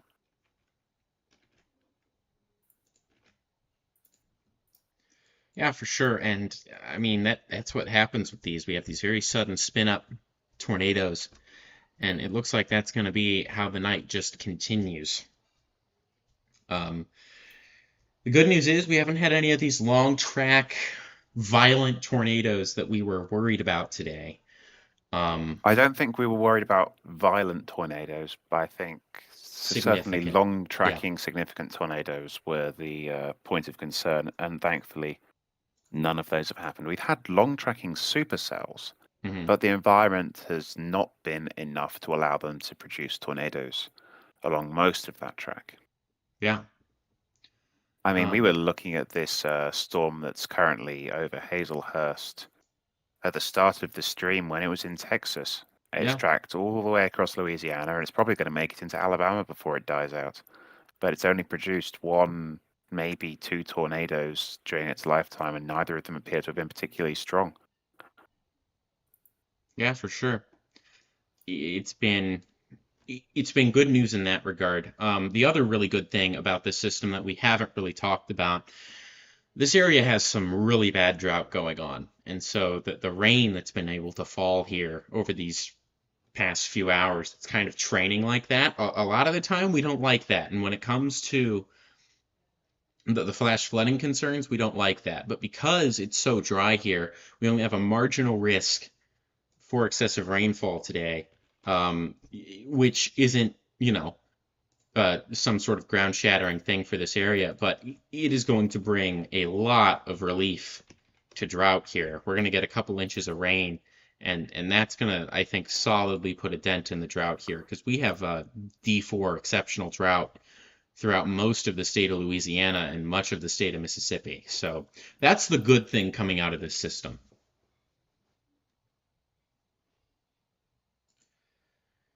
If anyone has any questions, comments, concerns, anything like that, we will be happy to answer them as time goes on here. But again, I mean, we had a brief spin-up tornado, went just south of Alexandria. The tornado warning remains in place there as we continue to look at this evolving situation. Yeah, the velocities have died down quite a bit. The CC drop isn't really there anymore. I will say this Hazelhurst storm, very strong winds over Hazelhurst at the moment. But it's to the south there. We have another hooking feature there near Wesson that's starting to try and form. And we'll see if that can manage to do much. It doesn't have anything south of it to directly disrupt it. So we'll just have to see how all that goes. And it just keeps evolving. The structure has been morphing so many times. We've seen so many different shapes of this storm throughout its life. And I think if it had been in an environment favorable for tornadoes, it would have managed to produce something significant at some point during its multi-hour lifespan. Hopefully it doesn't find that environment during the remainder of its life. Yeah.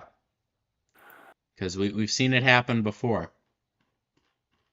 We have indeed. There have been supercells that have been tracking for 5 hours and then produced a violent tornado.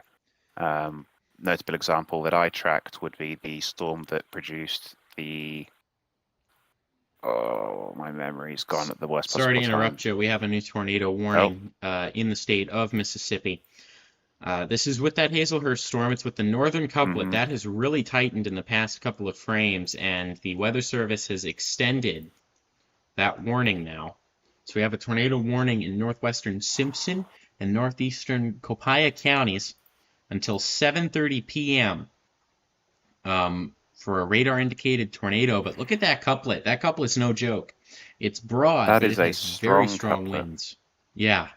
So this is going to be heading towards Crystal Springs, Georgetown, Hopewell, Harrisville, Union, Panola, Braxton, Mendal, and Delow. So this is no joke here. Radar indicated rotation again with this, but still nothing to scoff at. I'd also like to talk about that northern cell that's been producing tornadoes every once in a while. It has had an extension to that tornado warning, but it's now a severe thunderstorm warning for 60-mile-per-hour wind gusts and 1-inch hail until 7:15 p.m. That's for Lake County in central Mississippi, and that includes Carthage, Redwater, Standing Pine, Renfrew, Edinburgh, all those areas. So it's rather substantiated.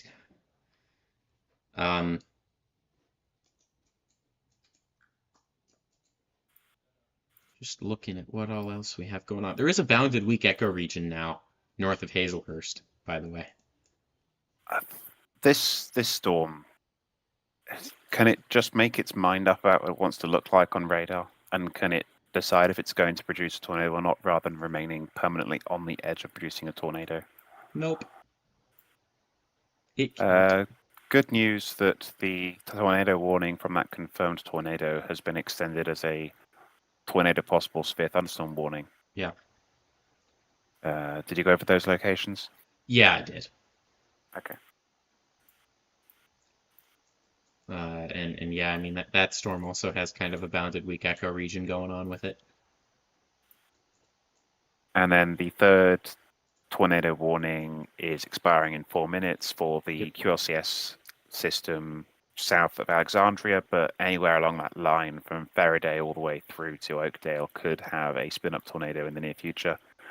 And there is a secondary line of storms near Lake Charles that are feeding into this now, and there could be a spin-up along that line later in the night. Some HRRR runs, at least, were showing later in the evening these supercells becoming a thing across portions of Louisiana, but with the low-level jet being quite far north, I'm not sure how much potential they'll have to play with. Still a fair amount of instability down there, over 1,000 joules per kilogram per Cape, maybe it's 1,500 in some spots. But without that strong low-level shear at night time, they might struggle with a bit of surface stability. For sure. We also have a new severe thunderstorm warning now on the southern end of the new tornado warning. So we have this kind of dual-pronged system, if you will, that's given us a hard time here. But it appears that yeah, the approach is that the northern side with the couplet gets the tornado warning, and the southern side that kind of has this developing rotation and this really well-defined hook now, that gets a severe thunderstorm warning. So that severe thunderstorm warning is for Simpson, Lincoln, Lawrence, Copiah, and Jefferson Davis counties for 60-mile-per-hour wind gusts, quarter-sized hail, and a possible tornado.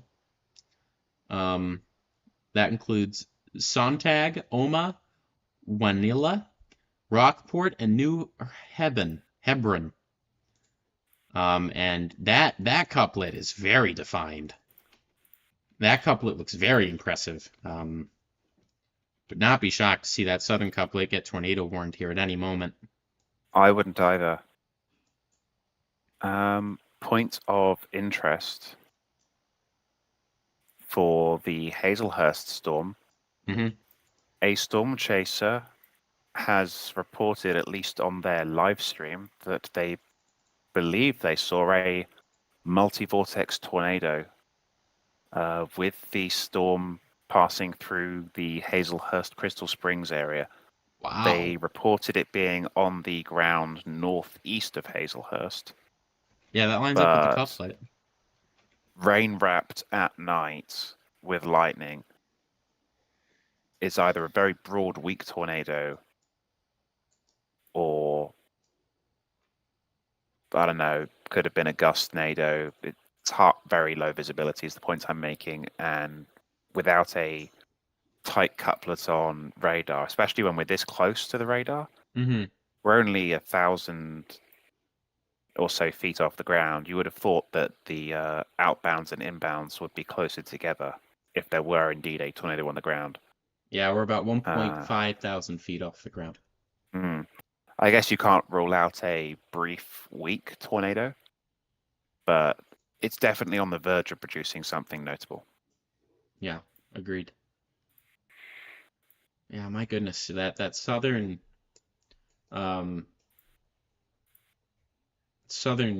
hook near Wesson That looks like that could be really bad. Completely unimpeded, no outflow boundary to stop it. It looks like. I mean, there might be. This might just go outflow dominant right before producing again.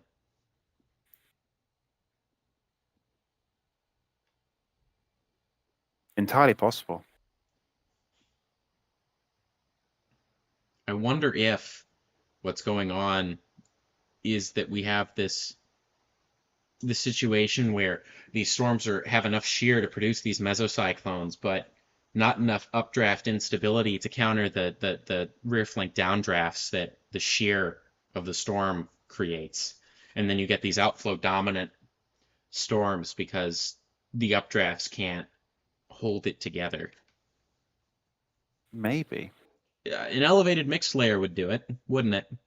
Would kind of make those updrafts a bit more tame, a bit less sustained.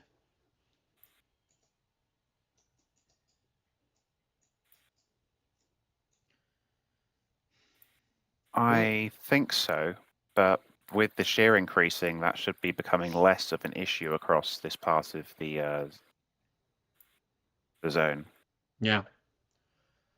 All right, with that being said, everyone, it is 6:30. This is the first time in a while that we haven't had a confirmed tornado of some sort. So we're going to take a quick break here over the next few minutes. We'll be back in a few with more severe weather coverage.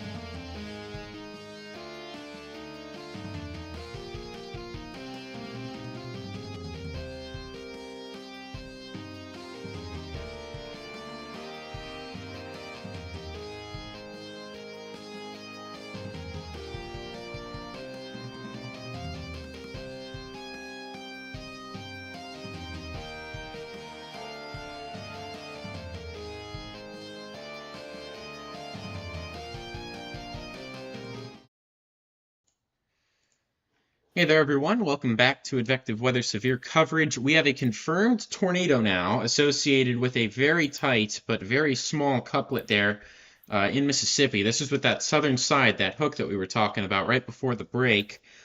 And now it is a confirmed tornado. So this is a tornado warning that's in place for Simpson, Lincoln, Lawrence, Copiah, and Jefferson counties in Mississippi. This tornado warning's in place until 7:30 p.m. It's for a damaging tornado, quarter-sized hail, and again, that is radar confirmed.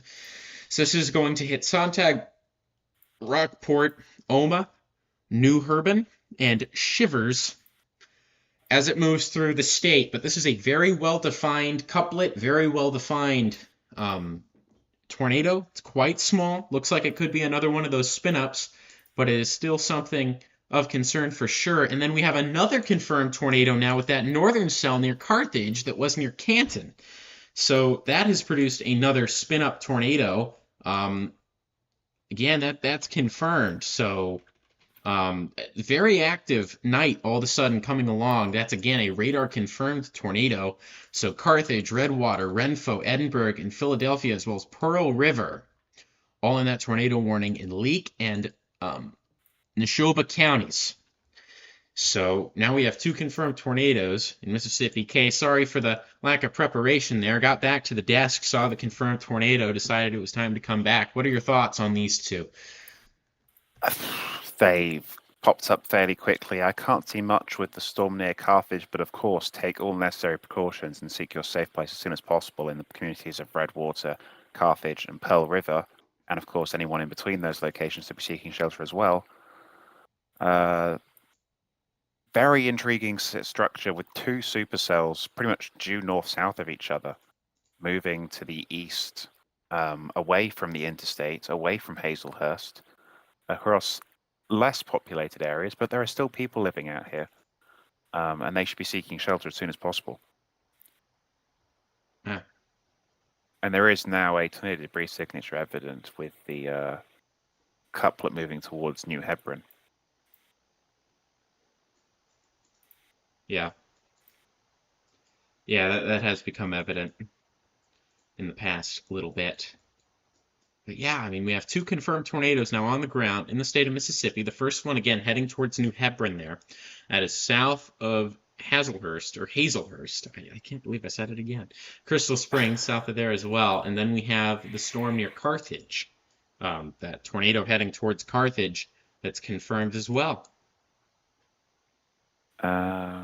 No tornado warnings in Louisiana for now, and that watch expires in 20 minutes. I do wonder if they'll issue a severe thunderstorm watch or something for the Baton Rouge, New Orleans area as the storms begin to move into that neck of the woods.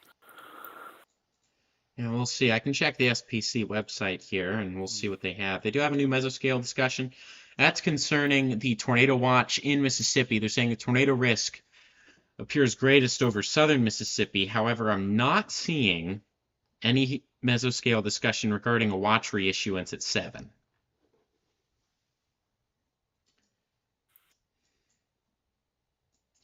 Yeah, two more spin-up tornadoes. Again, the current plan is, assuming that, because these spin-up tornadoes are going to happen throughout the evening and overnight hours, after the new SPC outlook, we're probably going to go over that, what the rest of the night looks like, and then we're going to go into what's called standby mode. So for these tornadoes that spin up, we're not going to be covering every single one of them, but if one of them gets particularly strong, we see a PDS tornado warning or something like that, then we will come back on the air and we'll be able to help out with that. But I think that's where we are. Let's see here.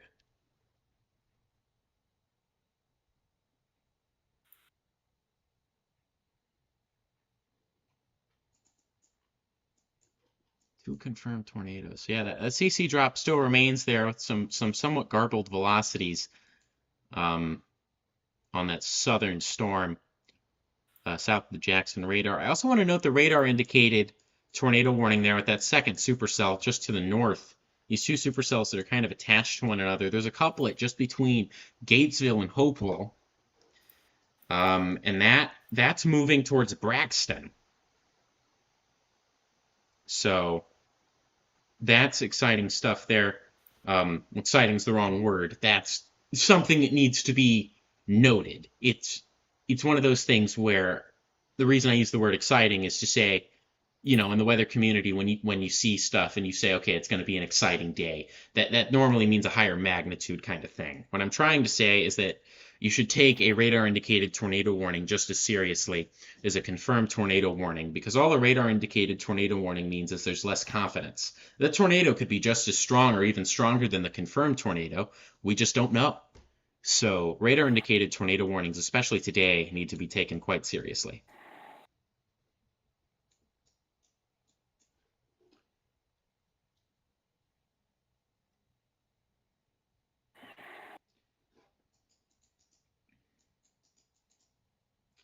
Definitely. People should be taking into account that these tornadoes in the night are going to be spinning up fast, and if one of them happens to move over your house, you will get very little to no warning, especially if you're asleep, especially if you're not able to wake up in time, if you do have warnings activated. So it's really about giving yourself the most chances possible. Particularly if you live in a structure that is not particularly sound and is vulnerable to a lower end tornado, as QLCS tornadoes are most often in the EF0 to EF1 range. They could definitely be EF2 in this environment, maybe even higher, can't rule that out.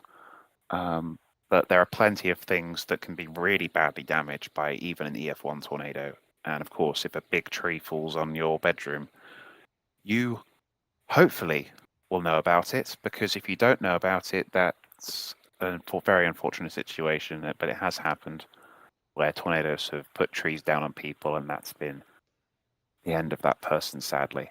So please do all you can to be alerted when a warning is issued, to give you a chance to move to a safer place, particularly if you're on one of those less sound structures. Agreed. Raymond made a very good point in the chat here just now. Weather radios are a must tonight.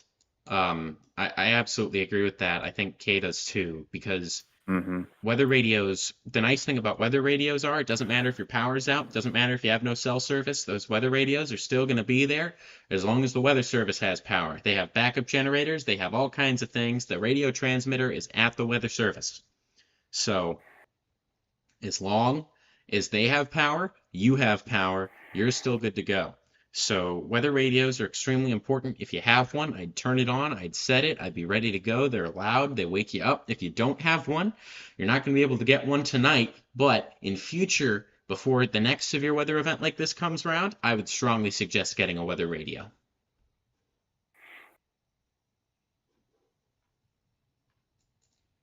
Looks like that couplet remains quite tight with that southernmost confirmed tornado warning. But with our one near Carthage, there is a couplet. I'm not seeing a CC or anything, though.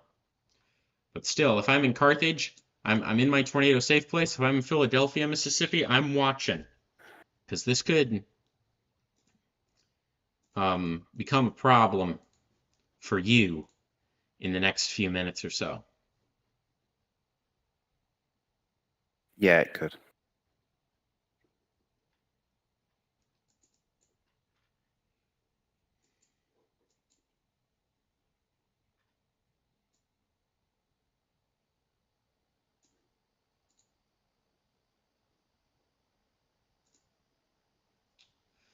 New Storm Prediction Center outlook comes out at 7 p.m. And breaking news now that tornado warned storm north of the previous one there in Crystal Springs, that's just been upgraded to a confirmed tornado.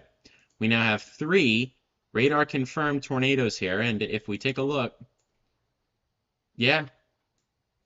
So confirmation of a tornado now. There with that warning. So the northern warning now of the double supercell. So we have the confirmed tornado in Carthage. We have the confirmed tornado there farther south. And now we have east of Wesson. Now we have east of Hazelhurst a confirmed tornado. It's a radar confirmed tornado for a tornado warning that remains in place until 7:30 p.m. for northwestern Simpson and northeastern Copiah counties. So that is a damaging, dangerous tornado.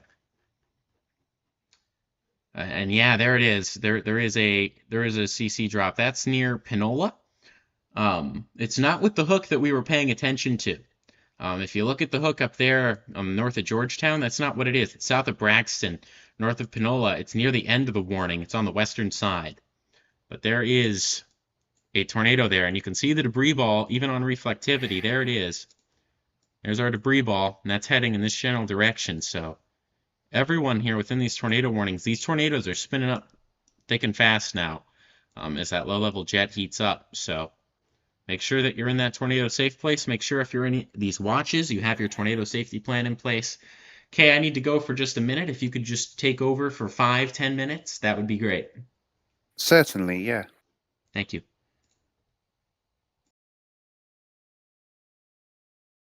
Okay, so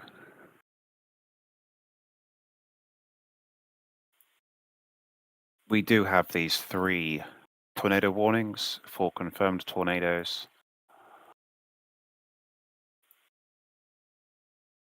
We do have a CC drop where the tornado is likely located south of Braxton, east of Georgetown, moving towards Mendenhall. We have a different confirmed tornado east of Beauregard, moving towards New Hebron. And we have a tornado warning for a potentially damaging tornado between Carthage and Pearl River.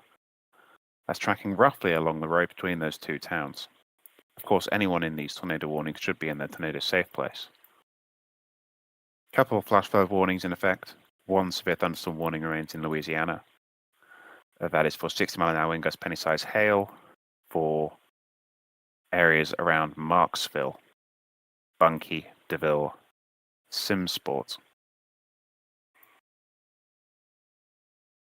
The Carthage Redwater Pearl River storm also has 60-mile-an-hour wind gusts and quarter-sized hail.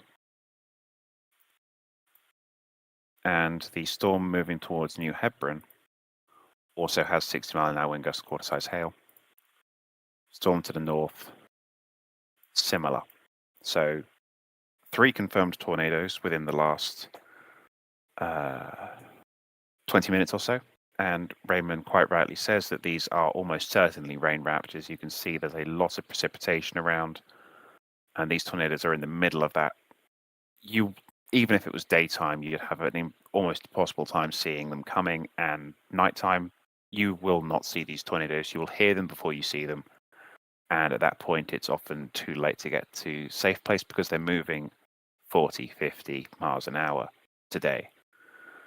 Potentially even faster if they're occluding, where they make a sudden turn to the north, I believe, in this instance. Tornado debris signature continues to move towards Delow and Mendenhall. People in those safe places must be, people in Delow and Mendenhall must be in their tornado safe place as soon as possible if they're not there already. People in Braxton should get to their tornado safe place and stay there to be safe. And the tornado appears to have weakened somewhat, but it's still ongoing, moving towards New Hebron. And of course, a new tornado could spin up and replace it if that first one lifts. So people in New Hebron, please stay in your safe places. As we said, the event has gotten more active as we've gotten later into the evening and the low-level jet has sparked up a bit. Storms have gotten more into a QRCS, which has enabled them to form faster.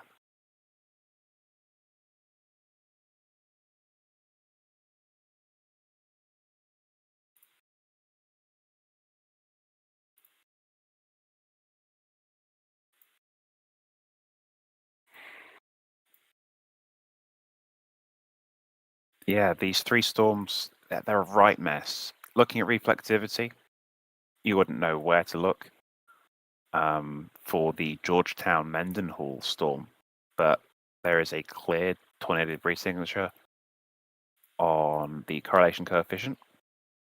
And that's moving south of Braxton now towards Delow and Mendenhall. Taking a look on the velocity, Not much there on velocity either. Reasonable amount of velocity associated with that southern storm moving towards New Hebron, but very weak velocity with the storm moving towards Dillo and Mendenhall. But there's definitely a tornado there. Correlation coefficient doesn't lie, as long as you know it's not hail. Although it has weakened in the last frame or so. So maybe that tornado's struggling a bit, which is great because it's been moving over relatively open country. The storm moving towards New Hebron looks impressive, to say the least. A lot of lightning out ahead of this as well. Some of that might be clouds to ground. Got to start keep thinking out the lightning today. It's been a big day for lightning. Not much to see with the storm moving towards Pearl River, but it remains a radar-confirmed tornado warning. All right, I'm back.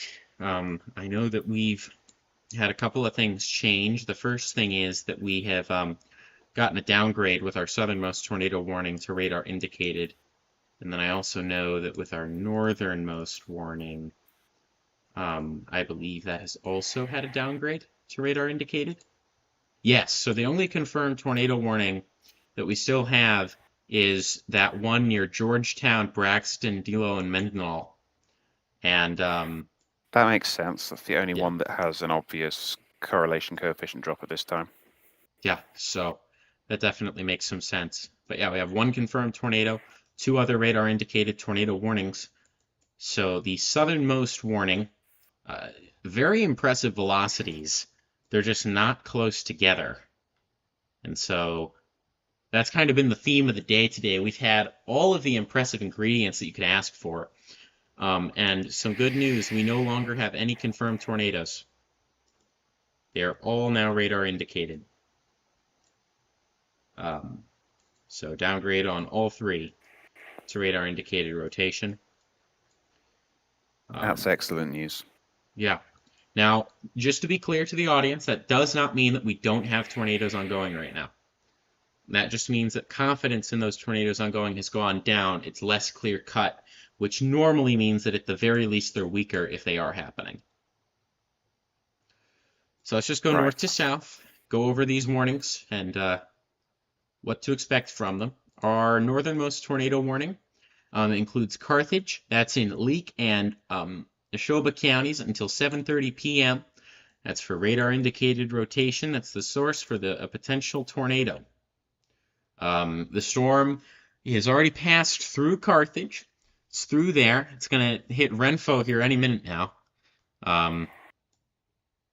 Looks like. Before getting to Edinburgh, which we'll get to fairly soon.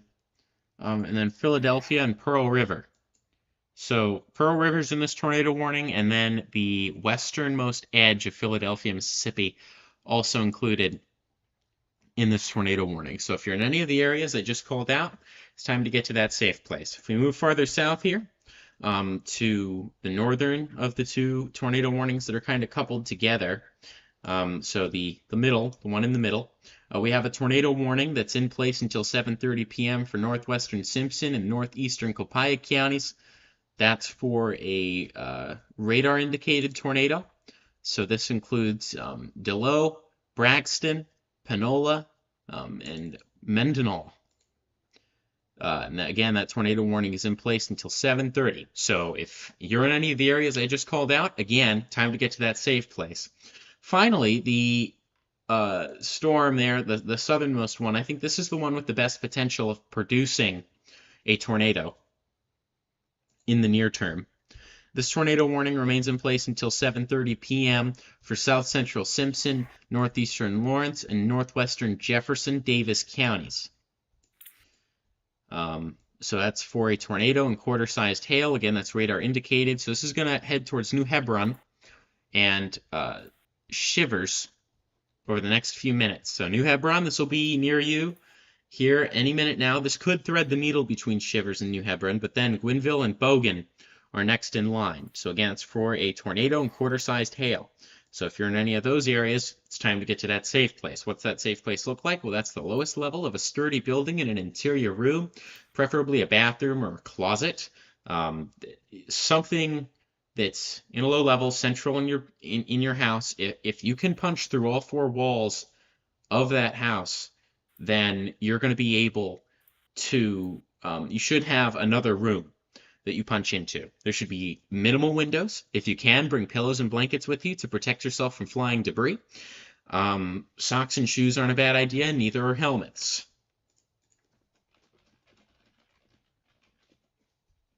We do have a report of trees down in the road east of Georgetown, presumably from that confirmed tornado.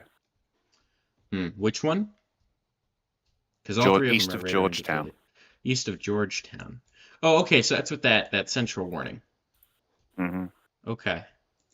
Yeah, confirmed report of trees down in the road, probably from a tornado. Okay. Could be straight line winds. But yeah. It's an east-west road, and a tree appears to have fallen due north. So I wouldn't expect that to have been straight line winds. That's fair. Of course, I'm only saying this because we've also had a tornado signature on radar in the same area. Mm-hmm. The correlation is high. Yeah. All right, well, new Storm Prediction Center outlook should be out any minute now. We'll see what they end up saying.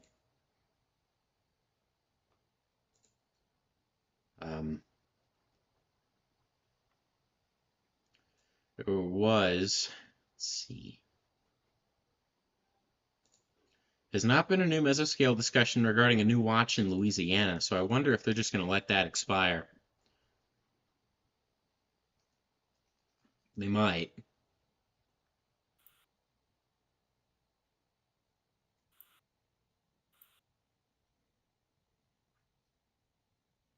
Let's see.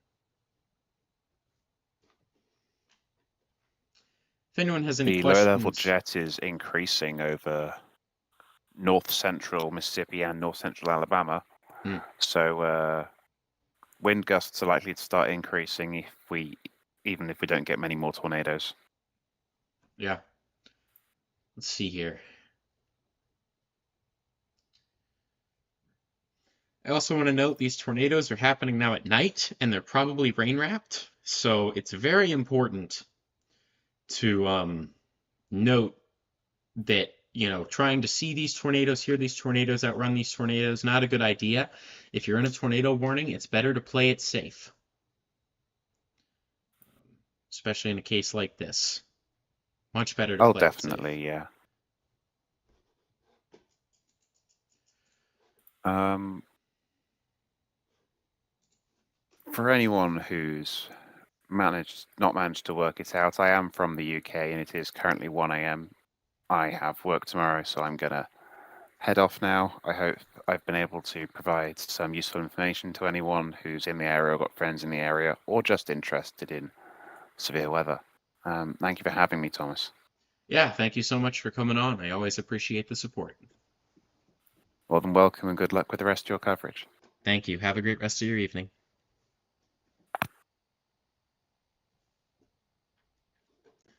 All right, well, it's going to be going solo with me now for the remainder of coverage. We're going to be talking about the Storm Prediction Center outlook. We're going to then be talking about how the rest of the evening is going to look, perhaps some long-range stuff. We'll take your questions, and then we're going to go into what's known as standby mode. So because the event has not ended up being this huge, prolific, tornado-producing, violent tornado-esque event, it would seem as though the best course of action now is to take what we do normally in an enhanced risk, and that is that we go into the standby mode where if a PDS tornado warning or a tornado emergency comes up, we go live for that. So that's still going to be happening, but we don't normally go live for enhanced risks. We did today because it's been a while since the last major severe weather event, and we thought it'd be fun to do. And I know I've had a good time doing it. I always enjoy these streams, but I also know that they do take a lot out of the team, and it's good time, good thing to do. Always appreciate the people that come on and watch and always support us. But yeah, I think we're gonna go over some stuff here, and then we're probably gonna be out of here by 8 o'clock at the very latest, probably a bit earlier than that. So the new outlook is out, and here it is, very narrow, 10 sig tornado risk now. So here this is the new Storm Prediction Center outlook. So the enhanced risk is held, and it's through this very narrow strip from Hattiesburg back into Louisiana. Damaging wind threat is in an identical area as the tornado threat, and then we also have a slight risk for hail still remaining in our southernmost counties of Louisiana. So Storm Prediction Center saying tornadoes, a couple of which may be strong, scattered damaging thunderstorm winds, and isolated large hail remain possible tonight across portions of the lower Mississippi Valley. And yeah, I mean, beyond that, there isn't too much to talk about in terms of new changes with the outlook. Just that those that are out of the threat, you now know who you are. Shreveport, Pine Bluff, Little Rock, Monroe, Alexandria, you're pretty much out of the threat. Lake Charles, you'll be out shortly. Houston's out of the threat. Jackson, you're moving out of the threat as we speak. Yeah. So, good news all around. Other good news, tornado watch in Louisiana's expired. So, that tornado watch for central Louisiana is completely expired. Baton Rouge, you're still on tornado watch. So's Jackson, Mississippi. So's Hattiesburg. So's Philadelphia, Mississippi. You guys remain in that watch until 11 p.m.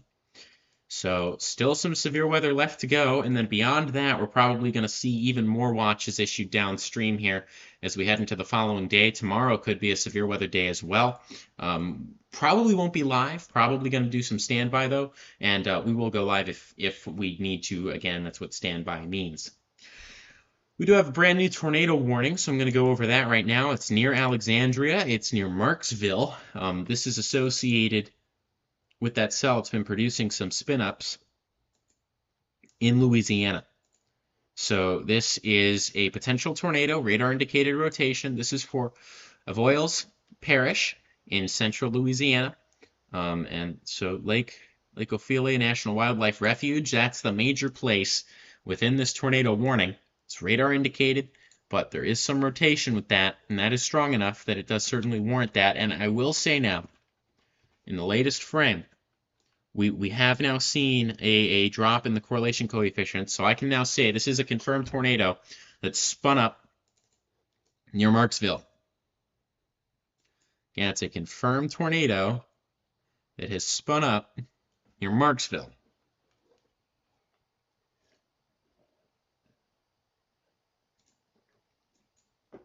So let's take a look at that real quick. You can see the radar, and there it is. It's that correlation coefficient drop. That's what we look for. That is a sign of a confirmed tornado. So there it is, and they've just upgraded it. It is now confirmed. Radar confirmed. There it is. Damaging tornado. Radar confirmed tornado for a tornado warning that remains in place until 7:30 p.m. for northeastern Avoyelles Parish. So that's how long all these tornadoes remain in place for, is until 7:30. So we may stay on the air here until those come to a close. We'll just have to see how exactly that all ends up.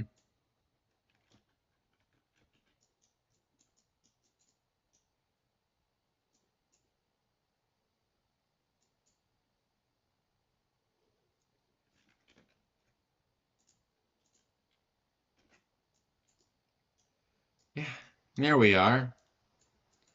There's the Jackson site. But yeah, 4 tornado warnings now in place, 1 confirmed in Louisiana, 3 radar indicated in the state of Mississippi. So let's just go over these. North to south, we have 1 near Carthage. We have 1 here. These are both very small now. 1 near Mendel, one that's in mostly rural parts of Mississippi, and then again that confirmed tornado warned storm near Marksville. Now, with that, I do want to go over kind of what the remainder of the night's going to look like. So, let's see if we have there it is. So this is what's known as SPC mesoanalysis. What's going to happen is, overnight, if we look at the future radar, we're going to see these storms evolve into more of a cluster.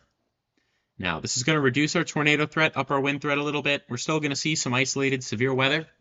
So it's not like we're not going to have severe thunderstorms. We will. It's just a matter of how many and where exactly. And yeah, it really doesn't look like we're going to see too much in that regard. So that's the good news.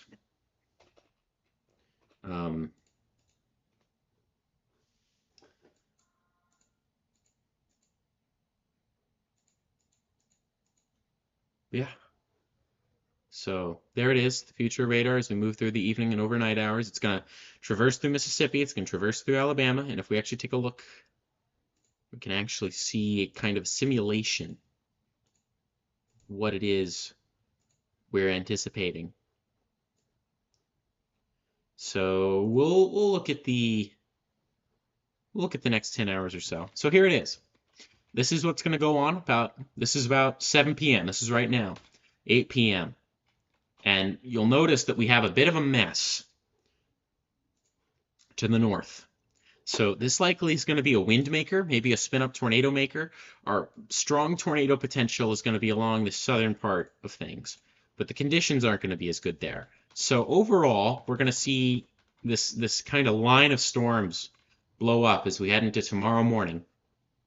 So this right here, this is 4 a.m. We have this line of storms kind of blown up. It's not overly strong, but it's strong enough it could produce the isolated severe storm or two. So,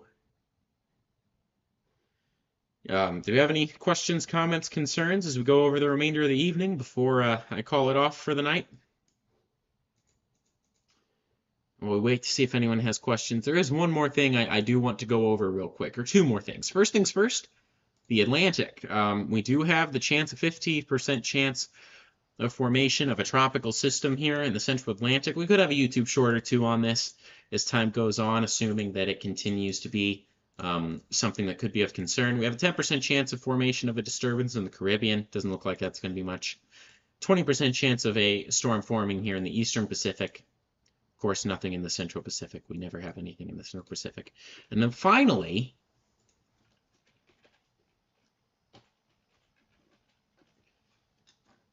we go to the Weather Prediction Center's website. We can take a look at what Thanksgiving week looks like. So this is tonight. Tonight we have rain that overspreads from places like Madison, Wisconsin, all the way down to New Orleans, Louisiana. So we head into tomorrow. We have thunderstorms stretching all the way from the Gulf Coast all the way up into Kentucky. Places like Louisville might be within that, Lexington as well. And those thunderstorms are going to continue as we head into the evening and overnight hours all the way into Wednesday. Heading into Thanksgiving, we have snow in the Rockies, rain on the Gulf Coast, but it's overall pretty dry over the remainder of the nation. Some cooler air is going to be rushing in, so we're going to be seeing quite the cool off for some of our more southern states. By Friday, that cold front advances south. We have more snow in the Rockies, and that snowstorm continues to evolve into Saturday before dying down. And Sunday and Monday, we have a bit of rain that could be moving through the central and eastern U.S., but other than that, it is a pretty inactive time for the rest of us. So with that being said, we're going to go to standby mode here for the remainder of the evening. So for those of you that have stuck with me to this point, thank you so much for watching. I hope that this has been a useful and informative stream for you. You can also give us feedback here in the comments below. This stream, when the VOD comes out, that you can watch. And finally, with that being said, thanks again for watching. We do really hope you enjoyed it. And for final thoughts, major things, make sure that you have a way to get weather alerts overnight tonight and into tomorrow. Make sure you know where you are in those severe weather risk areas. And beyond that, have a fantastic evening. Be sure to stay safe out there. We'll see you in the next few days as we produce more videos on the system moving out of the US and perhaps what's going to be happening over Thanksgiving, as well as the Atlantic system that we have to worry about. All right, thanks again for watching.